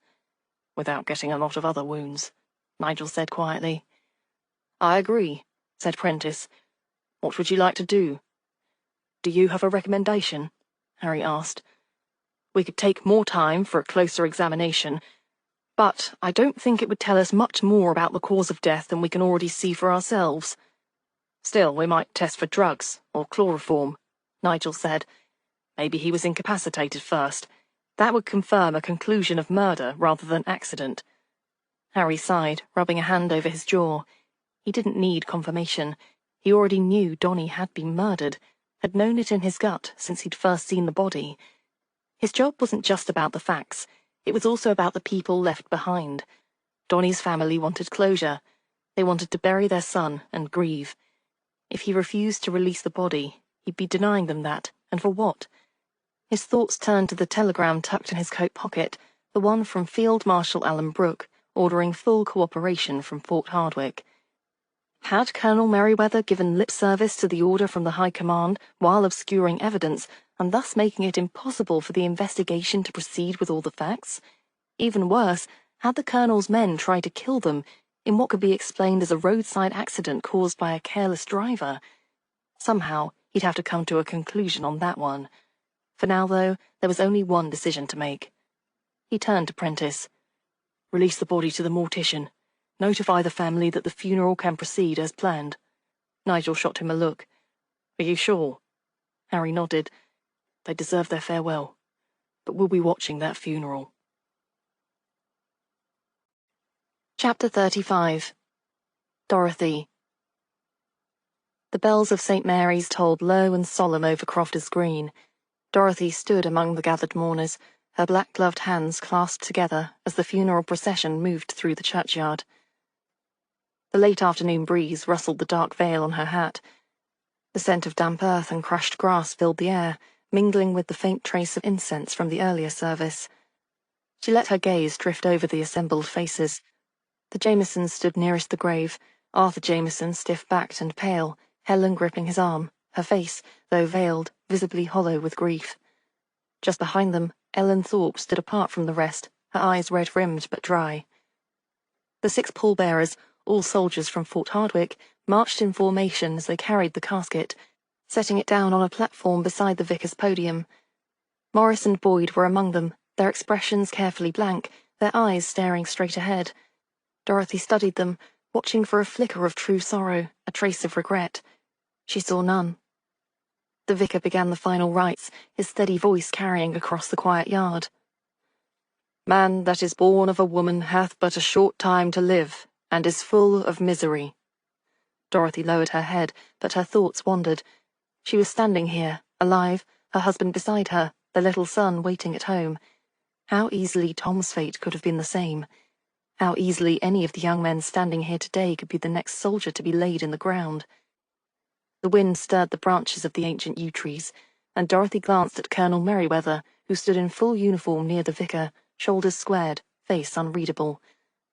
Standing beside Dorothy, Alice Greenleaf whispered, "I saw that man before, in a library in Canterbury." When the vicar finished, Merryweather took a step forward. Private Donald Jameson, he began, was the pride of Fort Hardwicke. He took a breath and surveyed the crowd, as though looking each mourner in the eye, his voice firm, carrying the weight of command. Private Jameson was a man of great skill, determination, and honour. Had he lived, he would have won still more honour in his wartime missions as a commando in the service of His Majesty. I know that was his dream. The colonel withdrew a small, thin book from his breast pocket and read aloud, his voice steady. Smart lad, to slip betimes away, from fields where glory does not stay, and early though the laurel grows, it withers quicker than the rose. Now you will not swell the rout of lads who wore their honours out, runners whom renown outran, and the name died before the man. Merryweather replaced the book into his pocket. Again he fixed his gaze upon the crowd. So Donny will remain forever in our memories, forever young. We only wish he could have achieved his dream. His fellow candidates will go forth to win more honour on the fields of battle overseas in Donny's name. Dorothy felt Tom shift slightly beside her, as if biting back a reaction. She understood. Honour, glory. The words came easily from a man who would never again be sent to die himself. The 6 pallbearers advanced to the casket, lifted it, and carried it to the graveside, positioning it over 3 broad canvas straps that bridged the chasm of Donny's final resting place. Crouching, they manoeuvred the casket onto the straps, and then slowly lowered it into the ground. Arthur Jameson stepped forward first, took a handful of earth, and let it trickle through his fingers onto the casket lid. Helen followed, her hand trembling. Then Ellen moved forward. She knelt by the mound of fresh-turned soil, but instead of picking up a handful, she simply froze. Her hands hovered uselessly over the dirt. She swallowed hard, her breath coming fast and uneven. Dorothy could see the tears now. They were tracking down her face. Her chest rose and fell as though she were trying to steady herself. Helen Jameson stepped forward, reached out, and gently took Ellen's arm, drawing her away from the grave. Dorothy turned her head slightly, and that was when she saw Morris and Boyd. They were standing at a slight distance, their posture straight, their expressions unreadable, but their eyes were on Ellen, watching, assessing. Dorothy knew a thing or two about how men looked at women. This wasn't admiration, it wasn't even concern. It was something cold, calculating. She shivered slightly, tightening her grip on Tom's hand. Something about the way those 2 men looked at Ellen made her uneasy, and Dorothy Baker had learned long ago to trust her instincts. Chapter 36. Harry. Harry stood in the doorway for a moment, absorbing details of the space that had been Rupert Travis's private domain. The rooming house on Church Lane was a respectable establishment run by Mrs. Weatherby, a widow whose husband had served in the Great War. Her meticulous standards were evident in the polished banister they had passed on their way up, and the faint scent of beeswax and lavender that permeated the hallway. The afternoon sun slanted through the 2 windows, casting long rectangles of golden light across the orderly room. "Mrs. Weatherby says nothing's been touched," Nigel said quietly, closing the door behind them. "Colonel Merryweather sent men to look through Travis's things the day after he vanished, but otherwise the room is just as he left it." Harry nodded, his eyes methodically cataloguing the room. "Travis always was fastidious," he murmured, more to himself than to Nigel. The space was modest but comfortable. A single bed, its navy counterpane pulled taut without a wrinkle, a writing desk positioned precisely beneath the window, a wardrobe of dark oak, and a bookshelf filled with neatly arranged volumes. Everything spoke of order and intention, a place for everything and everything in its place. You knew Travis before? Nigel asked, moving toward the desk. Briefly, in London, Harry confirmed, approaching the bookshelf. Training exercises for special operations. He was a lecturer even then. Loved the sound of his own voice. He ran his finger along the spines of the books. Always the professor, never quite the soldier, despite his expertise. Hence living off base, Nigel observed, carefully opening desk drawers. Mrs. Weatherby mentioned he wanted quiet for his scholarly pursuits. Said he found the barracks too boisterous for a man of his years and disposition. Harry allowed himself a small smile. Travis had always cultivated that air of intellectual superiority, setting himself apart from the rough-and-tumble operatives he trained. It had been effective. The younger men respected his knowledge while never quite accepting him as one of their own. A useful distance for a man with secrets to keep. The bookshelf revealed a collection that spoke volumes about its owner. Technical manuals on radio operation, treatises on cryptography, histories of military campaigns, several language primers. Nestled among them were works of poetry and philosophy, Tennyson, Kipling, Nietzsche. The collection was pure Travis, practical knowledge tempered with intellectual pretension. Anything else in the desk? Harry asked, moving to examine a row of small objects arranged with museum-like precision on a sideboard. Teaching materials, Nigel replied, lifting a folder. Lecture notes on resisting interrogation techniques, another on field communications, quite detailed. Harry nodded absently, his attention caught by the collection before him. These were souvenirs from Travis's travels, each one placed with deliberate care. A small Eiffel Tower in bronze, a fragment of painted ceramic from Madrid, a miniature sphinx from Cairo, a pewter bear from Berlin. The last item caused Harry to pause. Travis's travels to Berlin had occurred not long before war was declared.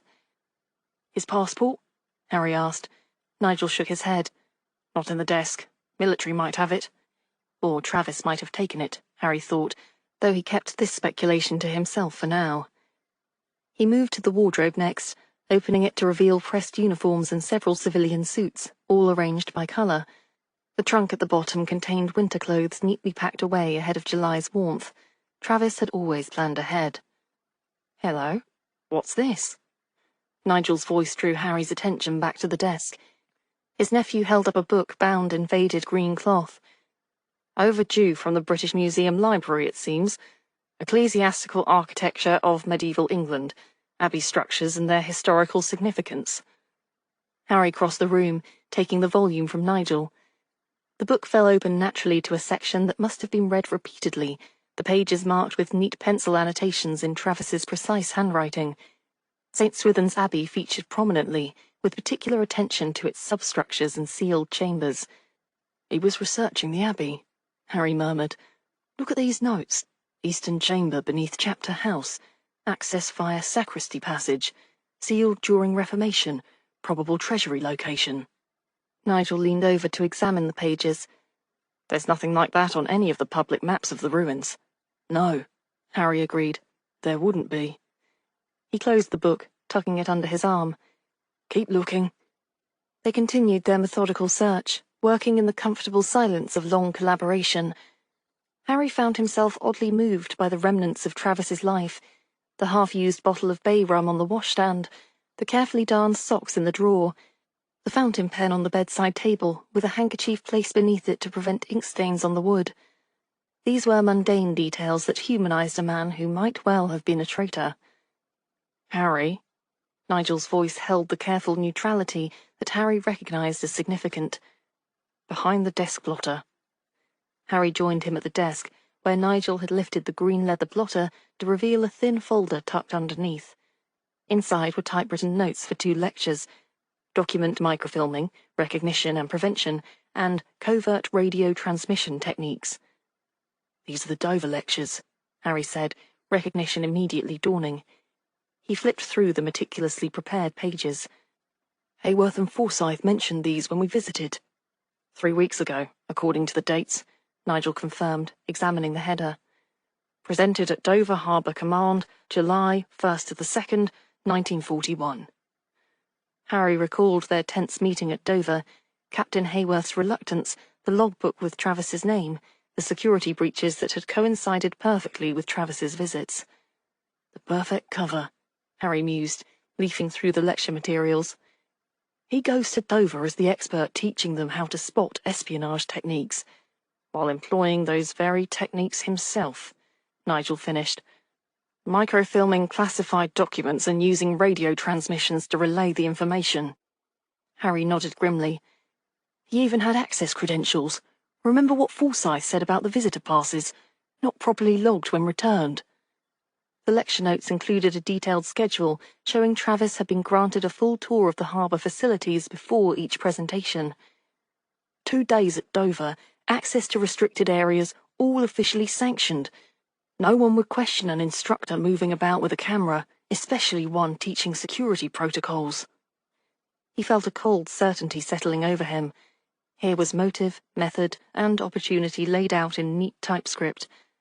The security breaches at Dover that had prompted Hayworth to contact them, Travis had been the common element all along. Check under the bed, Harry instructed, continuing to examine the lecture notes. Nigel complied, getting down on hands and knees to peer beneath the narrow bed. There's a case here, he reported, sliding it out. The leather case was locked, but the simple mechanism yielded easily to Harry's pocket knife. Inside, nestled in moulded compartments, was a Leica camera, German-made, top quality, and beside it 3 unused rolls of film still in their boxes. Camera's empty, Harry observed, examining it with care. But there's space for 4 rolls in the case. One's missing. And no developed photographs anywhere in the room, Nigel added, rising to his feet and dusting off his trousers. The implications were clear.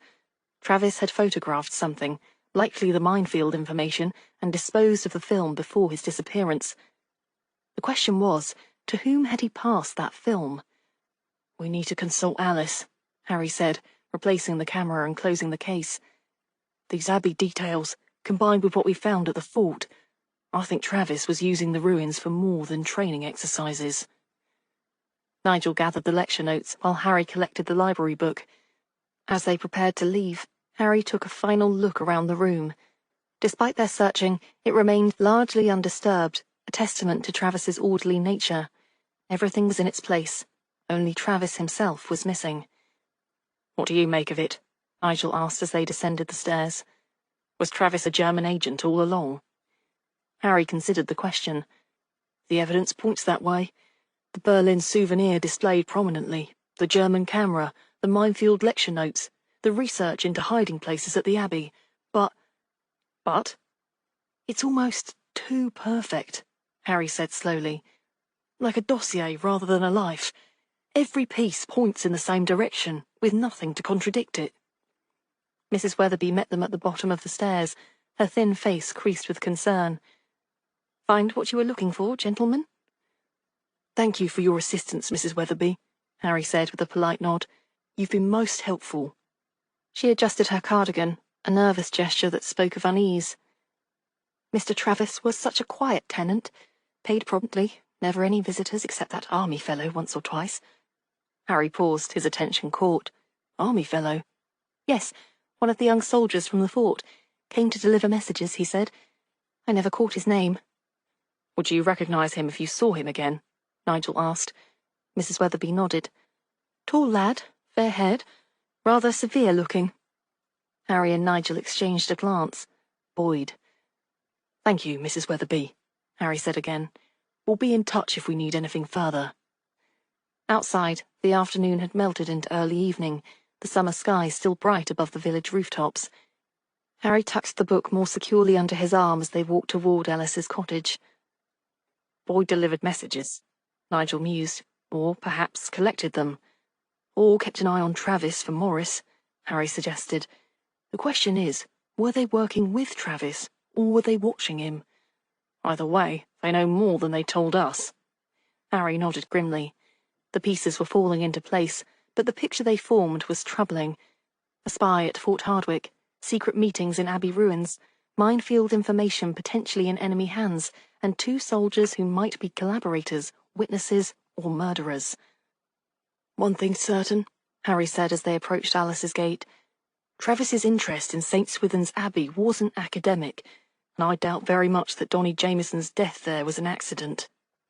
The camera case felt heavy in his hand, evidence of photographs taken but never found. Whatever Travis had documented was now elsewhere, perhaps already in German hands. Unless they could find where Travis had hidden the film, or to whom he had passed it, the damage might already be done. Harry pushed open Alice's gate, his mind already formulating their next steps. The Abbey ruins would need to be searched again, this time with knowledge of the hidden chambers Travis had so carefully researched. And Ellen Thorpe, who might know what Donny had witnessed, would need to be questioned more thoroughly. The investigation was accelerating now, pieces connecting with increasing momentum. Harry only hoped they could assemble the full picture before anyone else paid with their life. Chapter 37. Alice. The soft chime of her doorbell pulled Alice from her reverie. She had been so absorbed in the notes spread across her desk that the sudden intrusion startled her, sending her pencil rolling onto the floor. The afternoon sunlight had shifted without her noticing, and her cottage was now bathed in the golden hues of approaching evening. Carefully marking the note page she'd been studying with a ribbon bookmark, a habit from her Oxford days, Alice rose, smoothing the wrinkles from her skirt. The silhouettes of two men were visible through the stained glass panel in her front door, one tall and lean, the other more solidly built, Harry and Nigel. The scent of dried herbs hung in the air as she crossed the sitting room. Bundles of lavender, rosemary and thyme hung from the ceiling beams, awaiting processing for her shop in the village high street.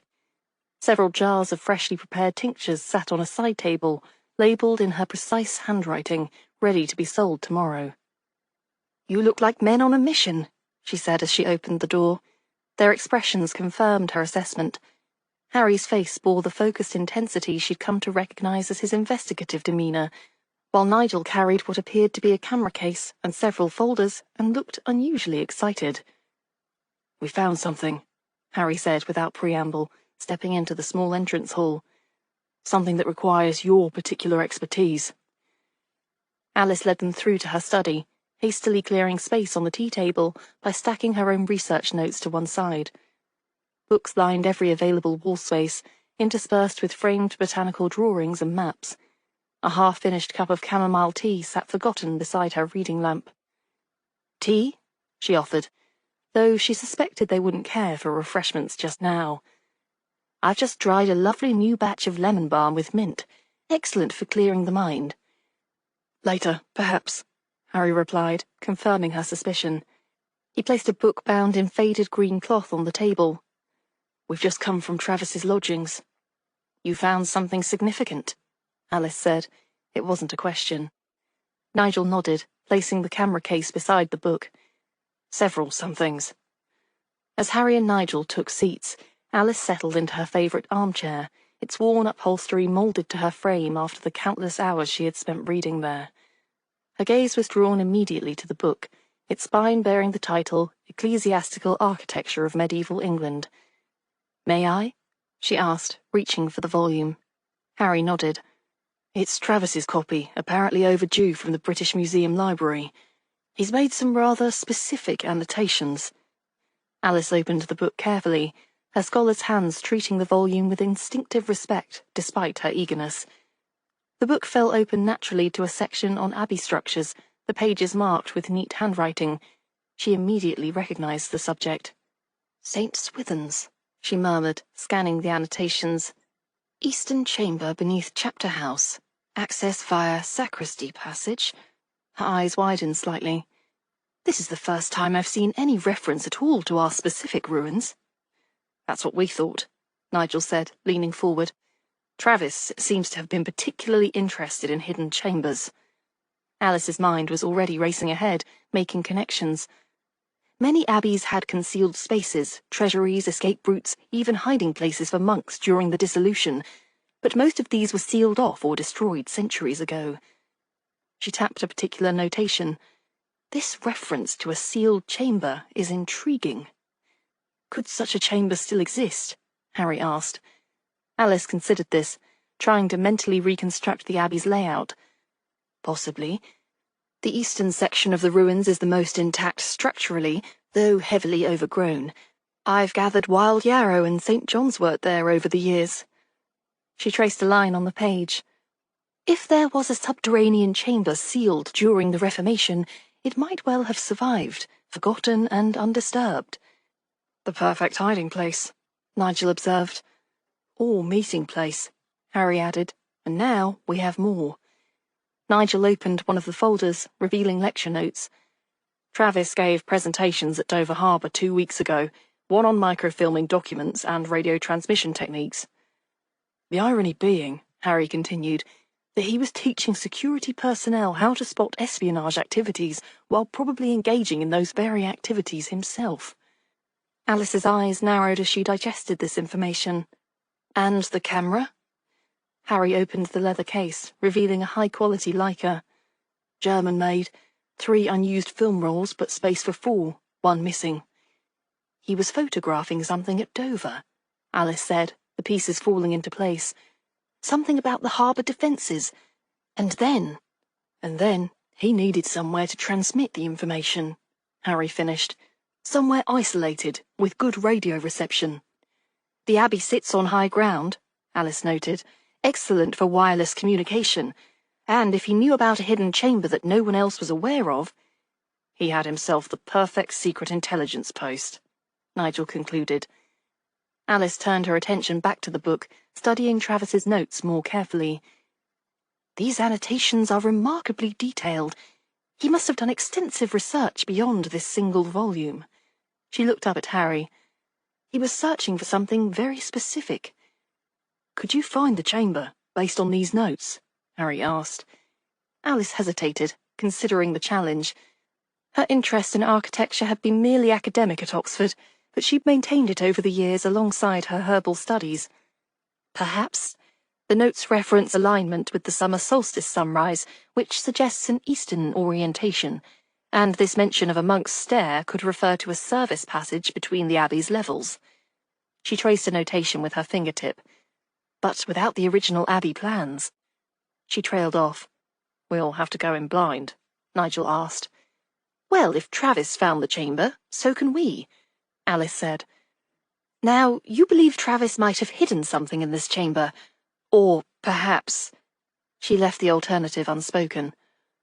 Or perhaps Travis himself might be there, Harry said quietly, along with another missing person.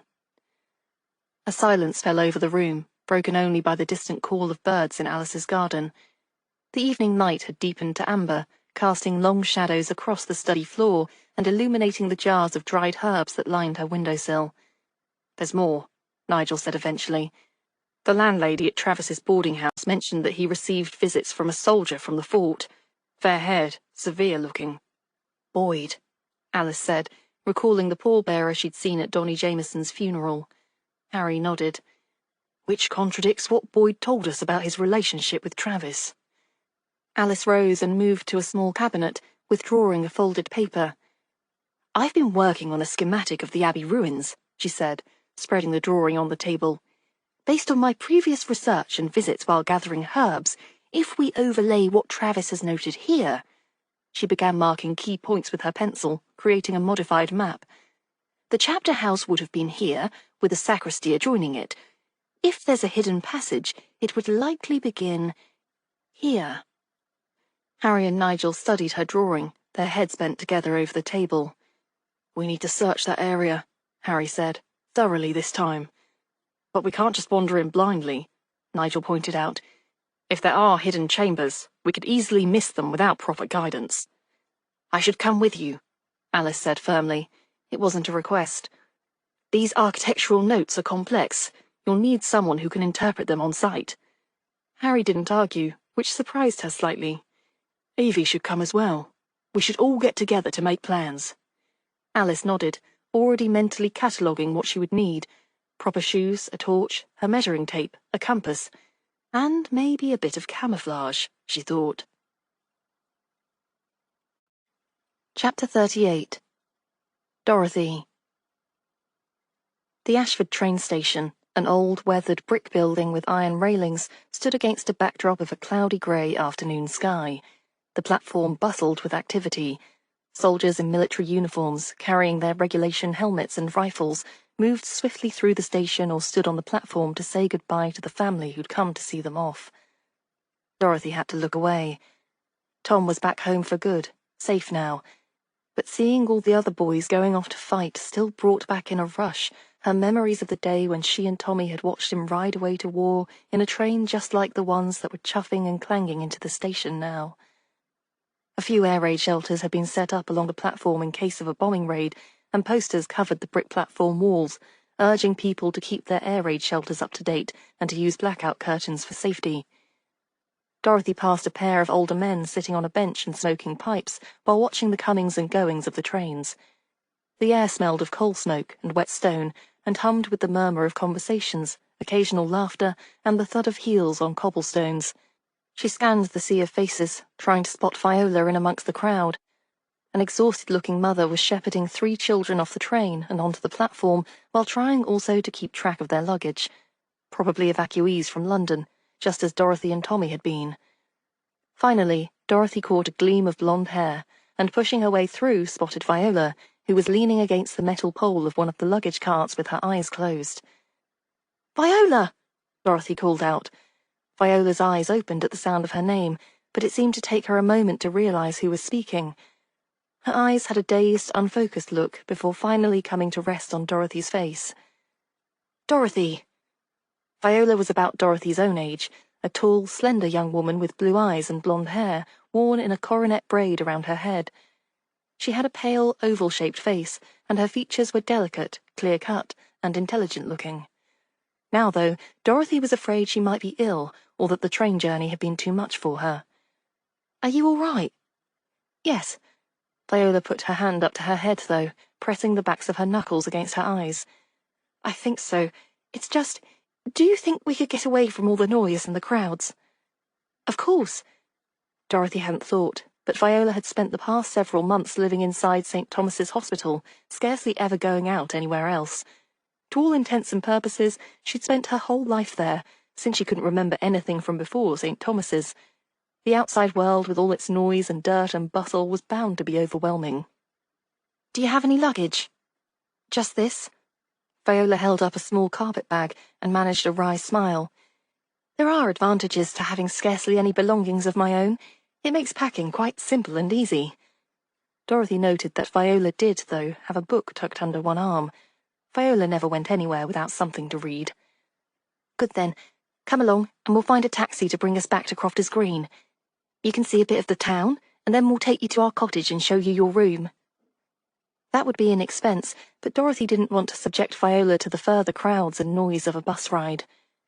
A few minutes later, they were both seated in the rear of a taxi, with Viola's carpet bag stored in the boot. Viola exhaled, leaning back against the cushioned leather seat. "Thank you for coming to meet me." She stopped, though, apparently transfixed by something outside of the car's window. "What is it?" Dorothy couldn't see anything extraordinary, just a stretch of hedgerows and the red tile roof of a house rising up over them. "I don't know." Viola shut her eyes briefly again. "It's just that, while I was on the train, I kept thinking that this all felt familiar somehow. It was worse when I got to the station. I kept feeling as though I'd been there before." Her hands clutched at one another tightly in her lap. "But every time I tried to catch hold of the feeling and really remember, I wound up not able to call back anything at all. It's all made me feel as though I must be going a bit mad, in addition to having amnesia," she added, with another small twist of a smile. "Well, but train journeys are often very much alike, aren't they?" Dorothy tried to speak comfortingly. "I mean, you must have been on trains before. Perhaps that was why the journey here felt familiar. And the same with train stations. Of course, there are differences, but a good many of them do look very much the same." "You're right." Viola seemed to relax a little. "I'm sure you're right." She rubbed her forehead.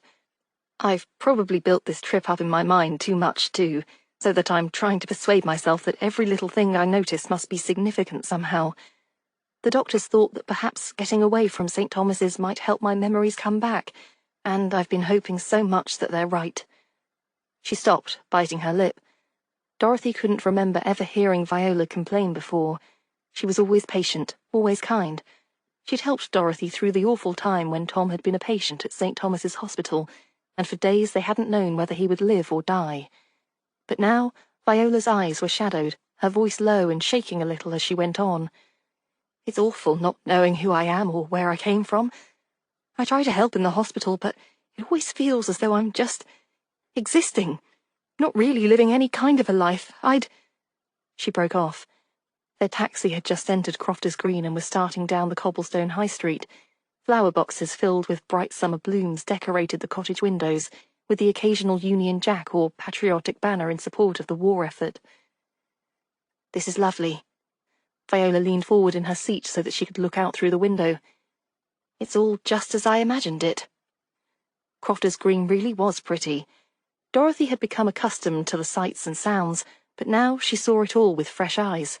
The King's Arms with its ivy-clad walls and thatched roof, the post office with its squat red postbox and the Royal Mail emblem in gold, the church spire of St. Mary's rising over it all. The war made itself felt, of course, even here. For one thing, Dorothy glimpsed the silhouettes of Spitfire planes against the clouds. Likely they were flying on their way to the Channel. For another, the hanging cuts of meat visible through the window of the butcher's shop were sparse, and in Mercer's Emporium, the shelves of tinned goods and rationed foods were all carefully arranged to make the supplies look more plentiful than they really were. But some children, Dorothy recognized a few of Tommy's classmates from school, were riding bicycles nearby, and their shouts and laughter echoed through the high street. A group of women in headscarves and linen dresses had gathered outside the post office to read the latest headlines from the newspaper. Some were holding their ration books, probably exchanging tips on how to make do with whatever food their weekly coupons could buy. Could we get out and walk, do you think? Viola asked. Of course. Dorothy paid their taxi driver, and they both got out. They were just passing the village hall when Viola stopped dead, pressing her fingertips hard against her temples. Her eyes were shut. What is it? What's wrong? Dorothy asked.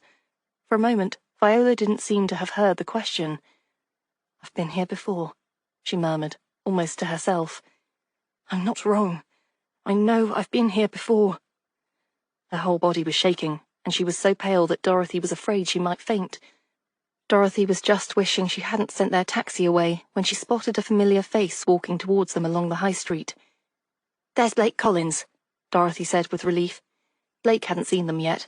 He was walking along with his nose in a book, as usual. Probably a book of mathematical theories, if Dorothy had to guess. He's a teacher at the village school, and very nice. Blake! Dorothy waved and called out, trying to attract his attention before adding to Viola. He and Tom have become good friends. I'm sure he can help us get back to Bramblewood if you're not feeling up to... Walking, she was about to say. But Blake had looked up from his book at last and caught sight of them, and now he looked every bit as shaky and pale as Viola. His face turned ashen grey, and his eyes were so wide you'd have thought he was seeing a ghost. He didn't even look at Dorothy, but came right up to Viola, still staring into her face. His lips moved, but no sound came out. Then, finally, he swallowed visibly and cleared his throat, managing a single word in a low, hoarse tone. Catherine? Chapter 39. Blake. So... Catherine spoke very slowly and carefully, as though she was still trying to decide whether any of this was real. Blake could well understand the feeling.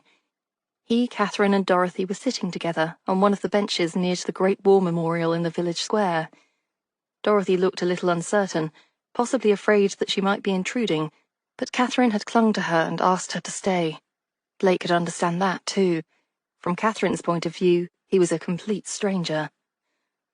My real name, is Catherine Chapman, Catherine went on in the same careful tone.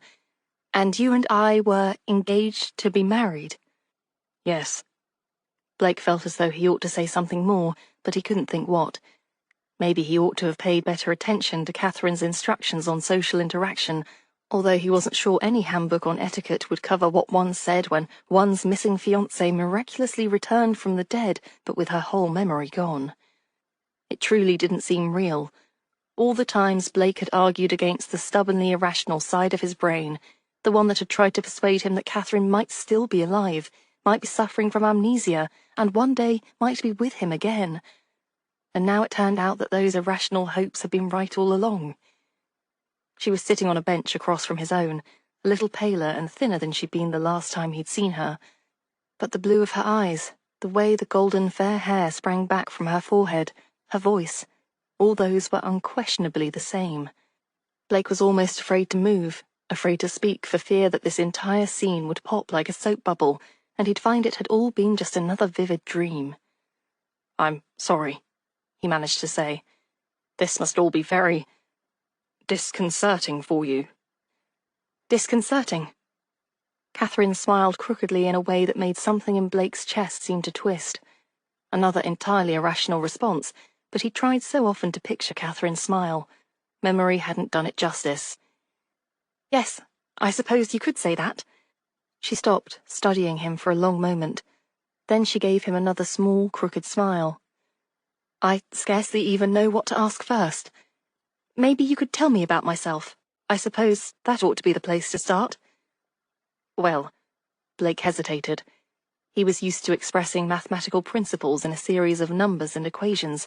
One could do that completely and with 100% accuracy. But how did one sum up an entire person in a few inadequate words? "You were a librarian," he began. "You worked at the British Museum Library. That was how we met. I used to come there to read and study. You loved books." Dorothy, sitting beside Catherine, had been quiet, but now she put a hand on Catherine's arm and said, "She still does. She organised a kind of mobile library service at St. Thomas's Hospital, bringing books for patients to read." That didn't surprise Blake at all. "You had a copy of Shakespeare's comedies that you would bring along every time you had to shelter during an air raid. You used to say that A Midsummer Night's Dream could brighten even the dreariest or most frightening day. You liked the tragedies, too.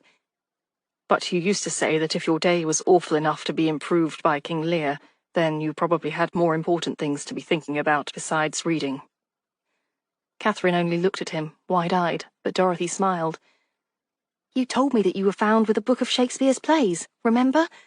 You said that was why you chose the name Viola." "From Twelfth Night?" Blake nodded. "We saw that play performed at the Old Vic with Laurence Olivier, but an air raid interrupted the show, so you read the rest of the play out loud to everyone in the tube station." Viola still didn't respond. Blake rubbed a hand across the back of his neck. He was probably botching this completely. "What about family?" Catherine asked after a moment. "My mother, my father." "They both died several years ago. I'm sorry," Blake added. He watched Catherine, wondering whether he ought to have broken that news more gently, but she nodded. "I thought so," she said. "I couldn't remember, but I had a kind of feeling that I hadn't any family. I'm glad I was right," she added. "It would have been awful for them, worrying about what had happened to me, thinking that I was dead all of this time." Blake winced. Awful was, if anything, an understatement of the torture that had been his life for the past year, although that didn't seem to have occurred to Catherine. Well, that wasn't surprising. He was still a complete stranger to her. "Have I been to Crofters Green before?" Catherine asked. "Several times. You grew up in Fenley. That's about 3 or 4 miles from here." Catherine released a slow breath. "I knew it. I knew all of this." She gestured to the high street and the rest of the village beyond their benches. "Felt familiar somehow." "That's a good sign, surely," Dorothy said. "If you're still able to remember Crofters Green, then maybe you'll begin to remember other things as well." "Maybe." Catherine's blue eyes rested on Blake, their expression very serious, but he couldn't tell at all what she was thinking. He ought to say something. But all the times he'd imagined Catherine being alive, all the times hope had stubbornly refused to be ground out, he'd never thought about what he would say to her if he did find her again. Maybe because he'd never let himself imagine that far into what had seemed an impossible future. Before he could speak, the bell in the village bell tower chimed 4 o'clock. Dorothy jumped. "I'm so sorry, but I need to go and walk Tommy home from school. Tom ordinarily goes to fetch him, but today he wanted to go out to Hastings Farm and fetch some wood that Mr. Hastings told him he could have. Mr. Hastings recently pulled down an old barn, and some of the wood is still good enough for Tom to use it for cabinets." She stopped and looked uncertainly at Viola. "If you'd like, you could come with me, or—" Don't go, please, Blake wanted to say. He still had the feeling that if he let Catherine out of his sight, he'd never see her again. But for one thing, that was irrational, and for another, it might make him sound like a... what was the word his students used? Creep. That was it. Catherine looked at him another long moment, still with that serious, thoughtful expression. Then, finally, she turned to Dorothy and said, "That's all right. If Blake..." She pronounced his name very carefully, as though she were testing it to see whether it was familiar. "If Blake doesn't mind, maybe the two of us could stay here and talk for a little while longer." She turned to Blake. "If you know the way to Dorothy's cottage, that's where I'm staying." She paused again, and Blake felt a rush of relief that was so intense it was like being kicked in the chest. Then she asked, "If you wouldn't mind?" He realized she was waiting for him to reply. "No," he managed to say. "I've got nowhere else to go, and I don't mind at all." Chapter 40. Blake. Silence fell after Dorothy had hurried off, a silence during which Blake tried out and discarded at least half a dozen openings for conversation. At last, Catherine said, "You've told me about who I am. Maybe you could tell me now about you?" "Oh, yes." That ought to have been a relief. Surely Blake could think of something to say about himself. But still the words came out stiff and unnatural sounding as he said, "I was invalided out of the army just over a year ago. Now I teach mathematics at the village school. I'd hoped to go back to university. I was studying for a doctoral degree at the University of London when I was called up, but..." He stopped. Would it be another of those potentially creep-like things he could say if he told her that everything, including his studies, had seemed empty, just dust and ashes with her gone? Before he could make up his mind, Catherine asked, "Why were you invalided out of the army?" "I was wounded at Dunkirk, in the leg. I still walk with a limp, although I don't need the walking sticks anymore." Catherine hesitated, then asked, Did I know about your being wounded?" "I'm not sure," Blake said. "I assume that they would have tried to send you word, but I don't know whether you received the notification. I was in hospital when I got the news that your block of flats in London had been destroyed by a bomb." His first thought when he'd read the telegram while lying in that hospital bed had been anger that the medical officers had managed to get him to a field hospital in time to save his life. Anger, as a rule, he considered an unproductive emotion, but in that instance it had completely overpowered him. Why had he been forced to survive when Catherine was gone? Blake didn't say any of that out loud now, but maybe something of it showed in his expression all the same, because Catherine's look changed. "I'm sorry that you had to go through all of that alone." "I'm used to being alone," Blake said. "I prefer it, really, except that was what was so extraordinary about meeting you. For the first time, I preferred someone else's company to being solitary." Catherine was silent a long moment, looking at him with something like sadness in her blue eyes. Then she said softly, "I truly wish that I remembered you. Instead of being stuck here having what is probably the most awkward conversation that either of us has ever had. I believe I can say with some degree of certainty that it's well within my top 4, or possibly even top 3. For another moment, Catherine just stared at him, long enough that Blake began to wonder whether he'd insulted her. But then she laughed. "You actually have a ranked list of your most awkward conversations." Blake felt that odd, nameless pain around his heart again. He'd forgotten what Catherine's laughter sounded like. "Well, yes," he finally managed to say. Catherine shook her head, but her voice still held an undercurrent of laughter. "Why don't we change the subject, then, before we move up any higher in the awkwardness rankings?" She tilted her head, apparently thinking, then said, "When Dorothy was in London, she was involved in getting to the bottom of some sort of smuggling ring that was operating out of Crofters Green. Were you a part of that too?" "Yes, I was." Blake drew a cautious breath of relief. "Actually, we're in the midst of another investigation now, one involving the death of a young recruit at a military training camp not far away from here." Briefly, he outlined the case, beginning with the death of Private Jameson and the legend of the Judas Monk, and continuing on through the disappearance of Travis. He watched Catherine carefully as he spoke, trying to gauge whether or not he was boring her. But, Though he'd never been an expert at reading other people's facial expressions, he thought she appeared genuinely interested every time. "Fascinating," she finally said when he'd stopped speaking. "More than fascinating, really. It's—" She frowned, searching for words. "Important," she finished at last. "You've no idea how much I've wanted to be a part of something that really mattered these past months, instead of just marking time inside the hospital." "From what Dorothy has said, your work at the hospital mattered," Blake told her. "But, actually—" He stopped, hesitating. Catherine tilted her head. "Actually what?" "Actually, the dead man Jameson's sweetheart, Ellen Thorpe is her name, is an old friend of yours, or she used to be." Catherine's eyes widened. "Really? You're not joking?" Blake was puzzled. "Why would I joke about something like that? And it's not such an extraordinary coincidence. You grew up quite close to Crofters Green. There's a fairly high probability that you'd have known many of the local residents." "Ellen Thorpe," Catherine repeated. Her brows knitted together, but then finally she shook her head. The shadowed look crossed her gaze once again. "No, I can't remember the name or anything at all about her." "You might, though," Blake said, "if you were to see her again. Or at least there's enough chance of it that it would seem a perfectly valid excuse for our going to see her."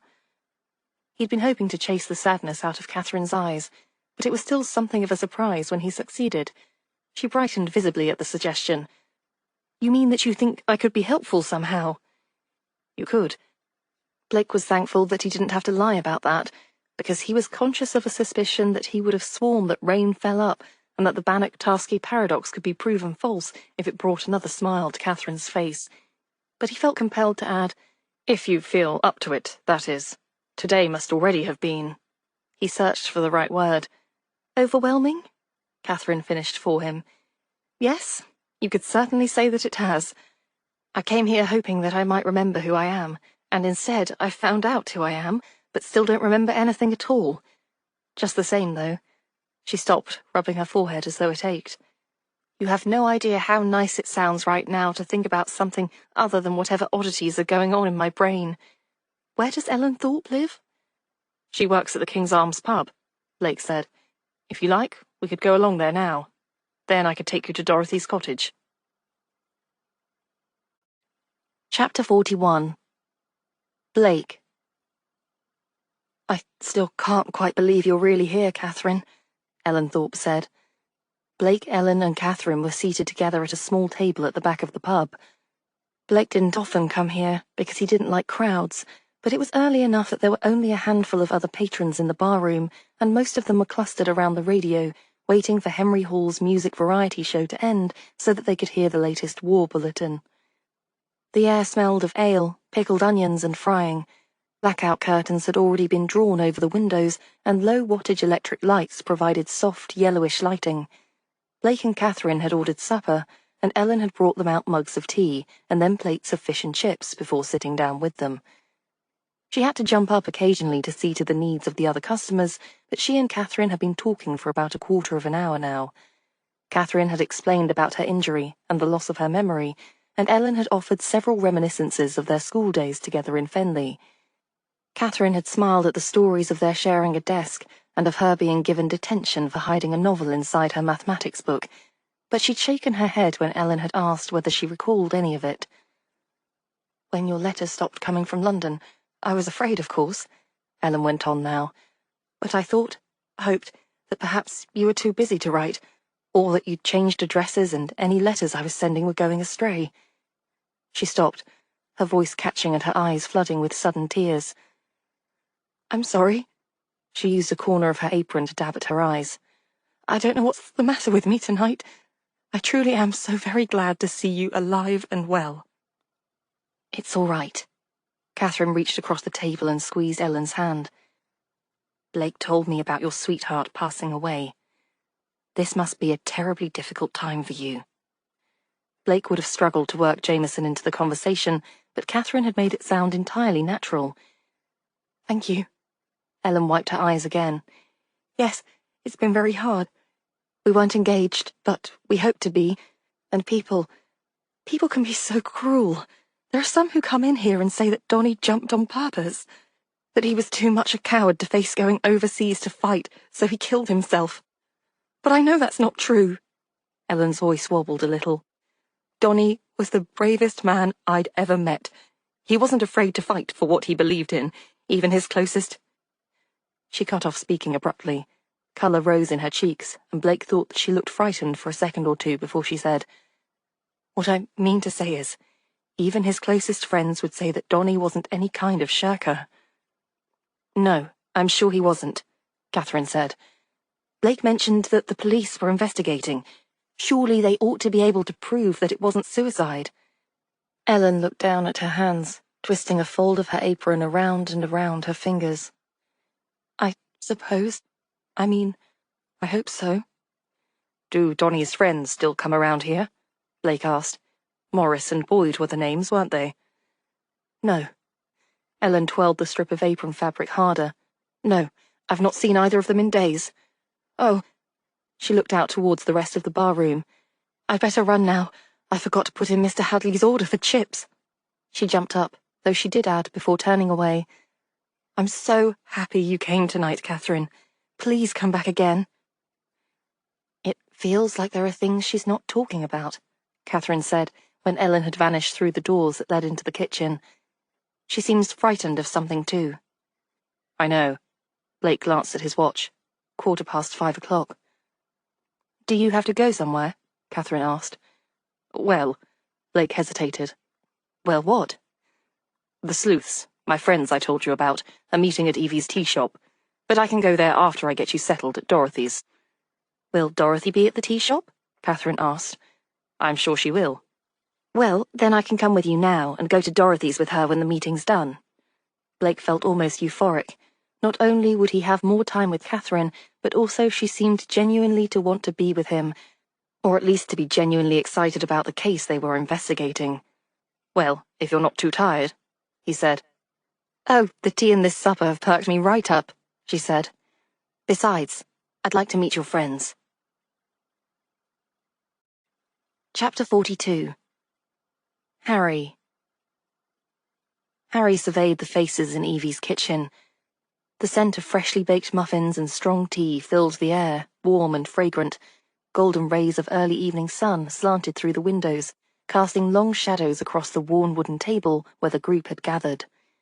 Nigel sat nearest to him, notebook open and pencil poised, ready to document their collective insights. Across from them, Alice Greenleaf absently stroked Bonzo's ears as the little Pomeranian settled contentedly in her lap. Evie moved efficiently between stove and table, refreshing teacups with a steady hand that belied the intensity in her eyes. Blake Collins sat with Catherine beside him.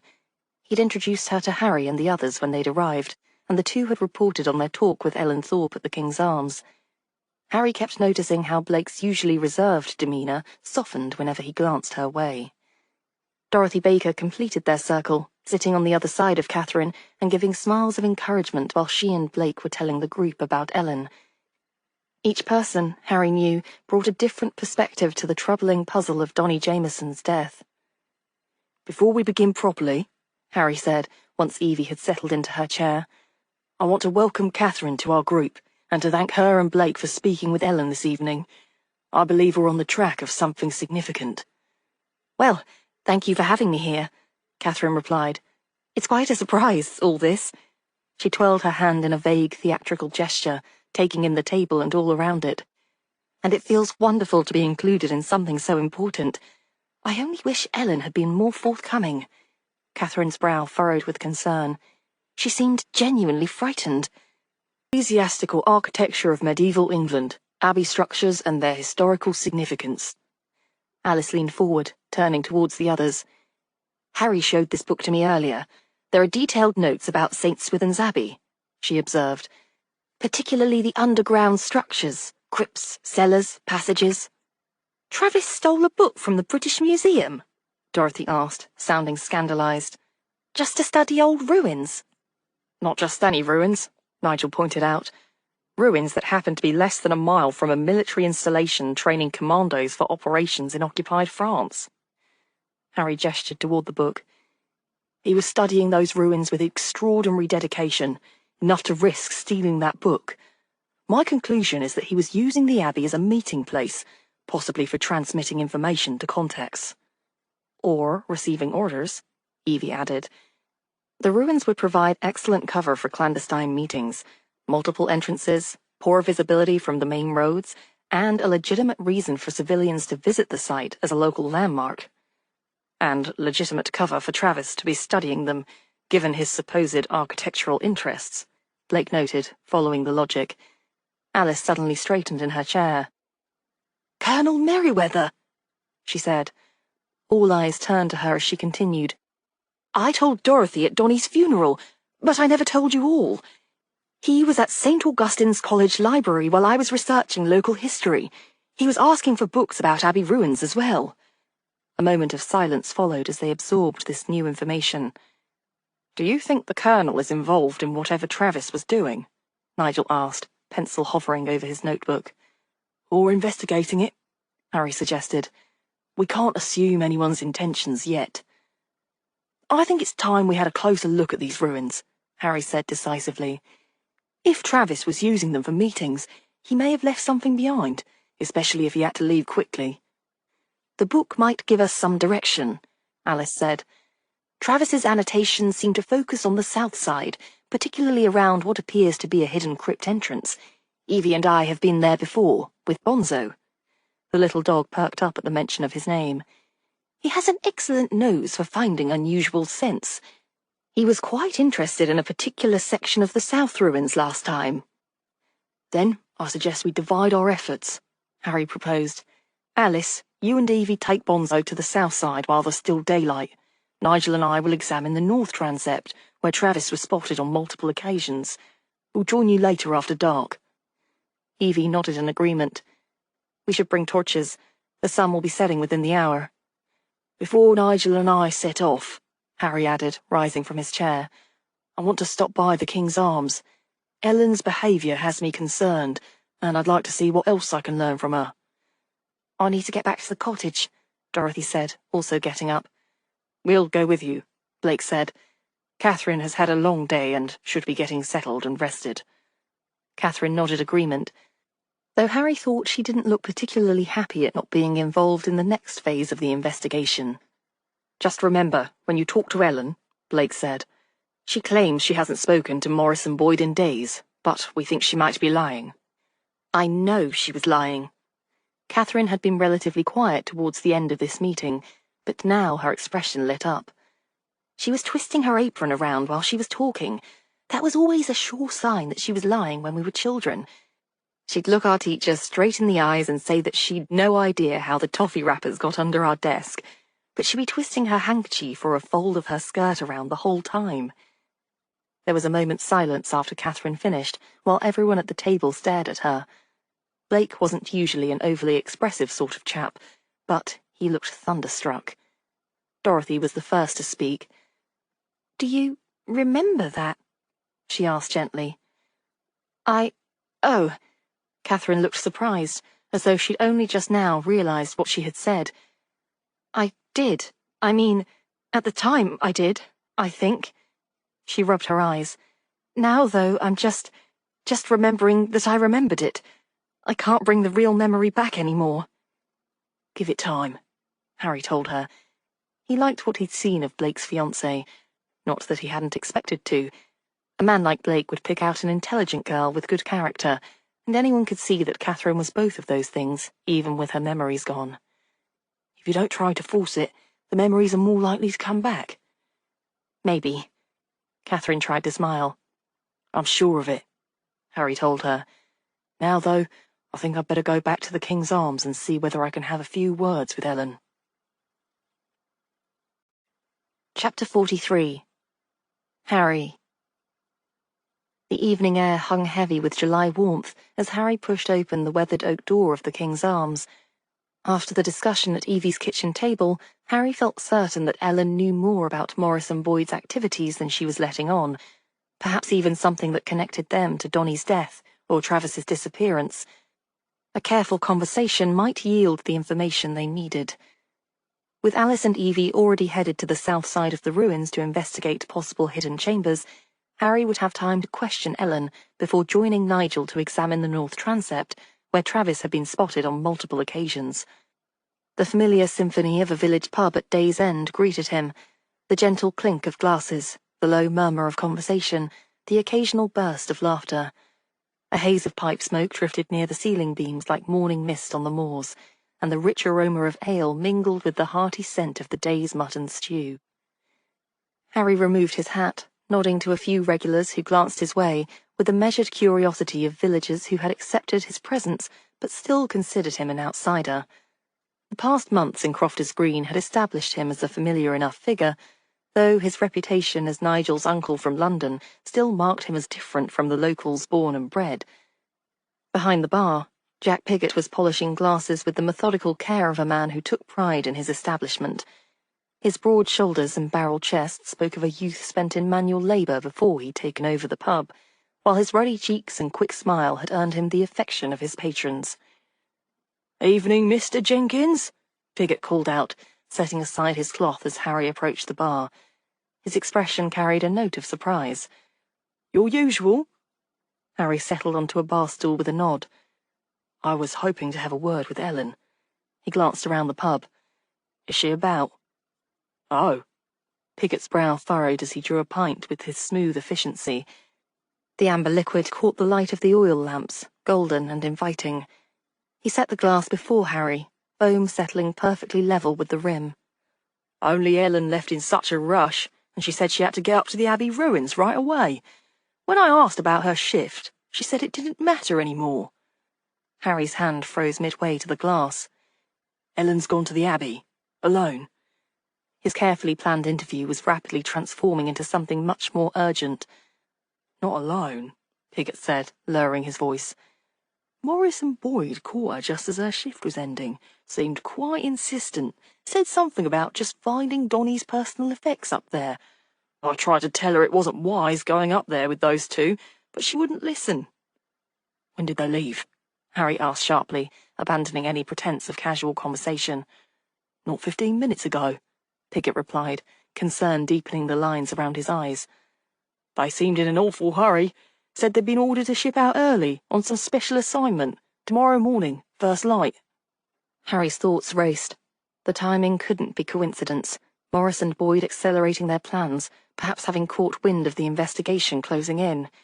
Whatever Ellen knew, they were making sure she couldn't share it with Harry or the others, and now she was heading straight into danger, while Alice and Evie were already on their way to the ruins, unaware of the threat approaching. "Did they say which part of the Abbey they were headed to?" Harry asked, already rising from his stool. Piggott's expression turned grave. "Boyd said Donnie had shown them some secret passage." He leaned forward, his voice dropping further. "Mr. Jenkins, I don't like the feel of this. Morris had something in his coat pocket, kept his hand on it the whole time, shaped like it might have been a pistol." Harry felt a chill despite the warmth of the pub. A secret passage, exactly the part of the ruins that Alice and Evie were investigating, and armed men approaching. "Jack, I need to use your telephone," Harry said urgently. Piggott nodded, immediately grasping the seriousness of the situation. "In my office." Harry didn't wait for further confirmation, striding quickly toward the back rooms. He needed to warn Nigel, to tell him to go directly to the Abbey, and to bring reinforcements. But Alice and Evie, there was no way to alert them, and if Morris and Boyd reached them with Ellen in tow... He pushed open Piggott's office door. The heavy oak seemed to symbolize the weight of responsibility pressing down on Harry's shoulders. He had to move quickly, had to coordinate a response before tragedy struck. If his suspicions were correct, Morris and Boyd had already killed twice to protect their secrets. They wouldn't hesitate to add more victims to their tally. As he dialed Nigel's number, Harry grimly reflected that their orderly plans had suddenly transformed into a desperate race against time. Tonight would end in either answers or more bloodshed, perhaps both. His jaw tightened as Nigel's telephone began to ring. There wasn't a moment to lose. Chapter 44. Alice.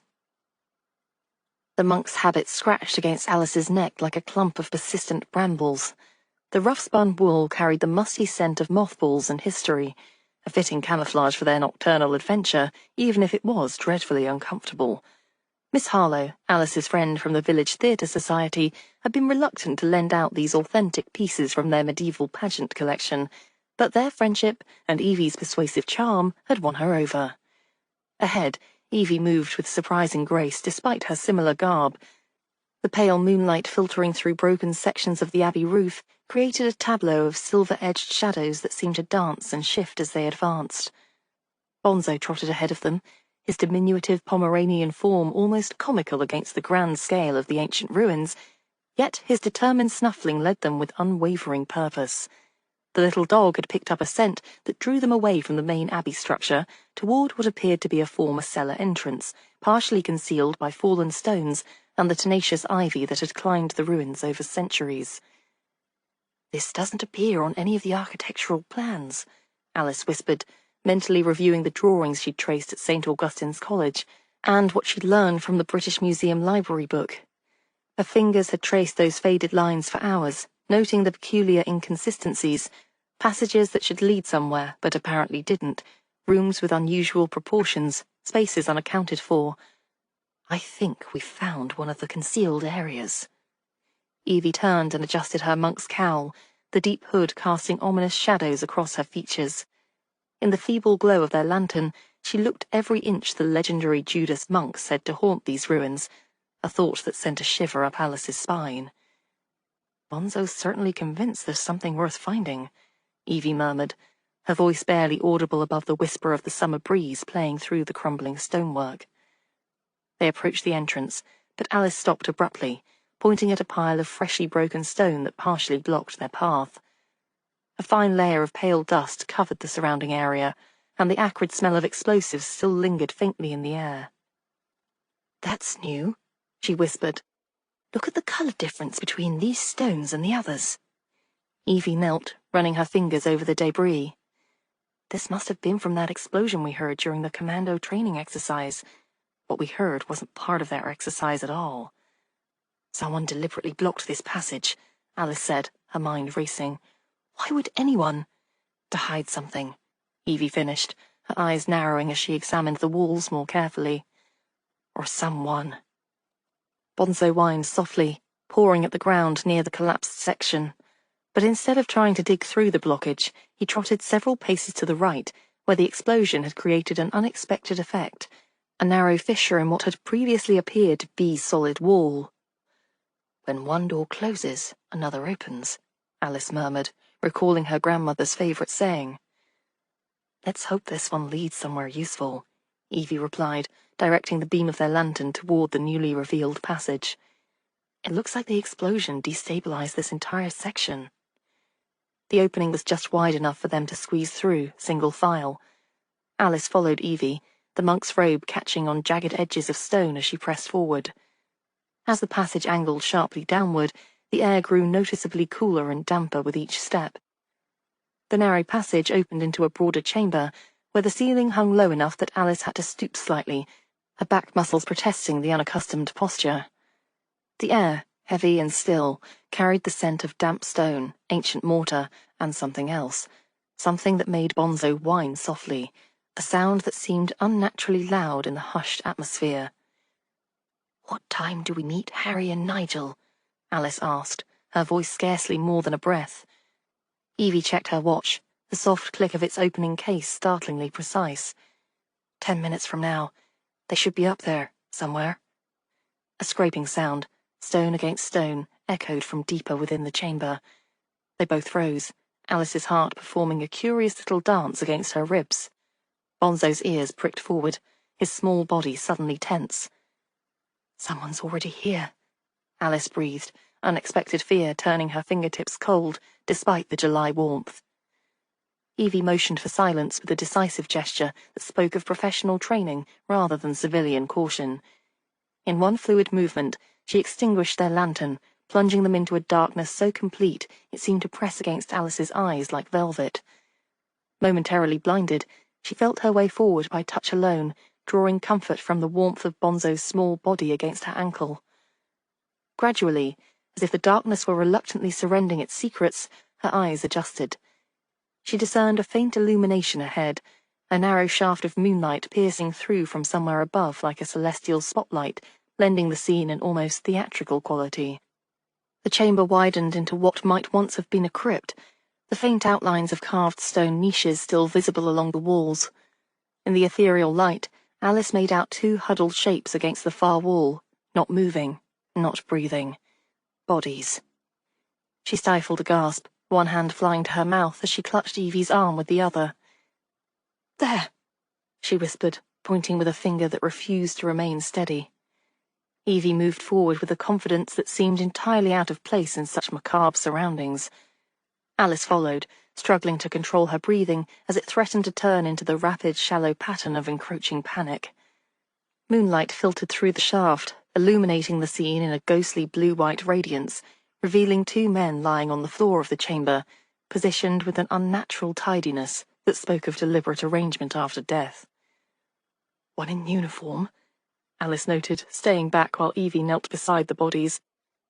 The smell was there, not overwhelming, but unmistakable, the peculiar sweet-sour scent that whispered of mortality. "British Army," Evie confirmed, examining the insignia. And the other, civilian clothes but military haircut.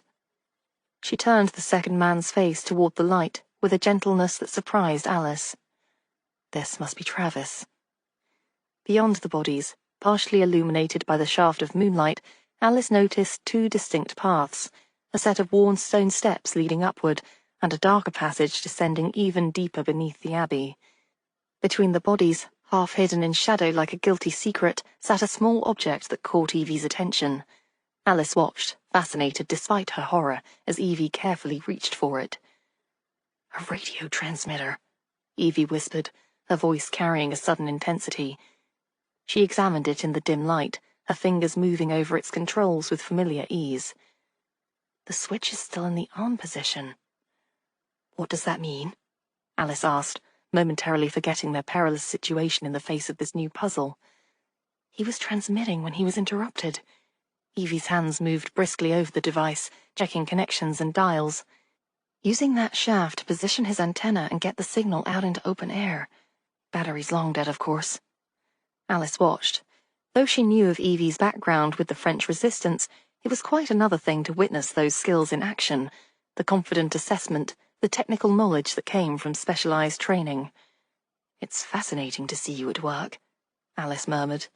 Evie glanced up briefly, a flicker of appreciation crossing her face before her focus returned to the task. "If he was transmitting," she said, examining Travis's body with calm precision, "he would have had a code sheet, something to translate his message." Alice kept vigilant watch on both passages, counting seconds in her head. Were Harry and Nigel about to arrive? "Just another moment," Evie murmured, now methodically searching Travis's pockets. Her movements were swift and precise. She turned up nothing in his jacket or trousers. "Where would you hide it?" she muttered, almost to herself, frustration evident in her tone. Then her hands moved to Travis's boots, fingers exploring with purpose. "Of course," she breathed, excitement replacing frustration. "Standard field training." Alice glanced back to see Evie examining Travis's right boot, running her fingers along the edge where leather met sole. "What is it?" "The stitching has been partially undone and resewn," Evie explained, working quickly now, her voice taking on the clipped tones of someone slipping back into a former role. "Not by a cobbler. It's amateur work. He did this himself."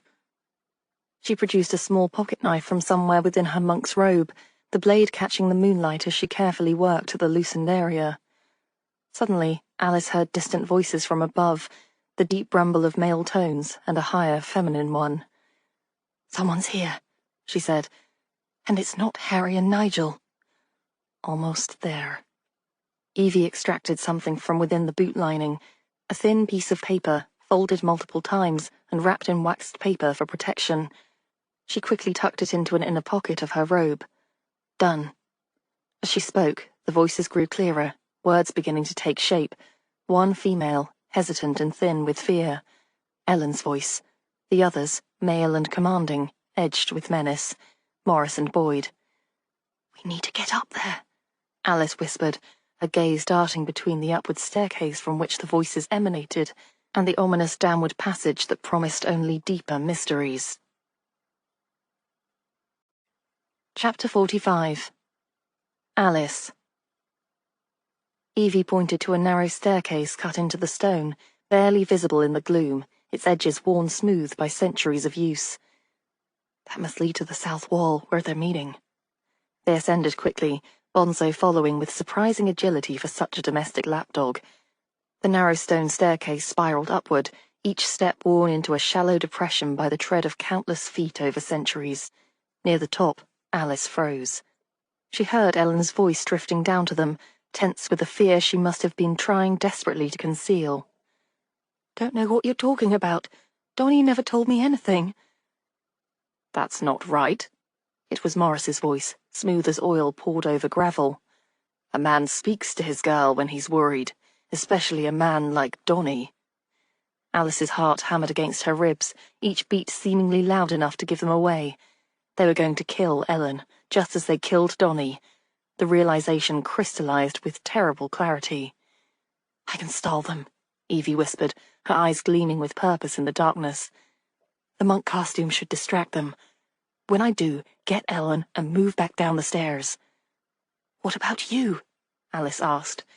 Evie's smile was barely visible in the darkness, but it held a quality Alice hadn't seen before, a fierce confidence bordering on anticipation.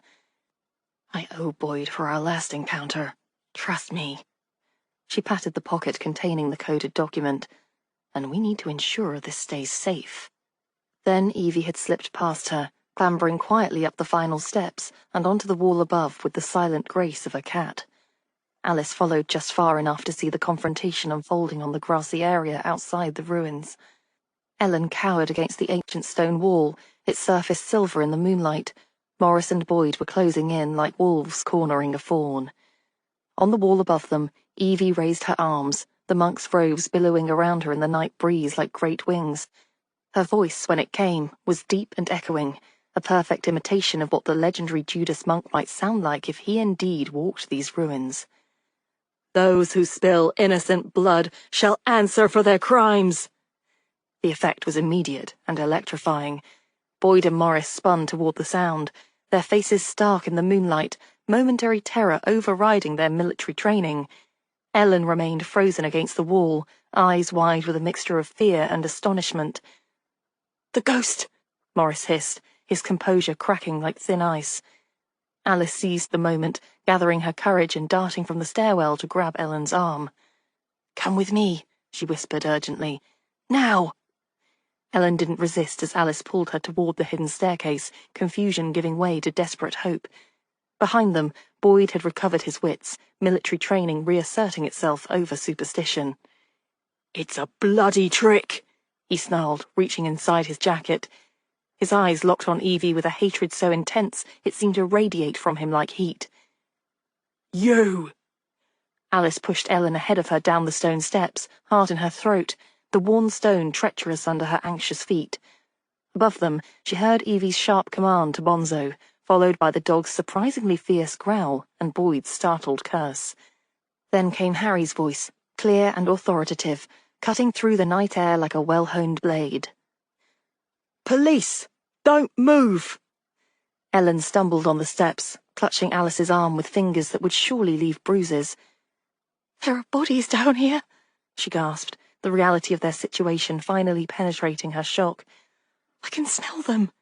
"I know," Alice said grimly, guiding her through the darkness with more confidence than she felt. "2 missing men. One of them was from Fort Hardwick, an instructor named Travis, and I think Evie just found out why they were killed." As they reached the bottom of the stairs, Alice heard the commotion above. Nigel's voice joining Harry's, the sound of a struggle, a curse, the clatter of something metal falling to stone.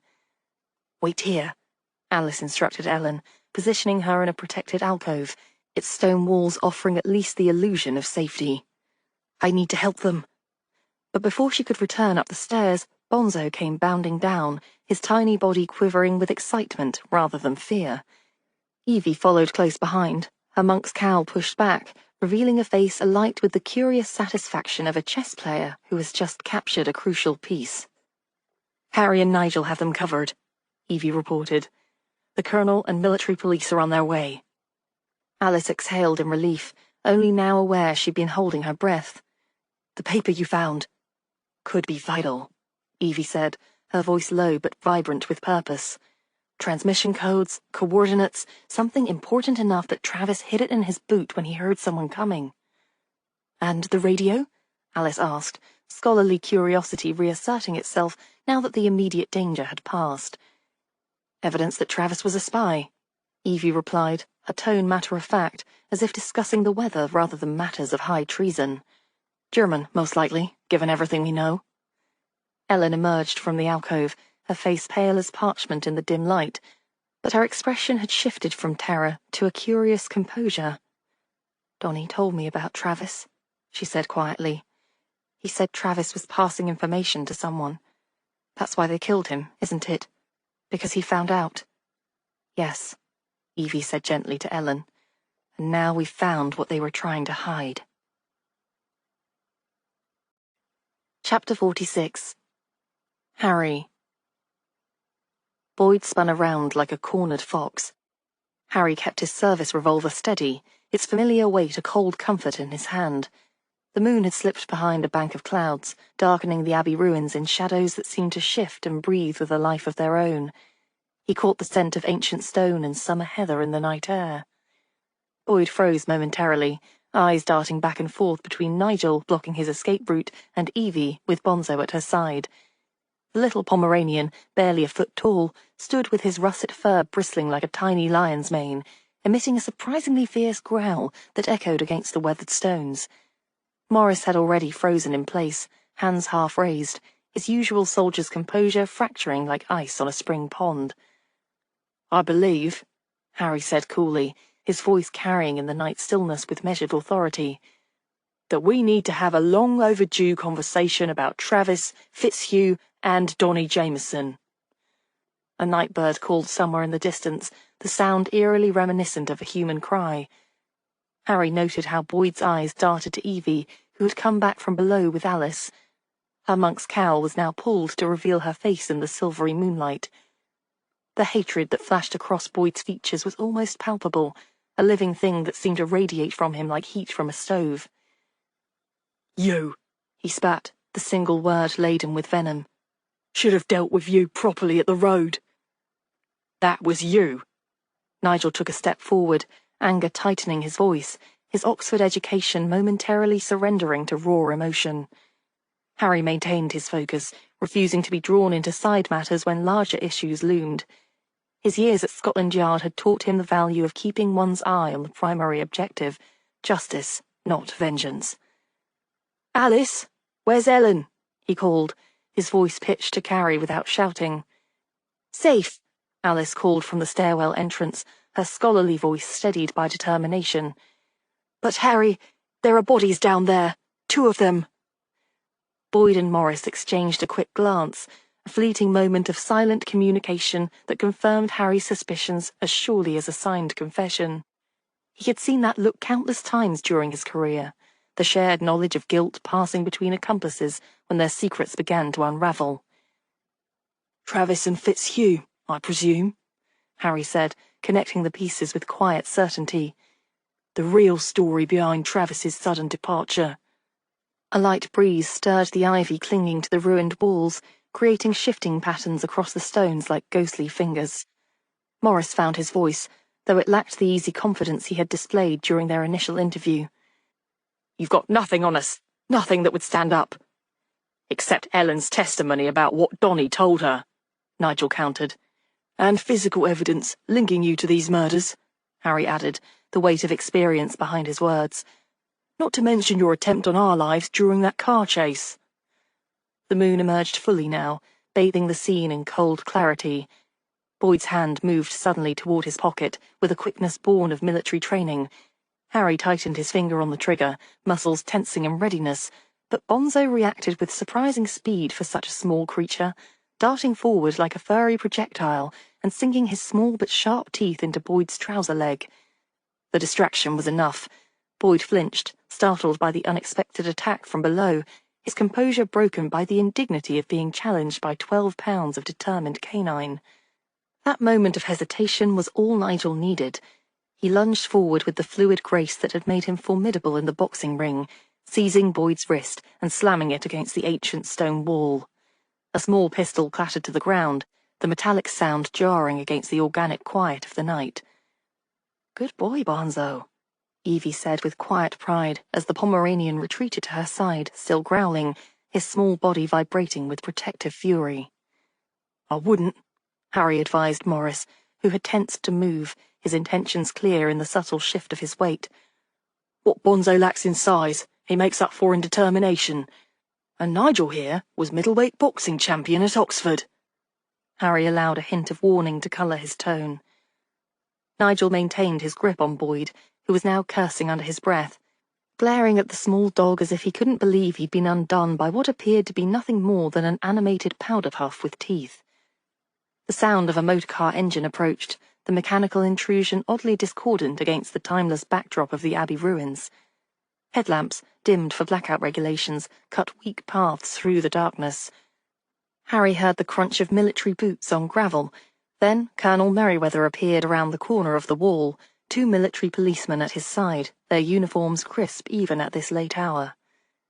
"Colonel," Harry acknowledged, without lowering his revolver. Years of police work having taught him that the most dangerous moment often came when one believed the danger had passed. "Your timing is excellent." Merriweather surveyed the scene with a grim expression, his military bearing impeccable despite the hour and circumstances. The moonlight caught the polished buttons of his uniform, creating small points of light like earthbound stars. "I received your message, though I confess, Inspector, I hoped you were mistaken." "There are bodies in the lower chamber," Harry said, his tone matter of fact, "and I believe these 2 gentlemen can explain how they got there."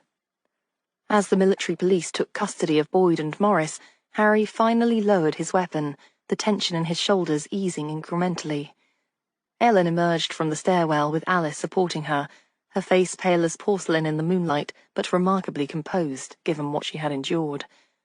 Bonzo trotted over to them, his protective instincts now focused on the newcomers, his earlier ferocity transformed into watchful vigilance. Merriweather stepped closer to his men, his expression hardening into something Harry recognized from his own days of command. The wounded look of a man whose authority and trust had been betrayed, a particular kind of pain reserved for those responsible for others. "What have you done?" the colonel asked, his voice dangerously quiet, like the stillness before a storm. Boyd straightened his posture, military training reasserting itself despite the circumstances, his spine stiffening as if on parade. "We were protecting Fort Hardwicke, sir." "By concealing 2 bodies?" Merriweather's tone could have frozen water in August. "By killing one of your own?" Morris spoke up, his voice steady now, falling back on the discipline that had shaped him. "Travis was a spy, sir. We caught him in the act. He had a radio transmitter and was tapping out a message. Fitzhugh was already dead when we arrived." Boyd added, "Travis was a traitor, sir, and traitors die." Harry watched the exchange. After decades spent reading the subtle language of human deception, he could readily spot the small shifts in Boyd's facial movements, not remorse, but calculation, the mental arithmetic of a man determining how much to admit and how much to deny. "And Jameson?" Merriweather demanded, the question hanging in the night air like an unexploded shell. Boyd's jaw tightened, a muscle visibly twitching beneath the skin. "He saw us moving the bodies. He promised to keep quiet, but we were sure he told his girlfriend. He would have told others. He would have betrayed us."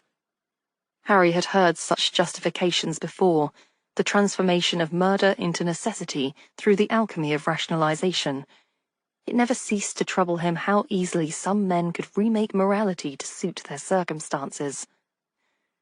"This matter of national security," Merriweather said, his voice rising like the tide, controlled but inexorable, "has remained unknown for what? Months now? Because you chose to keep it hidden." "We were protecting the honor of Fort Hardwicke," Boyd insisted, a hint of defiance entering his voice, the last stand of a man who had convinced himself of his own righteousness. "We couldn't let it be known that we'd harbored a spy." Evie, who had been quietly observing with the stillness of someone accustomed to waiting for the right moment, suddenly stepped forward. In the moonlight, with traces of her monk's disguise still evident, she carried the unmistakable authority from her French resistance days that Harry had come to recognize. "You mean you didn't want it known that you had come from a training camp that had harbored a spy?" Evie said, her voice cutting through the night air. "You were protecting your own careers, not Fort Hardwick." Harry watched with quiet approval. Evie Harris was letting her true self show, someone who understood military responsibility better than these two men ever would. "That's unfair," Merriweather responded, turning to Evie with a frown, his military bearing momentarily discomposed by her forthrightness. "These men may have been overzealous, but they were ready to give their lives."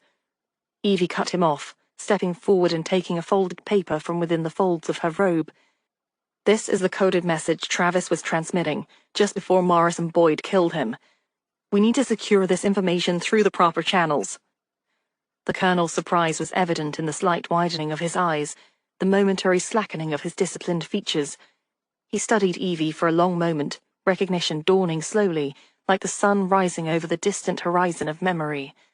Something in her bearing obviously registered with him, the demeanor of a fellow officer, perhaps, despite her current civilian status.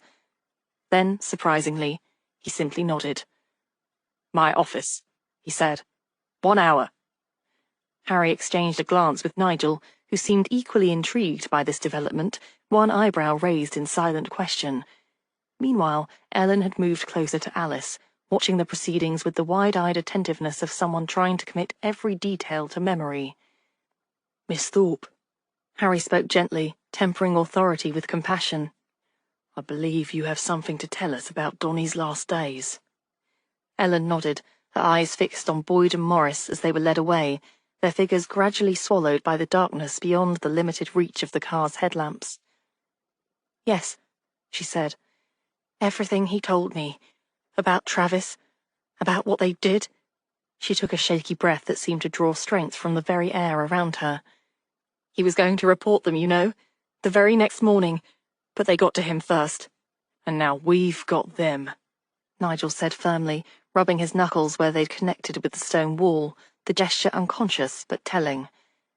As the military police escorted Boyd and Morris away, Harry caught fragments of Boyd's muttered words, carried to him on the night breeze. "Don't trust that woman. She's more than she seems." A military policeman cut him off with a sharp command to be silent, and the words faded into the darkness along with the men. Harry glanced toward Evie Harris, who was carefully tucking the coded message back into an inner pocket of her monk's robe. Boyd clearly had no idea of her background, yet even he had sensed her confident competence was at odds with her impersonation of a driver when he'd first met her, and possibly the beating Evie had given him had also been a clue. Harry grinned at the thought. He watched as she stood framed against the ancient stones of the abbey, the moonlight casting her profile in silver relief. The firm set of her jaw told him she was already formulating a plan. "Colonel Merriweather expects us in his office," Harry said quietly, approaching her. "Though I suspect you have a different destination in mind." Evie met his gaze directly. "Blake can decode this message more quickly than any military intelligence officer," she said, her voice low but determined. "And I know exactly who needs to see it after that." Harry nodded, understanding her reasoning. In matters of espionage, official channels weren't always the most efficient or secure. "I'll handle the Colonel," he offered. "Buy you time to get that message where it needs to go." "Thank you, Harry," she replied, relief evident in her voice. This could be time-sensitive intelligence. If Travis had photographed the map, he was likely sending coordinates for a dead-drop rendezvous. She didn't need to finish the thought. They both understood the stakes.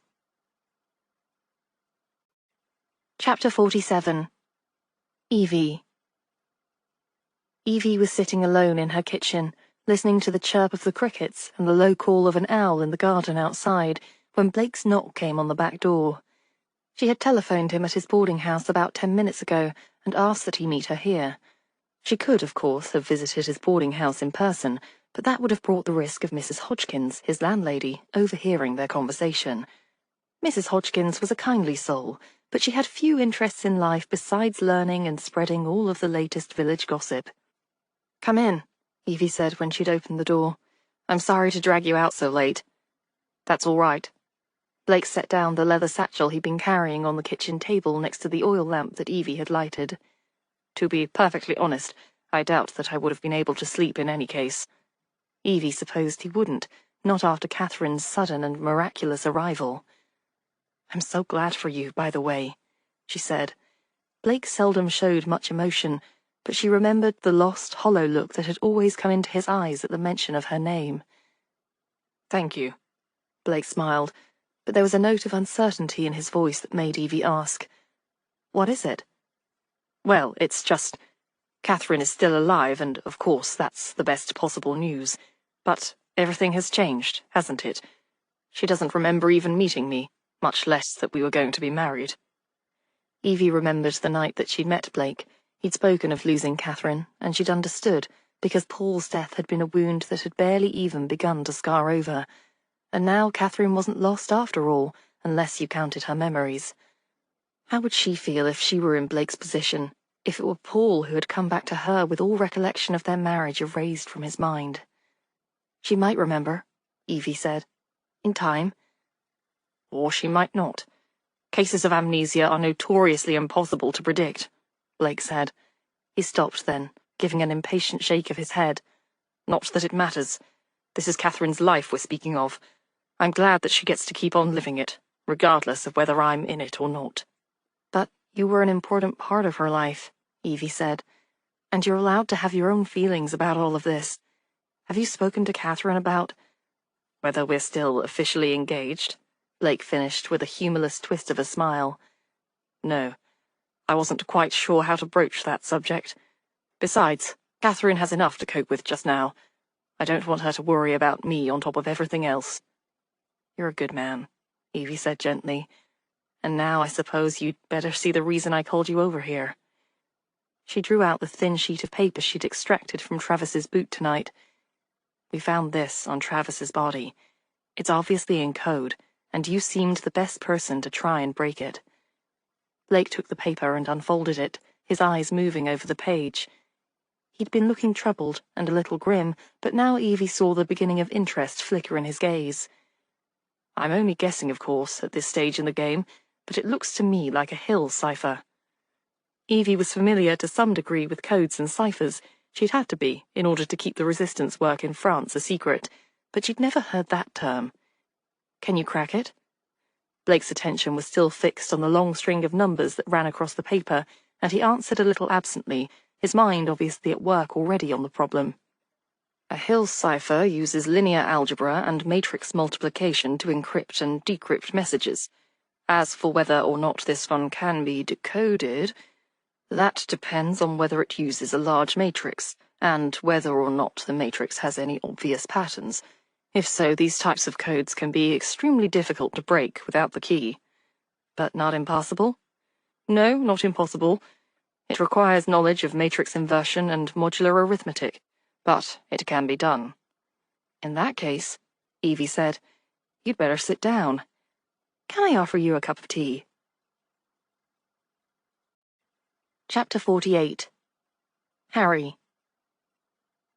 1 hour later, on schedule, Harry settled into the rigid wooden chair across from Colonel Merryweather's imposing oak desk.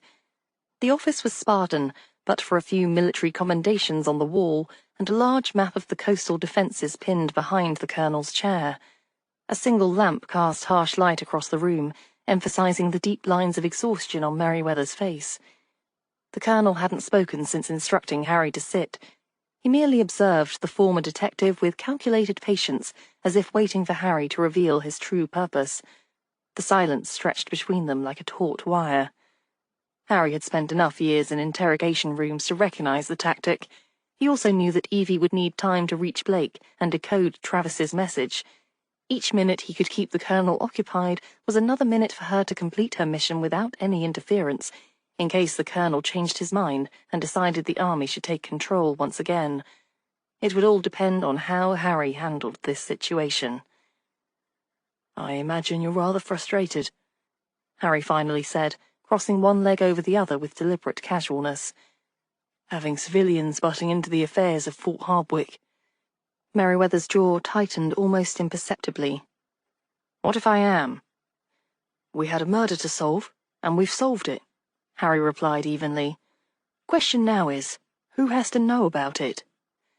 The Colonel leaned forward slightly, his interest piqued. I would think this is a military police matter. Harry allowed himself a small smile.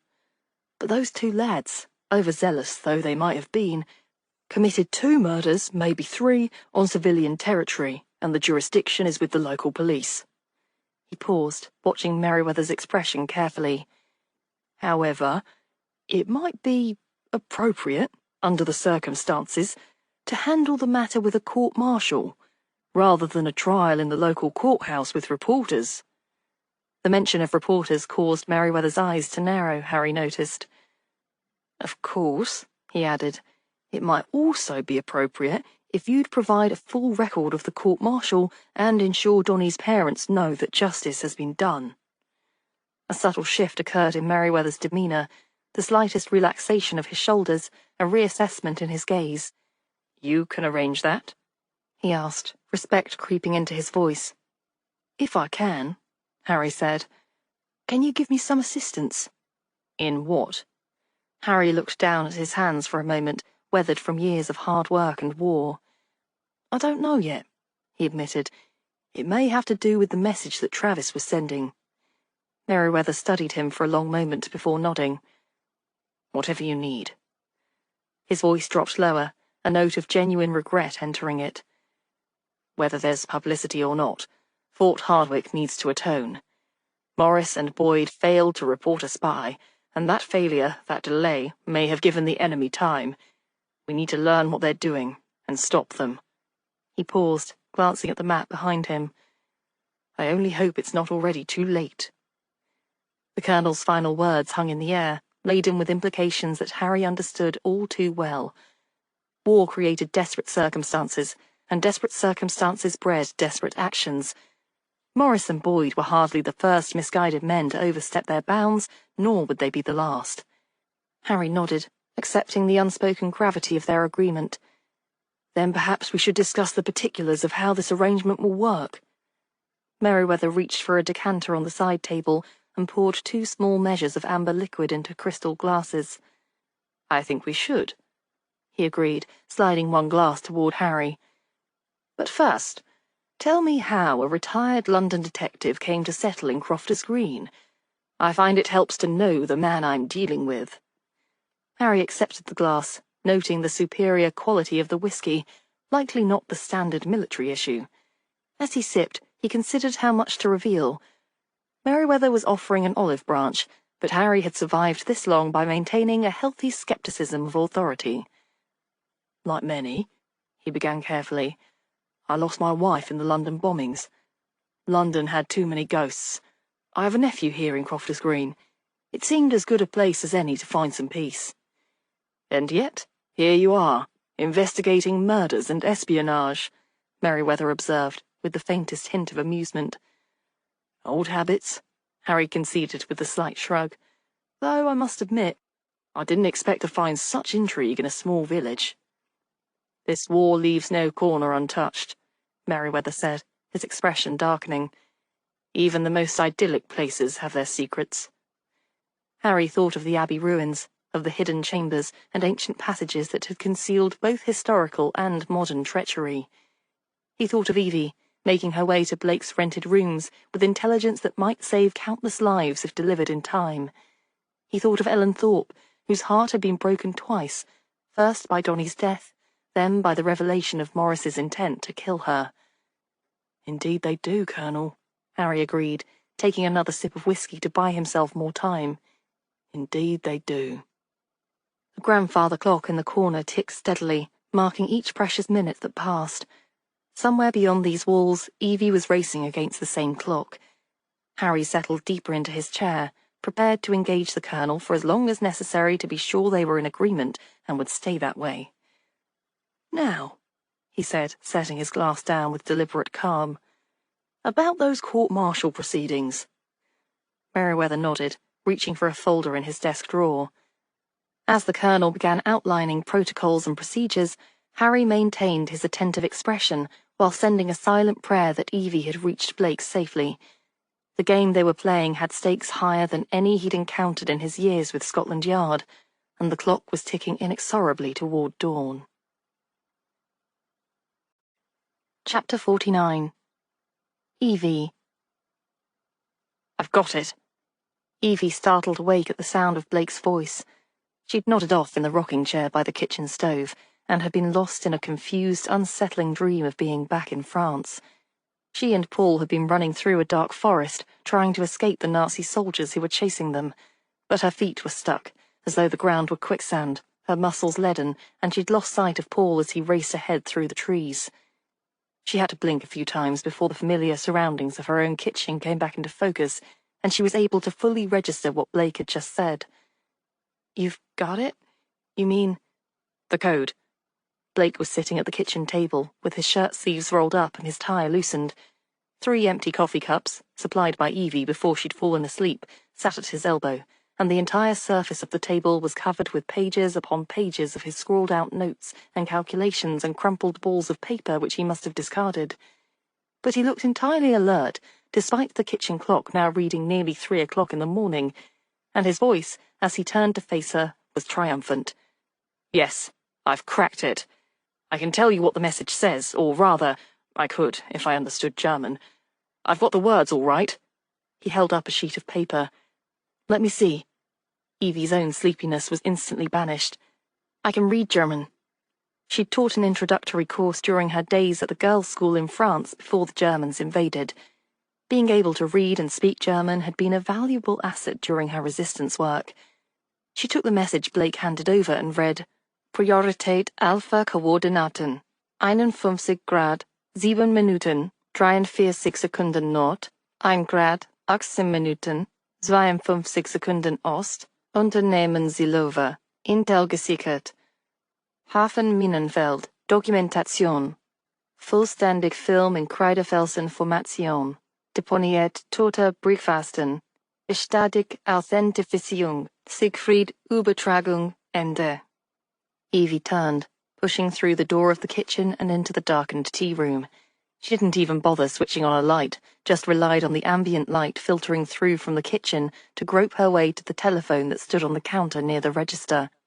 Her heart was drumming in her ears hard enough that she almost didn't hear it when Harry's sleep-blurred voice at last came on the other end of the line. "Hello?"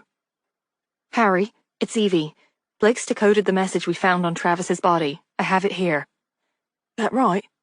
Immediately all traces of weariness were gone from Harry's tone. "What does it say?" Evie swallowed and finally switched on the small tea lamp on the counter so that she could read the message out loud. "I'm translating from German," she said, "but the message reads, Priority Alpha Map GRD 51 degrees, 7 minutes, 43 seconds north. 1 degree, 18 minutes, 52 seconds east, Operation Sea Lion Intel acquired harbor defenses, photo doc complete, film cache located, chalk stack formation dead drop confirmed, authentication, Siegfried. Transmission ends." "Siegfried." Evie could picture Harry leaning forward a little, pressing the receiver more tightly against his ear. Travis was actually in communication with Siegfried. "Working for him, in fact," Evie said. "It certainly appears that way." There was a moment of silence on the other end of the line. Evie imagined Harry's brows knitting together in the way that meant he was thinking. Then he said, "So, those coordinates that give us the dead drop location, can you read them to me again? I've got my pen and paper ready." Evie read them again. "Got it," Harry said. "No guarantee that anything's still there, but we'll go at first light to find it." "Of course," Evie agreed. "And I'll make sure this message gets into the hands of Mr. Brown." Chapter 50. Evie. Evie cautiously eased open the back door of her cottage and stepped out into the garden. Ordinarily, the hour just before dawn was her favourite time of day. The sky, though still dark, was beginning to show the faintest hint of the first light, a soft gradient of deep blue and purple on the horizon. The air felt crisp and cool, a respite from the heat of the day before, and the scent of damp earth mingled with the fragrance of early blooming roses and lavender. Above all, everything was silent. The birds hadn't yet begun their morning chorus. There wasn't even a breeze to stir a rustle of leaves. Beyond her own small patch of ground here, the world might be battered and spun into the tortured chaos of war. But here, in the garden during these early morning hours, there was peace. Evie, however, felt as though her nerves were stretched as tight as piano wires, and her heart was trying to compensate for the silence all around by hammering in her ears. She wore a green suit and a light khaki jacket in case of rain, but she carried no luggage, save for her Luger .08 pistol, which she held ready in one hand. Nothing moved as she approached the garden shed where she stored her bicycle. No hidden figures lurked in the shadows, ready to attack her. Yet she would have sworn that someone was watching her. She felt her skin prickle. Evie forced a deep breath, ordering herself to stop letting her imagination run away with her. Everything was fine. There was no one here. The only noise to be heard was a slight rustling of the leaves from the laurel tree to the right of the shed. Her thoughts came to a screeching halt, as though an invisible hand had dragged the needle of a record off its track. "You might as well come out." She pointed the gun at the shadows under the tree. "I know you're there." For a long moment, nothing stirred. Evie was just debating firing a warning shot, but that would draw all her neighbours, if not half of the village, and she would have some awkward explaining to do if it turned out that the only thing lurking in her shrubbery was a squirrel. Then Nigel stepped out onto the garden path. "Don't shoot." Evie exhaled a shaky burst of air. "What are you doing here?" "No, don't answer that, I can guess. If you think you're coming along with me to London, you're sorely mistaken." Nigel wore a grey overcoat and a black felt hat with a brim that shaded his angular face. "Then we're at something of an impasse, because I'm not letting you go alone. Either you let me drive you in the Ford, or you're going to have to shoot me." Grinding her teeth, Evie flicked the safety off the Luger. "So you're giving me a choice?" Nigel didn't answer, only continued to look at her. He knew as well as she did the drawbacks to firing a gun in Crofters Green. Evie wasn't quite ready to back down, though. "We'll be far more likely to attract notice in the Ford together than I would alone." "You don't think our German friends know your face?" Nigel asked. "I know they do. I just don't intend to give them a chance to recognize me." Evie finally lowered the gun and drew a scarf out of her pocket. She tied it, kerchief style, over her hair, knotting the ends under her chin. Then she hunched her shoulders and shifted her weight off-center, as though one of her legs was arthritic and giving her pain. "I have a grease paint pencil in my pocket too," she said, "for drawing a few lines on my face. But the real art of disguise isn't in wigs and props and costumes. It's in the way you walk and talk and carry yourself. If I move like an arthritic elderly woman on her way up to town for some shopping, that's what people will see, and they'll barely even look at my face. And if I were Siegfried, I'd have agents watching the road to Ashford," she added. "I can cycle across the fields and use the back lanes to get to the train station, and after that, I'll be just one passenger out of 100 on board a train." Nigel looked around the hushed and empty garden. Still nothing moved or stirred, but Evie tensed against a shiver all the same. "If you were Siegfried, you'd have worked out a way to keep a closer eye on us than simply watching the road, which begs the question of why he hasn't." She'd been asking herself exactly that question. Less than a week ago, someone had stood in this very garden and shot at her. Why hadn't they tried again? Also concerning was the fact that she hadn't spotted any possible agents of Mr. Brown keeping a protective watch on her or the Cozy Cup. Maybe Mr. Brown had decided, after Fitzhugh, to maintain a more distant and cautious surveillance. Maybe he'd given her up as a bad job and had decided to cut his losses and leave her on her own. "Maybe Jameson's murder and the discovery of Travis's body has scared Siegfried off," she said aloud. "It's not so easy to conduct an extended surveillance operation in a place like Crofters Green, where everyone knows everyone else and some curious neighbour is almost always on hand to see what's happening." "All the same, the Ford will be faster," Nigel said. "We can leave now and be in London in under 2 hours, and we both know that time is an important factor in this business." "So as you're not getting yourself killed." The words slipped out before Evie could stop them. Nigel tilted his head, but his face was a pale blur in the semi-darkness, and it was impossible to read his expression. Since when did your life become more disposable than mine? Since she'd met his mother, she thought. Since she'd seen him playing at dragons with his niece and nephew. But Evie couldn't say that out loud. She only blew out a long breath. I could still shoot you. I could still arrest you for threatening a police officer. You can't. You need me to give you the location of Mr. Brown's office. I suppose we'll just have to join forces and work together then. He was right. Evie might not like it, but she had to admit that more lives than just theirs likely depended on Mr. Brown seeing the decoded message she was carrying, and that she was more likely to succeed if she travelled with Nigel. All right. We'll take the Ford. But if it doesn't go as smoothly as you're predicting, I reserve the right to say I told you so. Chapter 51. Blake. Blake sat at his desk in the schoolroom, half-burned scraps of paper spread out before him. He could have brought everything back to his boarding house, but he liked the quiet, empty schoolhouse. Just now, during the summer holidays, the peace of his classroom made for an ideal place to work, with nothing to break his concentration except the occasional stir of a breeze from the open window. Even the faint smell of chalk seemed to help him think. He had arranged the fragments of paper under a sheet of glass, which both smoothed out the curling edges and protected them from crumbling. But it also meant that he had to try to piece them together in his mind rather than actual fact, simply imagining how the ragged edges and the letters and scraps of words might fit together. He was so absorbed in the work that he only half heard the tap on his door. He called out an absent "come in," while trying to decide whether the F in the fragment that seemed to read far was in fact a P. "I'm sorry.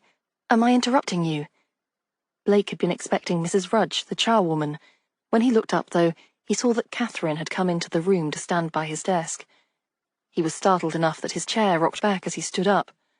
"No, you're not interrupting. Well, I suppose to be strictly accurate, you are, but what I meant to say is that I don't mind." Catherine gave him an oddly intense, searching look, which made Blake wonder whether he'd somehow said the wrong thing. But then she smiled. "You always tell the exact truth, don't you?" "I suppose I do," Blake said. "I would never want to believe anything that wasn't true, so why should I try to make anyone else believe a lie?" Catherine smiled again. "That's very admirable, although I imagine it must have got you into trouble a time or two. Most people haven't your strict preference for the truth, especially if their pride or their feelings are involved." "Once or twice," Blake admitted. "My landlady didn't entirely appreciate my telling her that her roast was too dry when she'd asked the other week." She'd asked, and so Blake had assumed that she'd honestly wanted to know the answer. "You used to." He caught himself before he could say that Catherine had used to coach him in answers that were polite without being untrue. "What are you working on?" Catherine asked. "Is it something to do with the case of the soldier who was killed? I thought all of that was over." "You heard?" Catherine nodded. "Ellen came over to Dorothy's to see me this morning. Poor soul, she just needed a friend to talk to, I think. She told us about Private Jameson's friends, how they'd been ready to kill her." She shook her head. "It's all so terribly sad, and such a waste." "War is a waste," Blake said. "An awful, bloody waste of lives and resources, and most of all, time.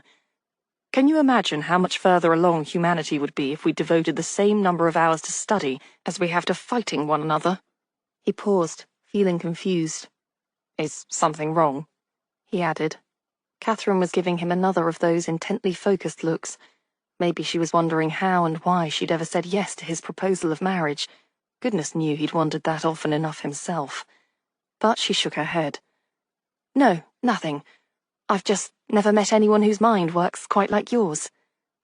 She'd said something very like that during one of the first long conversations they'd had, when he had worked up the nerve to ask whether she'd come out with him for a cup of tea, and they had sat at a linen-covered table and talked straight through tea time and then supper.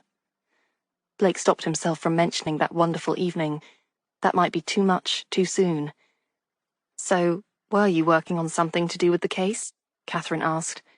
"Just satisfying my own curiosity for the most part," Blake said. "As you said, the murderers have been caught, but there were a few scraps in amongst the burned papers that Evie found up at the Abbey. Some that didn't fit in with the others that we deciphered, and others that are so small that they hardly seemed worth trying to recover. I was having a look to see whether I could make any sense of them. He nodded to the fragments under the protective glass covering. Catherine peered down at the charred paper scraps. It's rather like a jigsaw puzzle, isn't it? Except that most of the pieces are gone, and you don't know what the finished product is supposed to look like. Can I help? Of course, if you like, Blake said. But you surely didn't come here to study half-burned papers. No, Catherine said slowly. No, I came here to ask whether you would be willing to drive me out to the house where I grew up. I got the exact address and the directions from Ellen. I'm happy to, Blake straightened. We can go at once, if you like. But Catherine shook her head. I'm feeling a bit nervous about the idea, to be honest. She bit her lip. Ridiculous and cowardly, but there it is. I'm both afraid that I will get some of my memories back, that I'll remember my mother and father and have to grieve their being gone, and afraid that I won't. I don't think that's cowardly at all, Blake told her. Memories are odd, two-edged things. They're rather like zero that way. Zero? Catherine tilted her head. How do you mean? Well, on the one hand, zero is essential for the structure of arithmetic and algebra. It serves as the additive identity in anything plus zero is itself, and of course it's foundational in concepts like limits and calculus. Zero plays a crucial role in making equations solvable and functions meaningful. But then on the other hand, zero can also cause problems. Division by zero is undefined, which can lead to paradoxes or the breakdown of otherwise valid operations. In calculus, limits involving zero can sometimes result in indeterminate forms, leading to intricate challenges. Blake caught himself and broke off. Sorry. As you've probably gathered, I can talk mathematics practically indefinitely, but I'm probably boring you. I wasn't bored. Catherine smiled and added, I honestly wasn't bored. I know I said that most people don't have your strict adherence to telling the truth over being polite, but I promise that I won't be dishonest when talking to you. She considered. So, memories are like zero in that they can help define us, but they can also cause trouble and pain. I'd never thought of it that way before. At least, she gave him a small, crooked smile. At least, I'd never thought of it that way before that I can remember. Have we ever had a conversation like this one? About memories and the concept of zero? No, Blake said. They'd had countless other conversations in which they talked about the parallels between life and books and the inner workings of mathematics. Catherine had miraculously always sworn that he wasn't boring her on those occasions as well. Another of those two-edged memories that brought both comfort and pain. Catherine studied him a moment longer, then nodded, almost as though she'd made up her mind about something, though about what, Blake wasn't sure. Aloud, she said only, Shall we see whether we can fit together some of the jigsaw puzzle, then? Chapter 52. Evie. The first rays of the morning sun were just tinging the horizon with fiery orange and gold as Nigel steered the Ford onto the highway. Like the rest of the country, the main route connecting the southeast of England to London bore the scars of the war. Patches of the road had been bombed and hastily repaired, and occasional craters remained in the fields on either side. A military convoy rumbled past them, going in the opposite direction, likely on its way to Dover. Closer to the coast, Evie knew that the A20 was under constant surveillance for possible German invasion attempts, especially after the fall of France in 1940. As you approached Dover, all vehicles would have to pass through a series of roadblocks, anti-tank obstacles. But here, just outside of Ashford and at the hour just approaching dawn, the two-lane road was deserted. A few miles back, they had passed a lone elderly woman pedalling along on a bicycle, but they'd seen no other traffic. Oddly, that was making Evie feel more on edge, not less. She'd been expecting that someone, whether an agent of Mr. Brown or Siegfried, would try to follow them. The fact that the road behind them remained steadily empty made her feel as though she were blindfolded and waiting for a gunshot that might come at any moment and from any direction. They rounded a curve, and Nigel suddenly stamped on the brake, slowing them to barely more than 10 miles an hour. In the road up ahead, another car, a beige Morris, had come to a halt, and a man was bending over the prostrate figure of a woman who lay crumpled on the ground. As they approached, the man raised his arms above his head and waved in a gesture that was clearly meant to signal his need for help. Nigel's brows drew together. And now we come to the moment when you say, "I told you so." Evie studied the man and the prostrate woman through the windscreen. They could be a genuine pair of civilians who've had an accident and need help. Nigel snorted. My mother would say that pigs may fly, but they're very unlikely birds. Despite the threads of tension pulling taut inside her, Evie almost smiled. She could picture Mrs. Brewster saying it. A trap only works if we walk into it, she said. We could just drive straight past. That means giving up the element of surprise, though, Nigel pointed out. If we drive past, they'll try some other way of stopping us, whereas if we stop and get out of the car, they have no reason to think that we suspect them. Rather insulting if they think we're that stupid, but I suppose you're right. Evie reached into her pocket to wrap her hand around the grip of the Luger, although she didn't draw it out. Go ahead.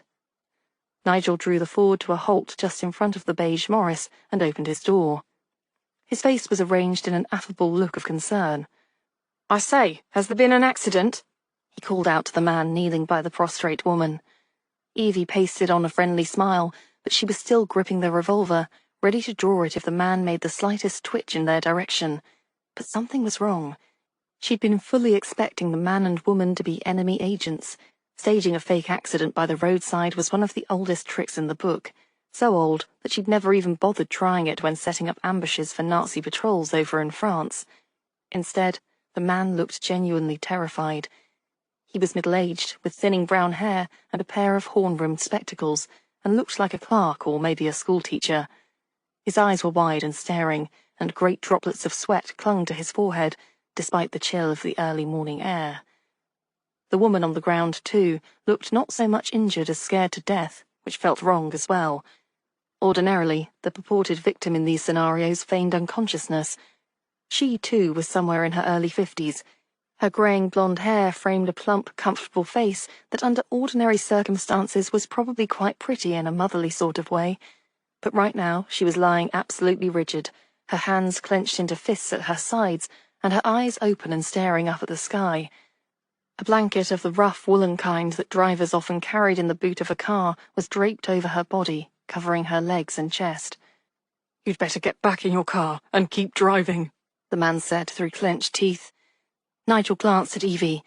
She had seen him look determined, cold, and even angry, but very seldom had she seen him look as puzzled as he did now. Clearly those weren't the words he'd been expecting to hear from the brown-haired man either. If there's trouble, we might be able to help, Nigel said. He took a step towards the couple. The man's voice rose to a shout, cracking. No! Go! If you value your lives, go! Evie released her grip on the Luger and stepped around the Ford to crouch beside the woman on the ground. She'd glimpsed the shape of something underneath the woolen blanket, something that made her go cold, as if tiny crystals of ice had just formed under her skin. The woman's head turned just a fraction, and her eyes, pale blue and pleading, fixed on Evie's face. She licked her lips. Please. The word was a hoarse whisper. I'll be careful, Evie told her. But you need to let me help. The man had given up arguing, and now stood, defeated, with his shoulders slumped and his head bowed in despair. Evie took hold of a corner of the blanket and drew it back, exposing the woman's midsection, and the tangle of wires attached to the 3 sticks of dynamite strapped to her chest. Behind Evie, Nigel swore under his breath. That's a bomb. Chapter 53. Harry. Harry traced the coordinates with his finger on the map. 51 degrees, 7 minutes, 43 seconds north, 1 degree, 18 minutes, 52 seconds east. If there's a dead drop at this location, he said, it's somewhere along this stretch of coastline. Operation Sea Lion, Colonel Merriweather said gravely as the staff car lurched along the coastal road toward Dover. That's what the coded message mentioned, correct? Harry nodded, his eyes fixed on the military-issue map spread across his knees, brilliant in the sunlight streaming through the windscreen. From what Evie translated, it refers to some kind of German operation targeting our harbour defences. Intelligence has been picking up chatter about a major German naval initiative for a year now. Merriweather replied, his voice tight. Sea Lion is their code name for an attempted channel crossing, a full-scale invasion. He paused, squinting against the glare reflecting off the calm, deceptively peaceful waters of the channel. Then he continued. We thought they'd postponed the attack after the RAF beat their Luftwaffe. This message could refer to a modification of the original plan, or a revival. In the back seat, Private Daniel Howard hunched over a transit case and a bag containing surveying equipment, including a military-grade prismatic compass essential for their mission. The young man's face was set in determined concentration, a far cry from the nervous recruit Harry had interviewed days earlier about Donnie Jameson's death.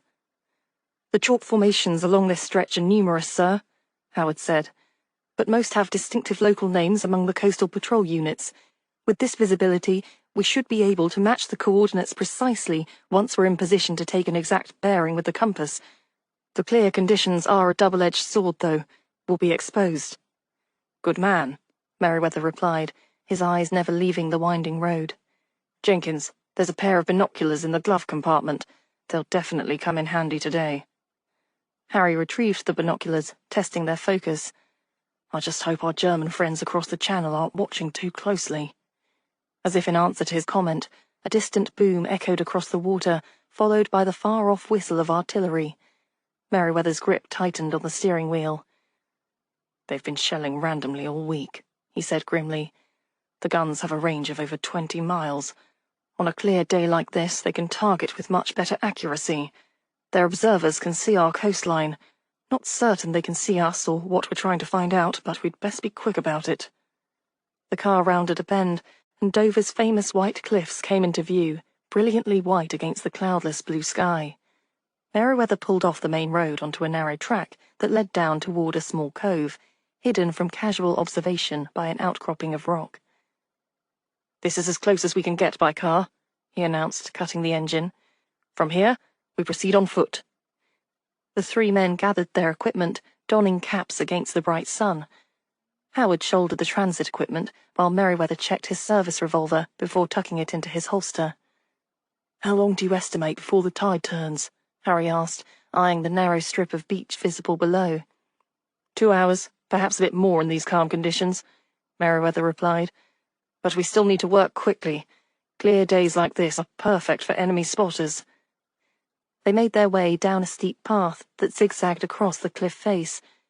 The chalk was dry and stable, but also brilliantly white against their dark uniforms, making them potentially visible from far offshore. By the time they reached the beach, all three men were sweating in the warmth of the summer day. Another distant boom rolled across the water, followed by a splash several hundred yards out to sea. They're ranging their shots, Merriweather observed. We should spread out. Less chance of all three of us being hit if a shell comes close. Howard unfolded a tripod and set up the transit equipment in the shadow of a small overhang that offered minimal concealment. Then he took out the prismatic compass, calibrated it against his charts, and began taking careful bearings.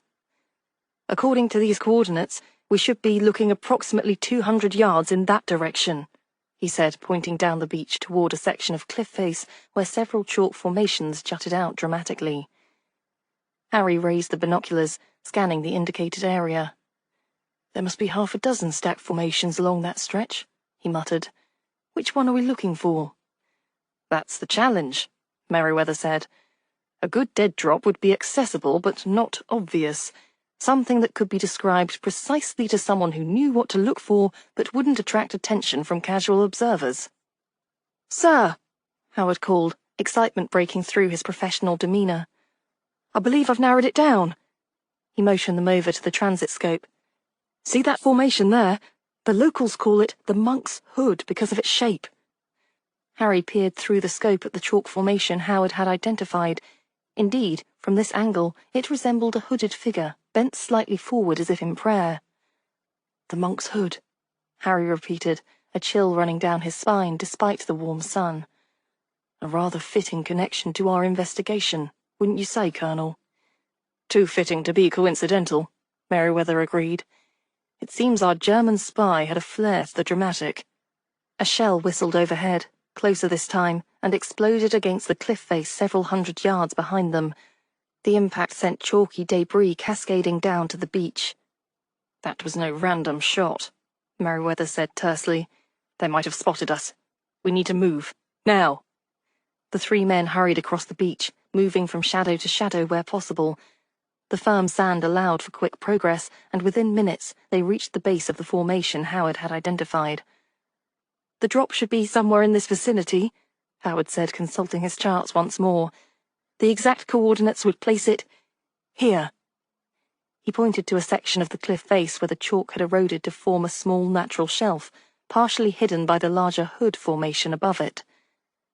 Harry approached the spot, running his hands along the warm chalk.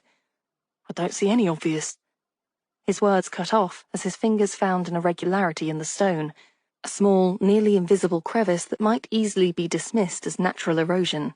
But as he explored it further, he felt the edges were too regular, too deliberate. "I think I've found something," he said quietly. Merriweather joined him, examining the crevice. "Man-made," he confirmed. "Recently cut, judging by the lack of weathering around the edges." Another shell landed in the water offshore, close enough to send spray over the beach. The artillery fire was growing more frequent. "They've definitely spotted movement," Merriweather said grimly.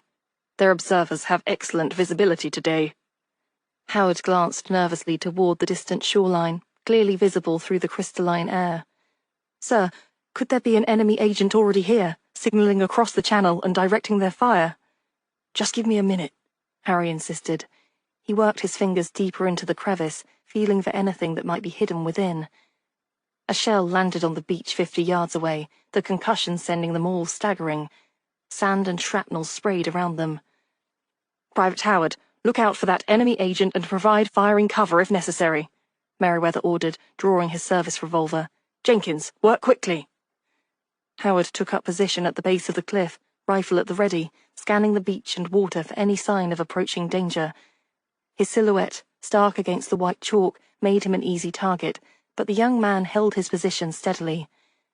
Harry redoubled his efforts, the sweat now dripping into his eyes as he worked.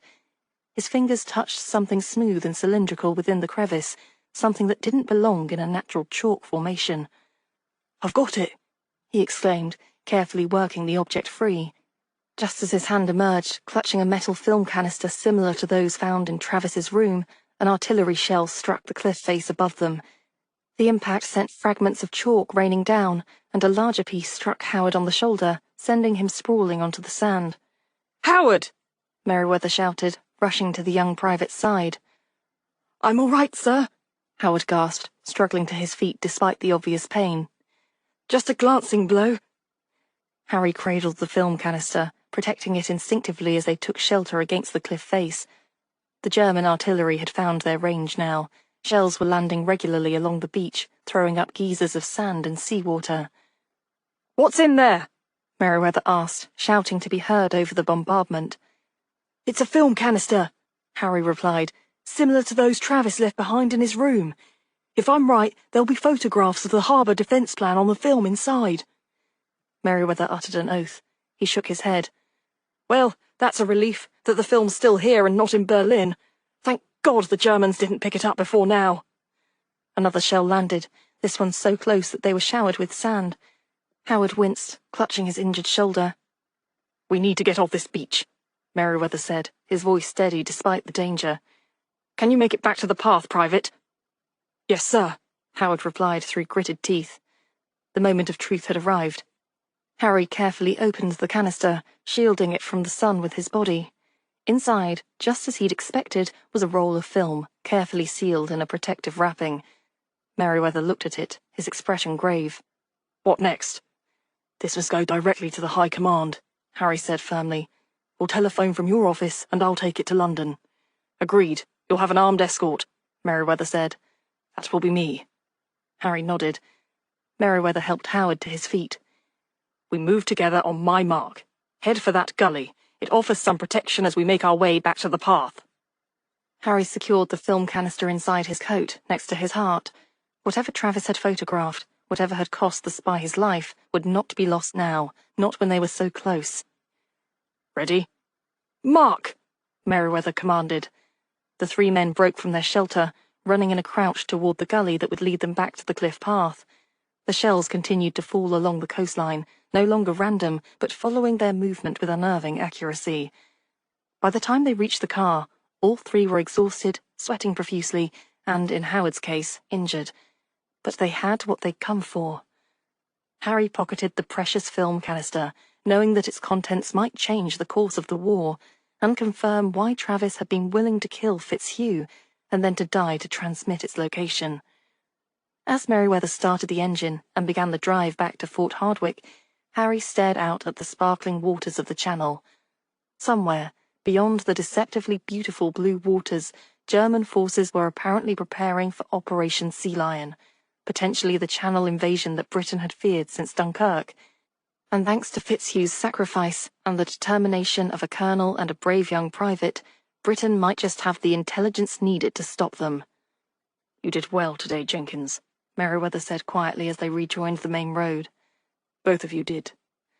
"Not over yet, Colonel," Harry replied, patting the pocket containing the film. "Not by a long shot." The sun glinted off the chrome of the staff car as they sped back toward Fort Hardwicke, carrying their precious cargo across the sunlit countryside. Through the rear window, Harry could see the white cliffs standing as they had for centuries, silent sentinels against invasion from across the narrow blue waters. Chapter 54. Evie. Not just a bomb with a timer attached, Evie said. Now that she was closer, she could hear a mechanical tick-tick-tick coming from within the nest of wires and sticks of dynamite attached to the woman's chest. Nigel turned to the man. "What happened?" The man swallowed hard, wiping sweat from his brow with the back of his hand. "We were driving down to Hythe. It's our 30th wedding anniversary today, and we thought we'd take a trip to the seaside to celebrate. My name's Tremblay, by the way," he added. "Benjamin Tremblay. This is my wife, Helen." He nodded to the woman on the ground. "A driver by the side of the road flagged us down. The bonnet of his car was up. I thought he must have had engine trouble, so we stopped to help." Mr. Tremblay swallowed visibly. His words came out in short bursts, his voice shaking slightly. "He had a gun. He aimed it at us. He said he would shoot us both unless Helen put that thing on. He told her to lie down there, said the timer was set for 60 minutes, but that the slightest movement on her part would set off the explosion." 60 minutes? Nigel asked quickly. "And when was this?" I suppose it must have been about 40 or 45 minutes ago, or maybe longer." Mr. Tremblay wiped his brow again. "I'm sorry. I know I ought to have looked at my watch. It's ridiculous that I didn't, but I somehow just didn't think of it." Of course he hadn't. He'd been locked in the stunned haze that consumed most nice, ordinary people when they were confronted with violence and malice and genuine evil. He'd probably stood right here with his mind spinning uselessly for who knew how long. "Did this man tell you anything else?" "Just that a grey Ford like yours would be coming along eventually, and that I was to flag you down. I hoped you might be able to help somehow. But then, when I saw the two of you, I didn't want to bring you over here just to die." On the ground, Helen made a small, despairing sound. Mr. Tremblay bent and squeezed her hand before looking back at Nigel. "That's why I told you to get back." Evie looked at them, this nice, ordinary, middle-aged couple who'd only wanted to visit the seaside for their wedding anniversary, and had instead been dragged into playing bait for her and Nigel. For a moment, she was so angry that she couldn't even speak. She had to blink to clear away the red mist of utter fury that filled her vision. "I don't suppose you know how to defuse a bomb of this type?" Nigel asked her in an undertone. "I do, actually. Well, I probably do." Evie took a breath, forcing down the anger, fear, and uncertainty. She took it all and stuffed it into a box in the back of her mind. Then she looked more closely at the bomb strapped to Helen Tremblay's chest. "We used explosive devices like this in France for sabotage work. Bridges, train tracks, even German tanks or convoy trucks if we could get near enough. You use a mechanical timer attached to the detonator so that the bomb doesn't go off before you can get clear away. And she had approximately 15 minutes to defuse this one, assuming that Mr. Tremblay's guess as to the time they'd already spent waiting here was correct, which in fact wasn't guaranteed at all." Evie bent to study the tangle of wires on the explosive device. In the background, she was distantly aware of Mr. Tremblay's voice, questioning Nigel. I don't understand any of this. Who are you people? What does that man want with you? But she didn't allow herself to look up or even pay attention to Nigel's reply. She traced out the route that the electric signals would take to signal the bomb to detonate. I don't mean to rush you.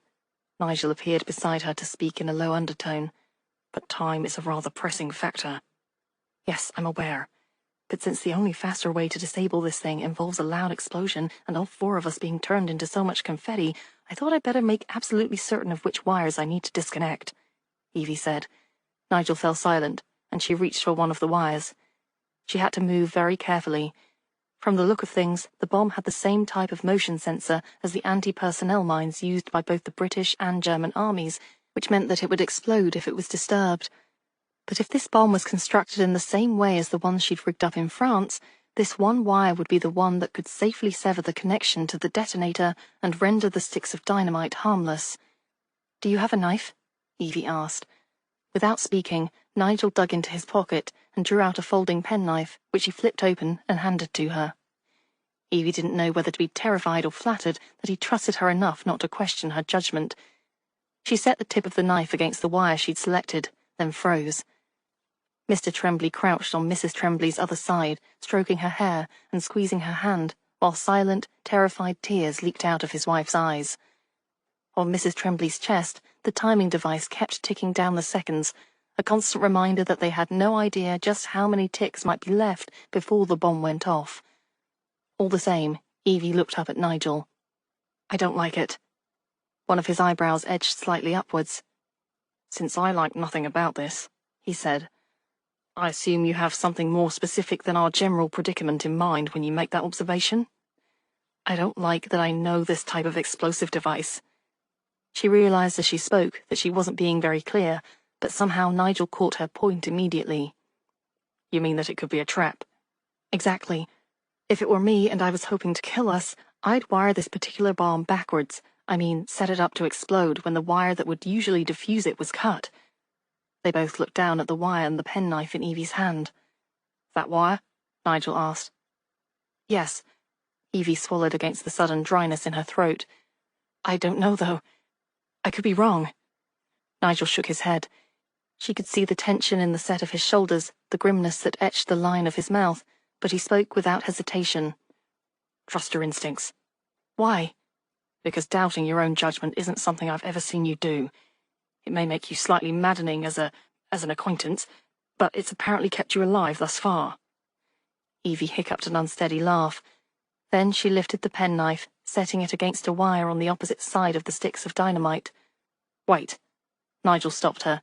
Evie assumed he was going to ask whether or not she was certain about the wire, but instead he exhaled a hard breath, his eyes steady on hers. If I never get another chance to speak to you, I want you to know, he began. No! Evie cut him off before he could finish. No, you're not giving any last goodbye speeches. Whatever you want to say can wait until this is over. Then, before she could change her mind, Evie sliced through the wire, resisting the urge to squeeze her eyes tight shut. Nothing happened. Nothing exploded. The only sounds that filled the air were the ragged gasps of Mr. Tremblay's breathing and his wife's faint sobs. The mechanical ticking had stopped. Then another sound reached them, one that made Evie's head jerk up sharply, the squeak of a bicycle's pedals. An elderly woman on a bike came into view from around the curve in the road, the same elderly woman whom she and Nigel had passed some while ago. After the terror of the past several minutes, the sense of anticlimax almost made Evie laugh. The bicyclist looked for all the world like someone's grandmother on her way to market, with a flower-trimmed straw hat pinned to her greying hair. But then she regarded them with extremely shrewd blue eyes, seeming to take in Evie, Nigel, Mr. and Mrs. Tremblay, and the diffused bomb at a glance. If you can put my bicycle in the back of your car, I'll direct you on where to go when we reach London. Evie didn't often find herself at a complete loss for words, but now her brain informed her that no, this was simply one too many shocks to be absorbed in the space of a quarter of an hour. I beg your pardon? The woman clicked her tongue. We have a mutual acquaintance, one whom I assume you were hoping to see in London? Evie managed to nod. I've been watching you ever since you left Crofters Green. Our mutual acquaintance from Threadneedle Street has changed the location of your meeting place for reasons of security. Once we make sure these good people are unharmed and sent on their way," she nodded to Mr. and Mrs. Tremblay, "I will take you to him. My name is Mrs. Winterbottom." Chapter 55. Blake. Catherine stood on one side of the desk and Blake on the other, both their heads bent over the array of crumbling paper fragments. They worked in silence for several minutes, with the silence broken only by the occasional bird call from outside the schoolhouse window. "I think I've got something," Catherine said suddenly. "That piece there," she pointed. "The one with the RIS? I think it fits together with that one." She pointed to a fragment on the opposite side of the array. "With the HAR. Blake studied the pieces. "I believe you're right. That was well spotted. And Harris is Evie's surname." Catherine looked up. "So one of the burned papers must have been about her." "It looks that way," Blake agreed. Nigel and Harry wouldn't like this. They'd known already that Siegfried was keeping Evie under some degree of surveillance, but they still wouldn't like it. "There's something else," Catherine said, frowning a little as she bent over to peer down at the papers once more. LARI, and then there's another letter that could be either an N or an M. I'm not sure which. She looked up at Blake. "Does that mean anything?" "There's a village called Clarion not far from here," Blake said.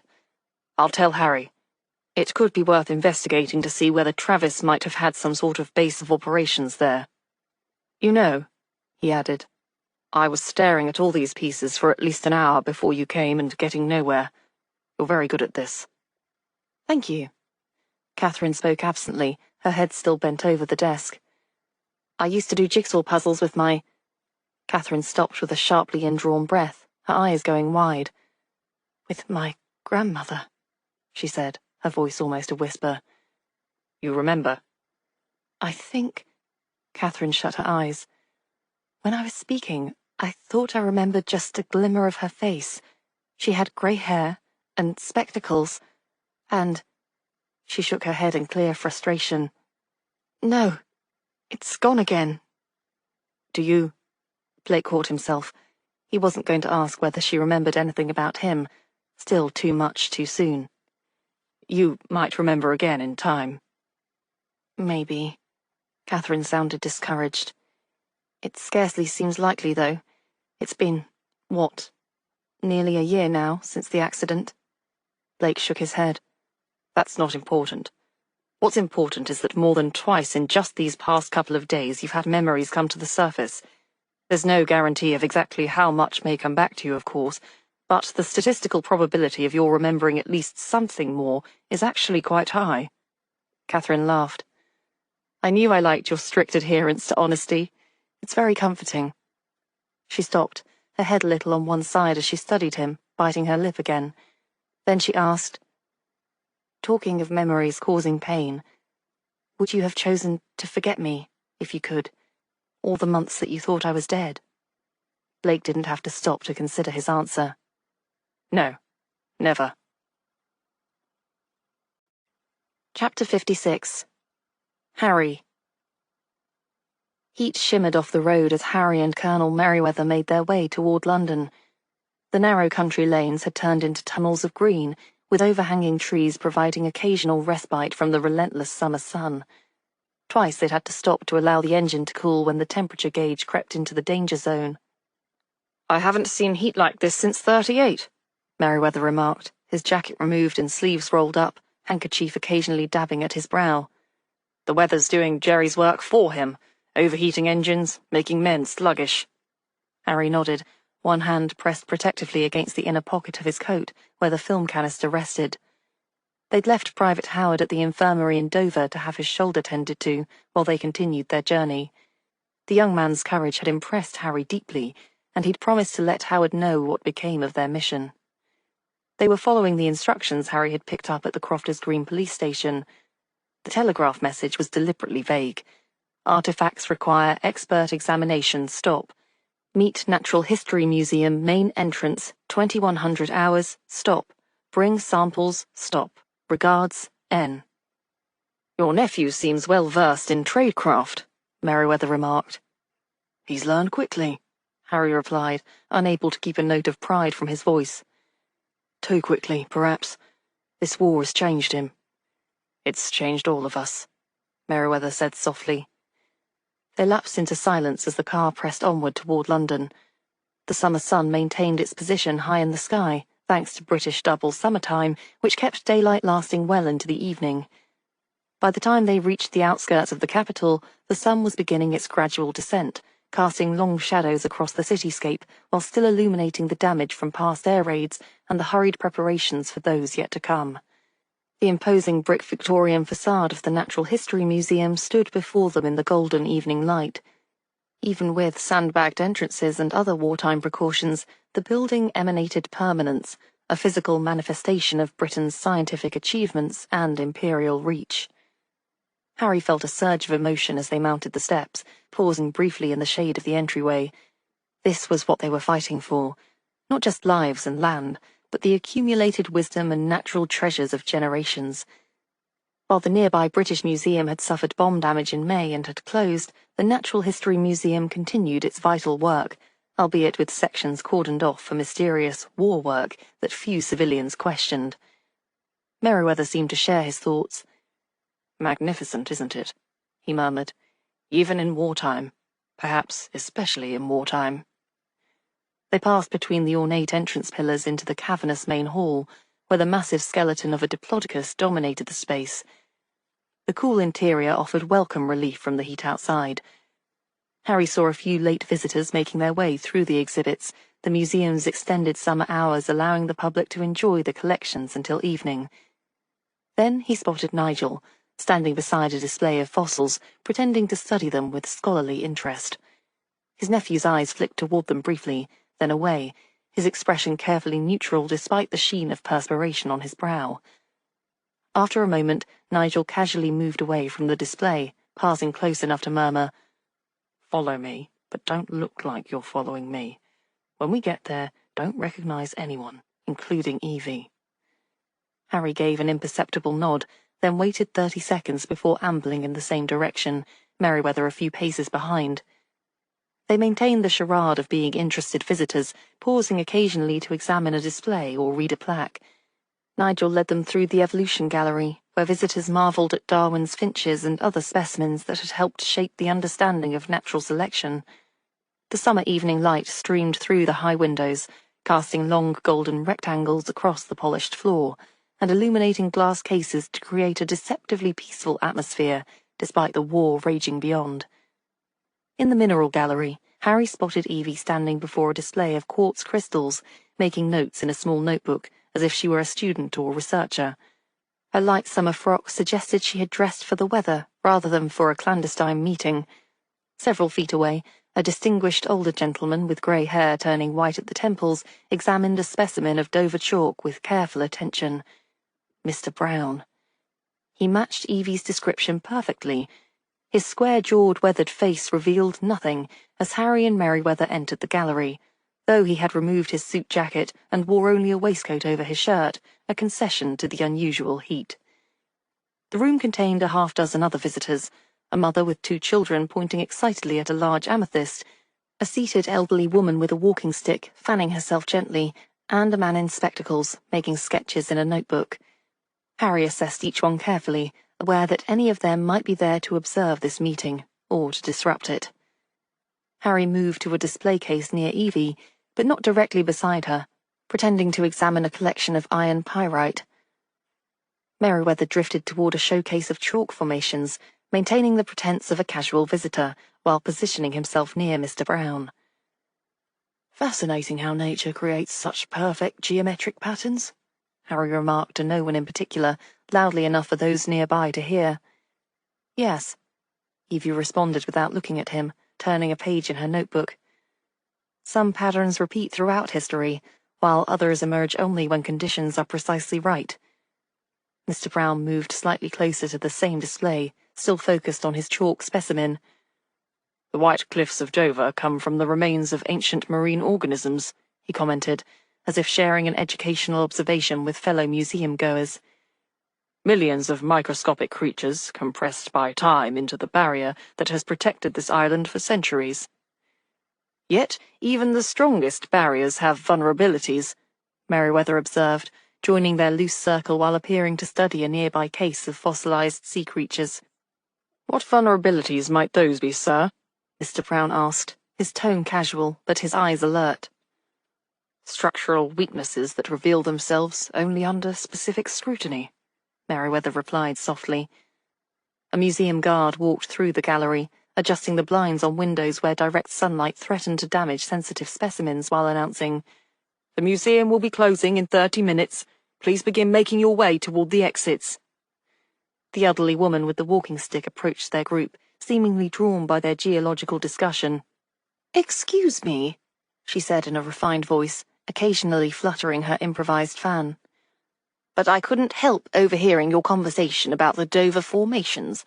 I believe there's a special exhibit on coastal geology in the West Wing that might interest you gentlemen."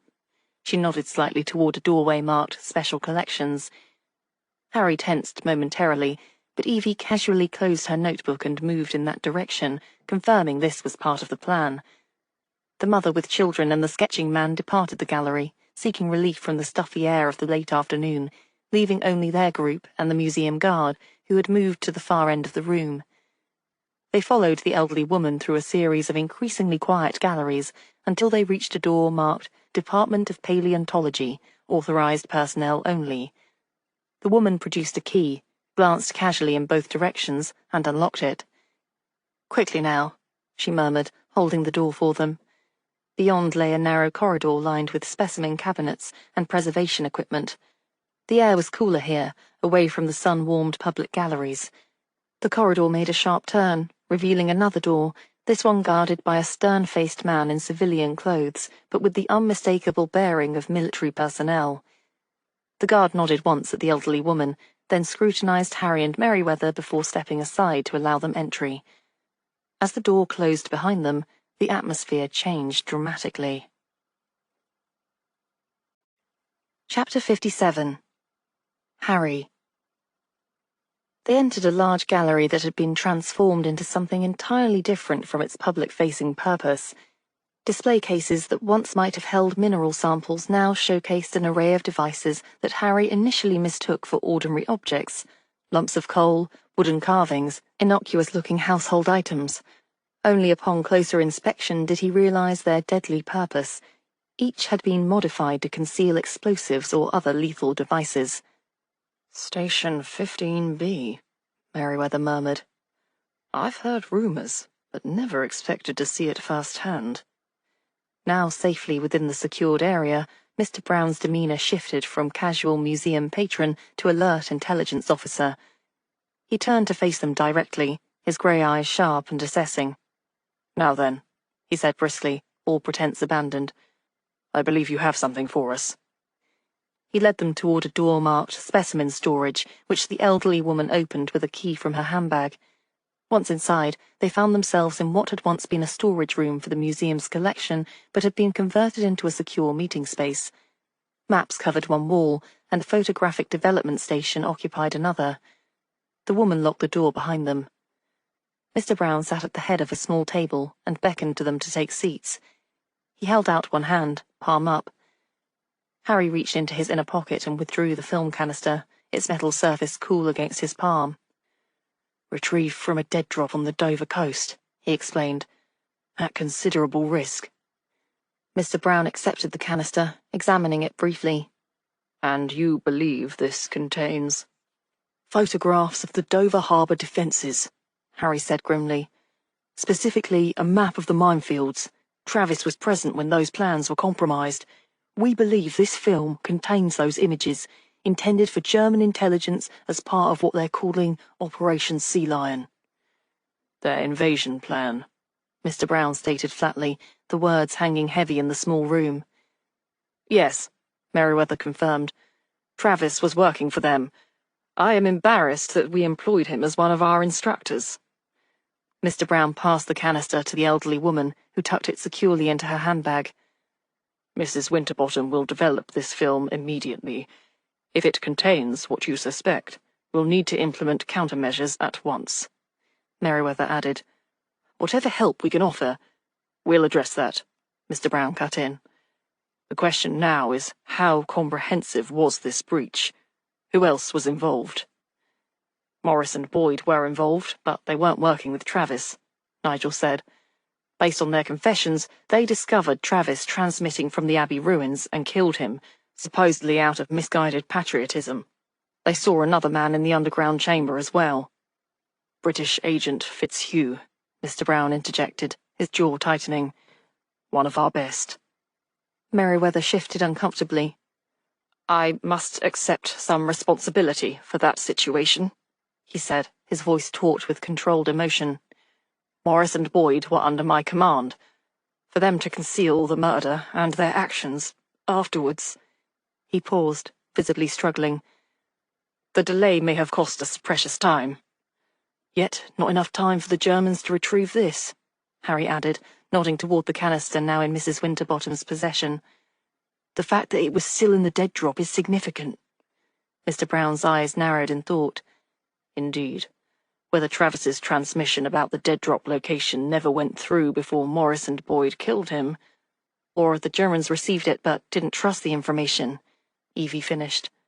"Or couldn't spare the resources to retrieve it immediately," Nigel suggested, "with the weather and increased coastal patrols." Mrs. Winterbottom spoke for the first time, her refined voice at odds with the sharp intelligence in her eyes. "The timing is crucial. If this film does indeed contain our harbour defences, we need to determine how much the Germans actually know. The presence of the film in the dead drop could mean we still have time to counter their plans for Sea Lion." "I can coordinate with Coastal Command immediately," Merriweather said firmly. "They can implement preliminary security measures." Mr. Brown nodded. "Do so. And Colonel," he fixed Merriweather with a penetrating stare, "while your men's actions were regrettable, we may now possess valuable intelligence. This may yet work in our favor." Merriweather straightened slightly, accepting the cold comfort offered. "Thank you, sir." "Who else knows about this film canister?" Mr. Brown asked, turning to Harry. "Only those in this room," Harry answered, "and Private Howard, who assisted in retrieving it." "Is he reliable?" Mr. Brown asked sharply. "Completely," Merriweather affirmed. "He's a good lad. Took a 20-pound slab of chalk to the shoulder during the retrieval without complaint." Mr. Brown considered this. "I'll still have someone speak with him. He needs to understand the gravity of what he's been involved in." He glanced at his watch. "We've lingered too long. Mrs. Winterbottom will develop this film immediately." He moved toward the door, then paused, looking back at them. "This could be a valuable breakthrough," he said, his voice low and intense. With that, he unlocked the door and departed, Mrs. Winterbottom following a minute later. Nigel checked the corridor before indicating it was clear for the others to leave. As they prepared to go their separate ways, Evie placed a hand briefly on Harry's arm. "You have chalk on your trousers, and one of the knees is torn," she said. "And you were limping when you came in." Harry shrugged. "Was I? Hardly noticed." As he and Merriweather stepped out into the summer night, Harry paused for a moment on the museum steps. Above him, the ornate facade was silhouetted against the deepening twilight sky. Harry found himself wondering what the countless specimens within, testaments to nature's evolutionary struggles, would make of this modern war, with its coded messages and hidden films. Not so different, perhaps, from the ancient survival battles preserved in stone and bone inside. The building itself seemed to look down with an unsettling mixture of judgment and appeal. "We have endured for centuries. Will your civilization do the same?" He thought of Travis and Fitzhugh lying dead in the Abbey ruins, of Morris and Boyd in military custody, of the stark phrase that Boyd had used when he'd been apprehended, "Traitors die." With a final glance at the museum's imposing facade, Harry turned up his collar and joined Merriweather, hurrying to reach their car before full darkness descended. Chapter 58. Evie. Evie crouched in the shadow of a chalk outcropping and tried not to shiver. The night air was cool, the stiff sea breeze carrying the salty tang of the sea. The ocean waters below her shimmered in the silver light of the moon, deceptively calm considering the U-boats that probably lurked further out in the channel. Not that it was possible in any case to forget the war for long. Up above them, the night sky might be spangled with stars, but it was also crisscrossed with searchlights mounted further up the coast, their beams slicing through the darkness. Occasionally, the pounding of the waves below was broken by the faint sounds of anti-aircraft fire in the distance. Alongside her, Harry shifted position, as though his muscles were aching from remaining in the same position so long. Colonel Merriweather, crouched on Harry's other side, was having an even harder time controlling his impatience. Evie could practically feel it radiating from him in waves. "What are the odds that they take the bait?" Merriweather asked. "We've done all we can," Harry murmured back. "Nothing more we can do but wait. And hope," he added in an undertone. Harry was right, Evie thought. The canister was back in the dead drop, this time with the minefield map film that Mrs. Winterbottom had prepared. From now on, it was just a waiting game.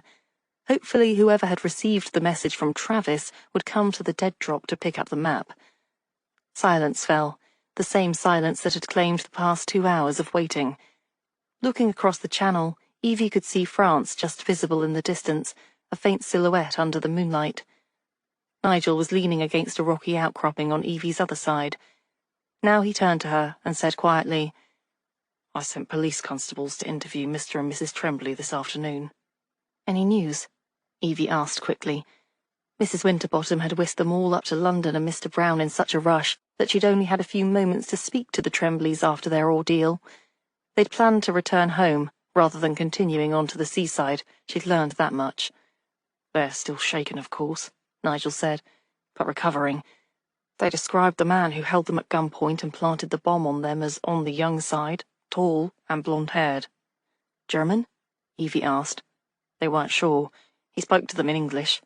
Mr. Tremblay thought he might have had an accent, but he couldn't be certain. Mr. Tremblay and his wife had probably been too terrified to take note of many details. "I'm wondering whether it was the man himself," Nigel said in the same low voice. "Siegfried." Evie didn't make it a question, since the same thought had occurred to her as well. It's not like him to show his face personally, though. He's always in the background, directing some underling to do the dirty work. Or that had always been the way he'd operated in the past. "Whoever wired that bomb knew you well enough to predict which wire you'd be most likely to cut to defuse it," Nigel said. "I know." Evie stared out across the shimmering moonlit water. "I just wish I knew what the point was. Was it a trap meant to kill me? Or a test to see whether I was clever enough to anticipate the trap?" Either way, she was getting extremely tired of being toyed with, as though she were a pawn on a chessboard being run up and down the squares, and yet... Evie glanced sideways at Nigel. His profile was outlined by the pale moonlight, deepening the shadows around his eyes and mouth. She wasn't in this moment thinking so much of Siegfried as that of the moment right before she'd cut the bomb wire. "If I never get another chance to speak to you, I want you to know," Nigel had said. Know what? What would he have said if she hadn't stopped him? Colonel Merriweather abruptly leaned forward. "Is that a boat out there on the water?" he hissed. "Just coming into shore." Evie strained her eyes, struggling to see through the shadows that claimed the beach down below them. Faintly, very faintly, she could just barely make out the shape of a boat, one of the military-style inflatable dinghies it looked like, rising and falling with the waves that pounded the rocky stretch of land at the water's edge. Her ear caught the rhythmic splash of oars. "Where the dickens did he come from?" Merriweather muttered. "There must be a U-boat further out there in the channel," Harry whispered back. "Now, quiet." His voice was low and urgent. "Sound carries over the water. Not another word, anyone." Evie held her breath as, far down below them on the beach, a shadowy form climbed out of the dinghy and waded ashore. The figure was that of a man, tall and broad-shouldered and moving with stealth, smooth and silent. His head was turning, taking stock of the beach and the surroundings, his muscles taut with a kind of alert, hard-muscled control that promised an instant and deadly response to any threat.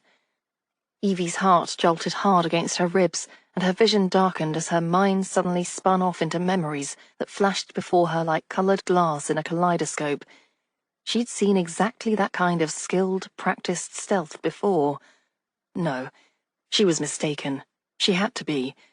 No doubt any man who'd been trained in covert operations would move in much the same way.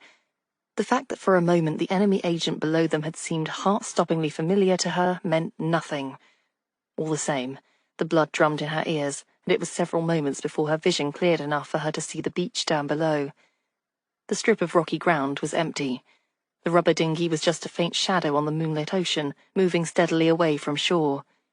Evie strained her eyes, but the man inside was barely visible, hunched over the oars as he rowed away, toward an oblong shape far out in the channel that must be the tower of a U-boat that had come to the surface for this mission. "Well, they've taken the bait," Colonel Merriweather said with satisfaction.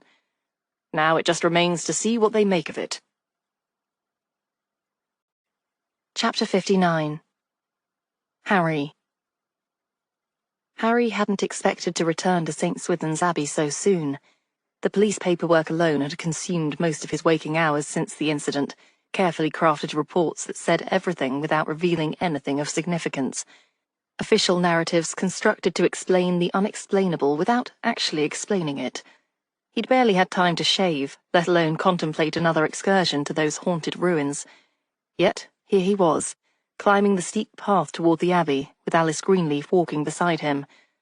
Her unexpected knock on his door that morning had caught him off guard, first because it was barely 7 o'clock, and second because she'd looked oddly determined, her usual academic reserve replaced by something more urgent. "I need to visit the Abbey once more," she'd said without preamble, "before I go to London." Harry hadn't asked why. Some questions answered themselves in time, he'd found, and Alice wasn't the sort of woman who acted on whims. If she needed to go back, she had her reasons. The path wound upward through tangles of gorse and heather, tracing the same route that Tom Baker had used for his rehabilitation walk, the day he'd discovered the body of Donnie Jameson. Harry paused briefly at a natural lookout point, catching his breath while pretending to admire the view. Green fields and a sprinkling of farm buildings stretched away to the horizon, beneath a morning sky. Alice waited for him, her gaze on the path ahead. She seemed barely winded, her breathing steady and controlled. Harry reminded himself that she spent her days tending extensive herb gardens and cycling around Crofters Green, a stark contrast to his own relatively sedentary existence. "Penny for them," he said finally, breaking the silence. Alice turned toward him, a slight smile softening her features. "I was noticing the plants growing among the ruins," she said. "How persistent nature is, even in places abandoned by people." "How so?" "Look at those mullein blooms and these foxgloves," she said, pointing to tall spires of flowers growing from cracks in the stone path. "Medieval monks would have cultivated them for medicine. Now they're considered weeds, yet they return to the same places, generation after generation." She adjusted her scarf against the morning chill. "My herb garden is like that. Some of my plants have probably been growing in the same soil since the monks first brought them to this area." Harry nodded. There was something reassuring about nature's persistence, and the thought that long after Britain's current troubles faded into history, foxgloves would still bloom among these stones. They crested the hill, and the Abbey came into view, its broken walls stark and shadowed by the morning sun. The sight still affected him, even now, that peculiar mixture of beauty and desolation, like something out of a romantic painting, except that he knew what sorrows those picturesque ruins contained. "Did you see yesterday's papers?" Alice asked suddenly as they approached the main entrance. "Briefly," Harry answered. "Why?" "That explosion out at sea near Dover, the one they're calling a shipping accident." She turned to face him fully. "You know something about that, don't you?" Harry met her gaze. In the stillness of the morning, with only birdsong and the distant sound of the wind along the rocks, he could hear her breathing as well as his own. She deserved to know, after everything. Not the full truth, that would violate too many official secrets protocols, but enough to complete the picture she'd helped assemble. "You were part of the solution," he said finally. "I think that earns you the courtesy of an explanation." They passed through the Abbey entrance, the weathered stone archway framing their path. Dew still silvered the long grass that grew between the flagstones. Harry chose his words carefully as they walked. "The photograph in the canister was replaced with a fake," he explained. "A very convincing one, but with changes to the positions of the minefields." Alice nodded, absorbing this without surprise. And the radio transmission?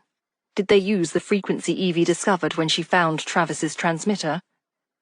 Mr. Brown's team broadcast another signal on the same transmitter, using the same frequency, Harry confirmed. Same message, essentially, but amended to urge immediate action. Let me guess. They said the map would become obsolete in a few days' time? Harry glanced at her with newfound respect. How did you know? It's what I would have done, she said simply. Basic human psychology. They passed beneath the crumbling archway that marked the Abbey's entrance. The morning light cast long shadows through the roofless nave, stripping the ground with bars of sunlight and shade. And the Germans took the bait? Alice asked as they picked their way carefully over fallen stones. Harry remembered his vigil with Merryweather and Evie at the top of the cliff, directly above the dead drop. They'd endured seemingly endless hours of waiting, muscles cramping, eyes straining to penetrate the darkness below. And then, shortly after midnight, the shadowy figure had come ashore in the inflatable dinghy, moving with the grace and stealth of someone trained in covert operations. They did, he said. They sent a man to retrieve the package from a U-boat. Then later, they attacked the harbour. Attacked? With a submarine. From the false map, they thought they had found a clear path through the minefields. Likely the U-boat was packed to the gills with explosives, judging from the size of the waves the blast produced. The newspapers didn't mention that. They were printing what they were told to print. They also didn't mention that 2 of our smaller vessels almost sank, right there in the harbour, and that was from an explosion nearly a mile offshore. So, if the submarine had reached the interior of the harbour, Alice trailed off, eyebrows raised expectantly. We wouldn't have a harbour in Dover any longer, not to mention the number of ships and men we would have lost. Alice shivered. Then she set off again, stepping carefully over a section of collapsed wall. Was Evie pleased? Harry frowned slightly, remembering how Evie had suddenly drawn in her breath that night. He'd noticed that when they'd first spotted the German agent. Why do you ask? She's not quite been herself lately. Harry recalled her reaction. At the time, he'd attributed her sudden, sharp gasp to the excitement of seeing their plan on the brink of success. But there had been something else, he thought, something he couldn't quite place. She seemed affected by the operation, he admitted. They had reached the transept now, where the bodies of Travis and Fitzhugh had been found. The space looked different in daylight, less forbidding, but somehow more melancholy. Nature was already beginning to reclaim it, small plants pushed up between the flagstones, and birds nested in the crevices of the broken walls. I understand that discovery of the bodies here has been kept secret, Alice said, looking around at the space where death had so recently visited. Harry nodded. Essential to the operation. The Germans needed to believe that Travis had sent the message himself. Siegfried, Alice said. That was the name of the German mastermind, according to Evie. Do you think he was the one who got the message and sent the man in the dinghy? Almost certainly. It couldn't have gone well for him afterwards, then. After the explosion, I mean. The Germans would realize they'd been duped. They might suspect he was a traitor. And he'd know he'd been betrayed. I wonder who he really was, she mused, before the war made him into a spy. Harry had wondered the same thing about the man in the dinghy when he'd watched the silhouette move through the darkness below. A professor, perhaps? An engineer? Someone's husband, someone's son. The enemy, but still a man, with a history and identity beyond this shadow dance of espionage. Alice turned away from the transept. She was looking at the stone steps leading downward, the steps they'd left unexplored after their confrontation with Morris and Boyd. Shall we? She asked, already moving in that direction. Harry followed, curious despite himself. The steps were worn in the centre from centuries of use, curving gently downward into shadow. Alice switched on her torch, its beam cutting through the gloom. Careful, Harry warned as his foot slid sideways on the slimy coating of the stone, probably old moss or mildew. These steps haven't been touched in centuries. The air grew cooler as they descended. It carried that distinctive underground scent, stone, earth, and the faint mustiness of enclosed spaces. The torchlight revealed a chamber at the bottom, smaller than the one above, but with the same vaulted ceiling, now cracked and gapped where several stones had fallen. Unlike the chambers above, this one was completely empty, no remnants of wooden furnishings, no debris beyond dust and fallen fragments of masonry. The walls were bare rock, unadorned except for a few primitive carvings near the floor level. What was this place? Harry asked, his voice automatically lowering in the confined space. It's shown as storage in one drawing, Alice answered, sweeping her torch across the walls. On another, it's shown as a meeting room for the Abbey's senior monks. She moved purposefully across the chamber, as if she knew exactly what she was looking for. Harry followed, watching as she directed her beam toward the far wall, where a large stone was positioned against what appeared to be another opening. What have you found? He asked, drawing closer. The stone was massive, at least 6 feet tall and nearly as wide, though relatively thin. It had been placed to cover an archway but didn't quite fit. A gap of several inches remained along one edge, revealing only darkness beyond. Alice crouched down, aiming her torch through the gap. I thought so, she said quietly. Harry knelt beside her, their shoulders nearly touching as they both peered through the narrow opening. The torch beam penetrated the darkness beyond, lighting the edge of what appeared to be yet another chamber, this one smaller and seemingly undisturbed for centuries. What is it? Harry asked, unable to see enough to make sense of the fragmentary view. Alice's face, illuminated from below the reflected torchlight, held an expression of satisfaction mingled with gravity.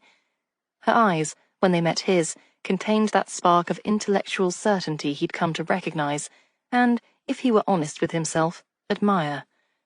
The torchlight flickered across something lying on the stone floor within the hidden chamber. It looked to be the remnants of a human form. Harry felt the weight of centuries pressing down upon them, the secrets of the Abbey accumulating like layers of sediment. Whatever, or whoever, lay beyond that stone had remained undisturbed through dissolution, revolution, and war, waiting, just as it was waiting now, for them to decide whether to disturb its long silence. Alice's hand found his in the half-darkness, a brief pressure of fingers against his own. The gesture was unexpected and fleeting, yet somehow Harry knew he'd remember it. "That, Harry," she said softly, "is why I needed to come back." Chapter 60. Blake. The house where Catherine had grown up was a small brick cottage with a slate roof and festoons of ivy growing up the sides. Lace curtains hung in the windows. A neat, well-maintained garden grew in the front, filling the air with the scent of blooming lavender and sweet peas. There were practical crops, too, planted to help in the war effort. Beds of carrots, potatoes, and peas had been planted alongside the flowers. "It looks as though whoever lives there must have someone in the service," Catherine said. She pointed to a faded victory sign that hung from the cottage door. "Do you want to knock?" Blake asked. "It's possible that whoever lives there might have known your parents, or you, even." Catherine shook her head, though. "No, I don't want to trouble them, and I don't want to have to explain everything, at least not right now." Blake nodded. He could easily understand why Catherine would shrink from having to explain her loss of memory to the residents here. "Do you remember anything about the place at all?" he asked. They had driven out here in Blake's small Austin 7 and parked a little way up the lane so they could walk past Catherine's former home. Now they stood under the shade of a gnarled and ancient oak tree that grew near the ditch at the side of the road. Catherine studied the brick cottage for a long moment, her brow furrowed, but then finally shook her head. "No," she sighed. "Maybe it feels a little familiar, but I think that's mostly because I'm trying to convince myself that it does. I don't have any definite memories." "We could walk a little ways," Blake suggested. He gestured up the lane, where a few more cottages stood against a backdrop of spreading fields. A horse and cart were clopping toward them, bringing in a load of hay. Birds sang in the hedgerows. "Yes, if you like," Catherine said. Then she gave a quick, impatient shake of her head. "I'm sorry. I don't mean to sound discouraged. I know I'm one of the lucky ones, lucky just to be alive, and even if I don't remember anything, I want to thank you for bringing me out here. It's beautiful, especially after London." "You're welcome." Blake cleared his throat. There's something I wanted to say, though. He'd been rehearsing it in his mind all the way on the drive here. He still wasn't sure that he would be able to find the right words, but they needed to be said all the same. I need you to know that I don't expect anything of you. Catherine opened her mouth as though to say something, but he went on before she could. I know you promised to marry me once, but I don't mean to hold you to that promise if you've changed your mind. I'm a virtual stranger to you now, I realize, and I imagine it's difficult for you to even think about the future when you're only just beginning to remember the past. But it seems to me that you might be glad of, well, a friend right now. Blake stopped and ran a hand through his hair. What I'm trying to say is that I'll help in any way I can, to drive you to any places in the neighborhood that might be familiar, to talk to people whom you might have known whenever you're ready for that. I'm happy, more than happy, to be with you for as much of that as you like, but don't think it's because I expect anything from you in return. He stopped speaking. Catherine was silent for what seemed a very long moment, studying him, her blue eyes serious. A ray of afternoon sunlight shone through the branches of the tree overhead and gilded her blonde hair. At last she said, "You might not want to marry me now. You might change your mind. Have you considered that?" No. This was another instance when Blake didn't have to think about or weigh his answer. I'm sure you've gathered by now that I'm far better with numbers than with words. I'm not good at making grand romantic speeches. I never have been. But in mathematics, we would say that an equation that simplifies to a true statement for all values of the variable is one that has infinite solutions. That's how I feel about you. He took a breath. If life were like one of those equations, one with infinite variations, then anywhere I found you, any place I met you, you would always be my perfect answer. There could never be a version of you I didn't love and want to marry. He stopped speaking because Catherine's eyes were glimmering with unshed tears. I'm sorry, he said. I didn't mean to upset you. Catherine shook her head. You didn't. She took a shaky breath, swiping at her eyes. I'm not going to cry. Not when I need to tell you two important things. First, Ellen offered to let me share the flat upstairs from the King's Arms. I accepted. Dorothy's a dear, but she and her family don't really have much extra space in their cottage. And if I mean to stay in Crofters Green, I'll need a place of my own to live. Do you mean to stay, then? Blake asked. He tried not to hold his breath, waiting for her to answer. Catherine nodded. I do. Whether I ever fully regain my memory or not, there's nothing at all for me back in London. Which brings me to the second thing I need to say. She looked up at him and smiled. Then she took his hand, lacing her fingers through his. For a man who claims not to be good at making romantic speeches, you did very well. Chapter 61. Dorothy. Dorothy pushed open the kitchen door and paused to watch Tom planing a piece of wood smooth. He'd already finished with the cupboards over the breakfast nook. They hung on the wall, neat and trim and painted yellow to match the others in the kitchen. What are you working on now? Dorothy asked. Tom shaved off another long, smooth curl of wood with his plane. I thought you might like a shelf for over the sink, he gestured. Use it to hold teacups or anything else you like. Dorothy smiled. She couldn't remember ever having told Tom how much she admired Evie's kitchen, with all the pretty old china teapots and cups on display, but somehow he'd known how much she'd like a smaller version of that here. That's a grand idea. Through the kitchen window, Dorothy could see Tommy racing around the garden, and Mum must be having one of her good days today.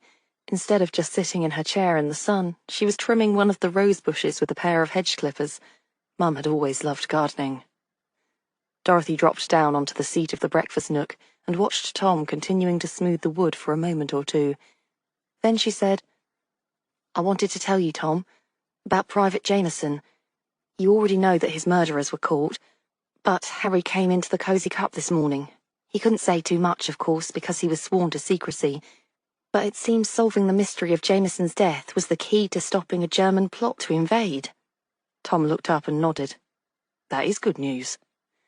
You should be proud, Dorothy said. You were the one to alert Nigel straight away. If not for you, Donnie's death might have just been treated as an accident, and then the Germans might not have been stopped in time. Tom smiled, but he shook his head. I didn't do much. It's Jameson I'm thinking of. He was ready to give his life for king and country, and he did, in the end. His death counted for something. I think he'd be glad to know his sacrifice wasn't for nothing. Is that how you feel? Dorothy asked after a moment.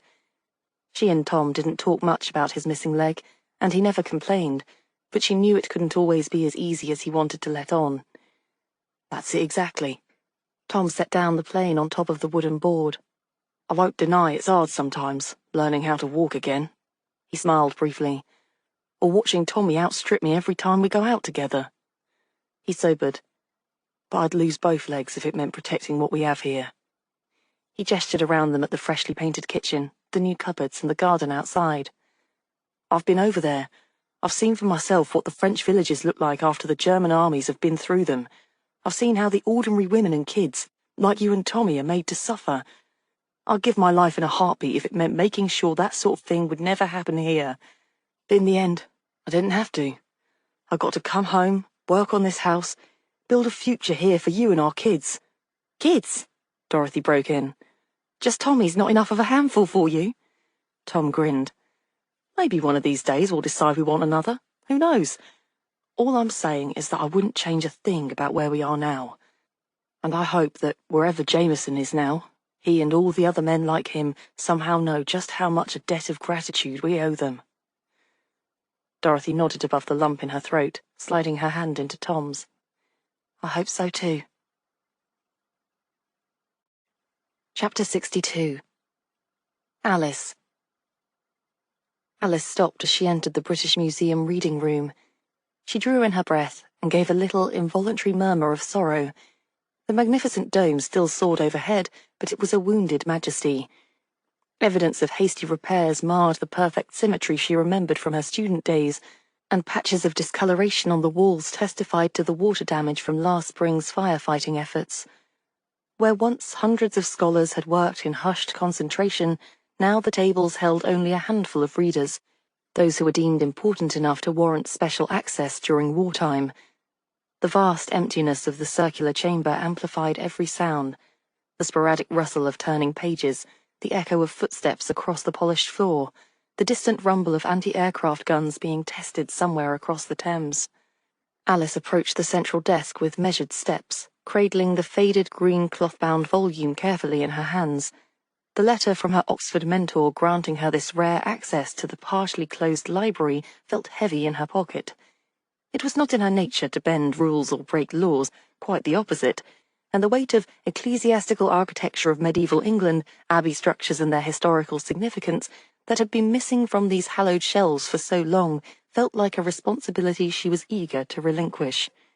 The attendant looked up, silver-framed spectacles catching what little light filtered through the windows, many now covered with protective boarding or replaced with utilitarian glass after the Blitz. "May I help you?" Her voice sounded unnaturally loud in the cavernous space. Alice placed the book gently on the counter. "I'd like to return this, please." The attendant's eyes widened as she recognized the modest green volume with its faded gilt lettering. Her fingers hovered over it momentarily, as if confirming it was real. "This has been missing from our collection for some time," she said carefully, examining the call number. "How extraordinary that it should return now, when so many volumes have been evacuated or lost." "Indeed," Alice said. "May I ask how it came into your possession?" The attendant looked more intently at Alice. "It's rather a long story," Alice replied, her voice soft in deference to their surroundings. "But I believe it should be returned to where it belongs." The attendant studied her for a moment, then reached for a small brass bell and rang it twice. "One moment, please." Within minutes, another librarian appeared, a woman perhaps 5 years older than Alice, with intelligent eyes and silver-streaked dark hair fastened in a neat chignon. She wore a name badge that identified her as Dr. Eleanor Blackwood, Medieval History. Her cardigan and sensible shoes spoke of the building's inadequate heating now that coal was strictly rationed. "Dr. Blackwood, this lady has returned Ecclesiastical Architecture of Medieval England. the attendant explained, indicating the book with a reverent gesture. Dr. Blackwood's eyes lit up with professional excitement. Extraordinary! We'd nearly given up hope of recovering this volume. She picked it up, opening it carefully to examine its condition. It's been marked, I see, she noted, turning several pages where annotations had been made in pencil. She glanced around the reading room, at the empty tables, the scaffolding in one corner where repairs were still underway. Perhaps you'd join me in my office.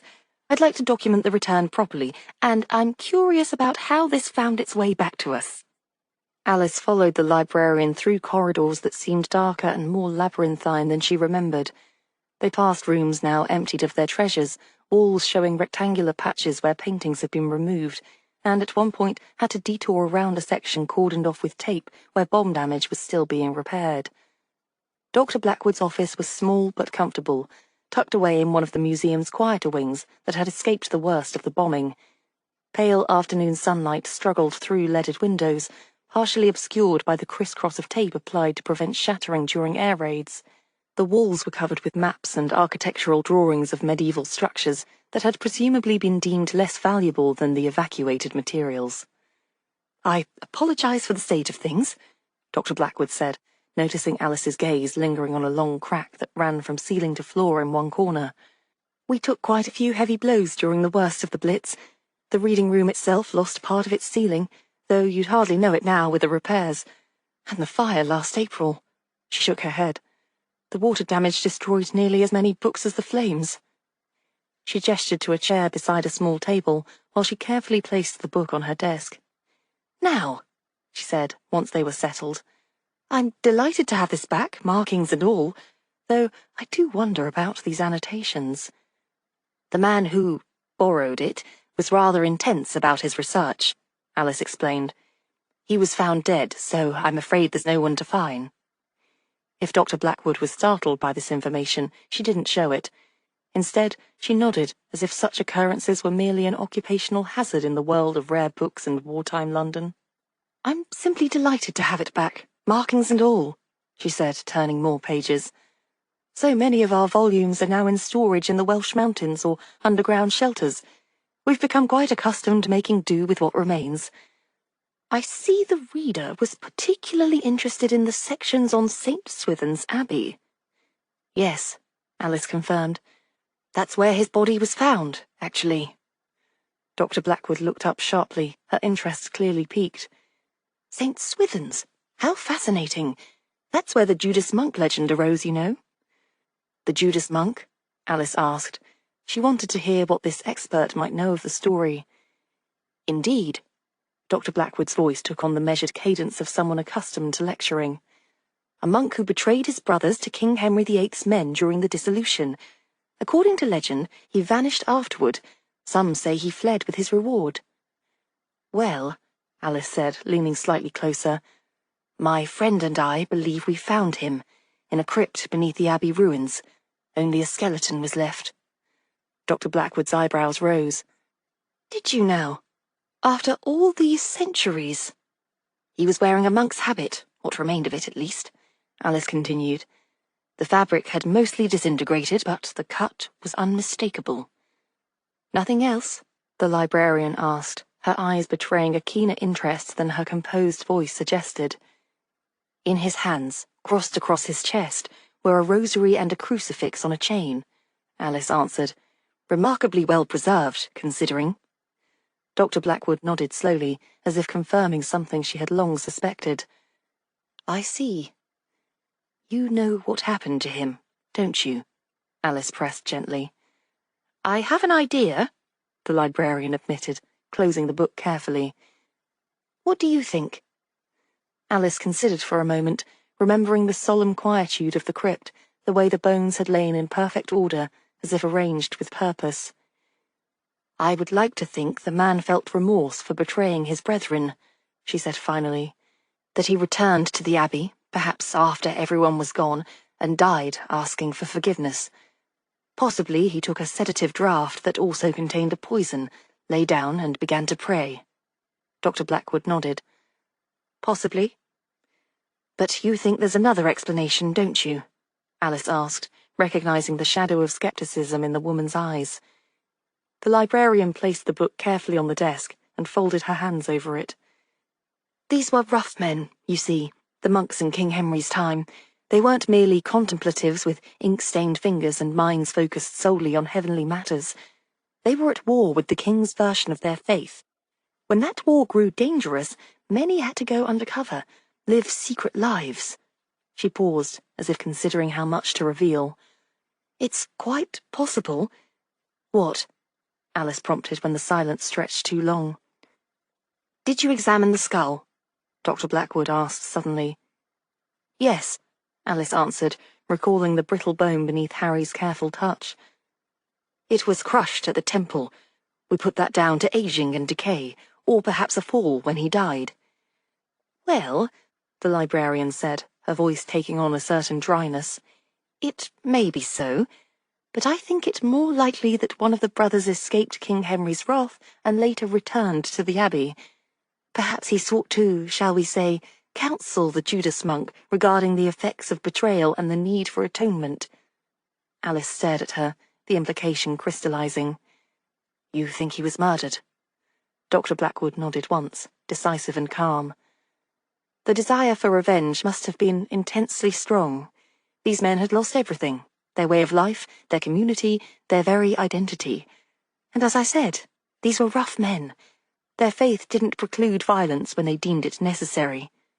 So rather than suicide as an act of penance, Alice began, I suspect one of his former brothers arranged for a more direct form of atonement, Dr. Blackwood finished. The rosary and crucifix were likely added afterward, partly as a final mockery, partly as a warning to any who might find him. A warning that betrayal has consequences, Alice murmured. Precisely. The librarian opened the book again, running her finger down a page where faded ink showed through the centuries. These monks took justice into their own hands when the law failed them. A distant rumble rattled the windows, probably another unexploded bomb being detonated in a controlled manner. Both women paused, counted silently, then resumed their conversation when no air raid siren followed. Alice thought of the commandos training at the Abbey grounds, learning their brutal arts of sabotage and silent killing before being dropped into France. Men being transformed into weapons, just as those monks had transformed themselves centuries ago. The ancient monks and modern commandos, they fought for different causes, battled different enemies, but applied the same essential truth. Traitors die. Not so different from today, Alice said quietly, glancing at the taped windows, the sandbags stacked in the corridor outside. Dr. Blackwood followed her gaze and nodded. Those monks were soldiers in their own war, fighting for what they believed was right, just as our soldiers are now. She closed the book with a gentle thump. History isn't always as neat or as merciful as we might wish it to be, is it? Alice thought of the tangle of betrayal and violence they had uncovered at the Abbey, ancient crimes echoed in modern ones, patterns repeating across centuries. No, she agreed softly. It isn't. Dr. Blackwood smiled then, a genuine warmth breaking through her scholarly demeanour. Thank you for returning this. Even in these times, perhaps especially in these times, books like these matter. They're not merely repositories of information, they're witnesses to history. They connect us to those who came before. The librarian carefully closed the volume and placed it in a small wooden box, padding it with acid-free paper. This will be going to Aberystwyth next week, with the last shipment of manuscripts. Safer there than here, with Hitler's bombs still falling. She gestured around her office, at the boxes half-packed with books and papers. We're trying to save what we can of our civilization, in case the worst happens. Sometimes I wonder if those monks felt the same way as they watched their world being dismantled around them. Alice nodded, understanding perfectly. They were all living in a state of dissolution now, watching familiar institutions crumble, cherished certainties dissolve, the very fabric of their society stretched to breaking point. And yet, as she made her way back through the wounded building, past the sandbagged entrances and the ARP wardens with their tin helmets, she felt a peculiar sense of hope. The British Museum had stood for nearly 2 centuries. Its dome had withstood the Blitz. Its treasures had been secreted away to places of safety. Its knowledge would endure, just as the truth of what happened at St. Swithin's Abbey had endured, waiting to be discovered. Chapter 63. Evie. 3 weeks had passed since the papers had carried the news of an offshore explosion outside the port of Dover. Evie leaned her head back against the seat of the taxicab. Outside her window, the streets of Greenwich rolled by, narrow, tree-lined roads with Victorian or Edwardian terraced houses on either side. Some of the homes were patched by temporary repairs, wooden boards over broken windows, or tarpaulins stretched over leaking roofs. Along the pavement, people were walking quickly, heads down, always ready to seek shelter if the sirens went off. Postboxes were plastered with messages from the government, warnings to remember the blackout regulations and reminders of rationing, which had hit far harder here than out in the country. A grocer's shop they passed had a sign in the window announcing that a shipment of tinned beef had arrived today, and already there was a line of women shoppers out the door and stretching nearly to the corner. Some of them were bound to go away empty-handed. Evie closed her eyes, trying not to think as the taxi wove its way through the streets. Why had she come? Was she really expecting the visit with Paul's parents to be any better than last time? She didn't have to search her innermost thoughts particularly hard for the answer. She was still far better at lying to other people than to herself. She knew exactly why she was here, even if she didn't much like the answer. Her visit was motivated in one part by wanting to make Mr. and Mrs. Harris happy, or happier. She'd wanted to do whatever she could to help them through this 6-month anniversary of Paul's death, just as his mother had asked. And the other 50% of her visit was motivated by guilt, pure and simple, because she'd felt so much more of an instant connection to Nigel's family than she had to Paul's, because when she looked at Nigel... Evie snapped that thought off at the root and opened her eyes. There was a limit to the amount of soul-searching she was prepared to engage in while riding in the musty, petrol-scented back seat of a rattling old taxicab. Nigel had come to her cottage the evening before, though she didn't know why or what he might have wanted to say to her. Evie had peeped out from behind the blackout curtain on her bedroom window and seen him knocking on the door, but she hadn't gone downstairs. She'd let the curtain drop back into place and pretended not to be home. Then, at first light this morning, Evie had left a note in the tea shop for Dorothy, saying that she had gone to Greenwich for the day to see Paul's parents. She'd bicycled into Ashford and caught the first train. The taxi drew to a halt outside the semi-detached brick townhouse she'd visited before. "Here you are, miss," the driver announced. He roared off up the road as soon as Evie had paid him, and she was left standing on the pavement and looking up at the Harrises' house with something like dread pooling under her ribs, which was completely ridiculous. She'd faced down Nazi patrols and German bombs, and a couple of murderers just the other night. She could manage to drink a cup of tea and make polite conversation with Paul's parents for an hour or two. Evie marched up the front steps and knocked on the door, then frowned as it swung open under the pressure of her touch. Odd. Mrs. Harris hadn't seemed like the sort of woman to leave the door ajar. "Hello?" Evie called out. Then, when there was no answer, Evie pushed the door further open and peered inside. The hallway seemed almost pitch black in comparison to the bright sunshine outside, and she could scarcely even make out the shapes of the coat tree and hall table. She took a cautious step or two inside. "Hello? Mrs. Harris? Are you there?" A movement behind her made her jump and start to turn around, but it was too late. A strong arm was clamped around her, crushing her chest, and a pad of something wet and sickly sweet-smelling was clamped over her mouth and nose. Evie ordered herself to fight, to try to break free of her assailant's grip, but she could barely manage a feeble kick. Blackness was invading her senses, turning her muscles rubbery and limp. Chloroform, her mind informed her. Then the blackness swallowed her whole. The end. Historical notes.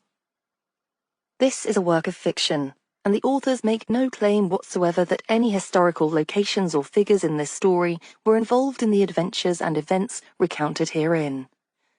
That said, we do have a few fascinating historical tidbits to share. 1. The authors have found no historical evidence that U-boat attacks were made on Dover Harbour during the war. To the contrary, Dover harbour defences were so extensive that the German Navy steered clear of that part of the channel, relying on the army to attack the port by artillery instead. But perhaps one foiled U-boat attempt went unrecorded. 2. Though it escaped U-boat attacks, Dover was shelled regularly throughout the war. The Hellfire Corner of England lived up to its nickname, with more than 10,000 homes damaged by shells landing in the area during the war. Local pubs featured shell alerts. If you heard the warning, your drink was on the house, but only if you finished it before diving into the shelter. 3. History also tells us that MI5 ran a completely successful double-cross system. Every single German agent sent to Britain was either captured or surrendered, with many becoming double agents. The Germans somehow never caught on. But what if MI5 wasn't quite so successful? 4. More than 800 Catholic monastic buildings were shut down under orders of King Henry VIII. During the mid-16th century, some, like our fictional St. Swithin's Abbey, were demolished and others left abandoned to fall into ruin.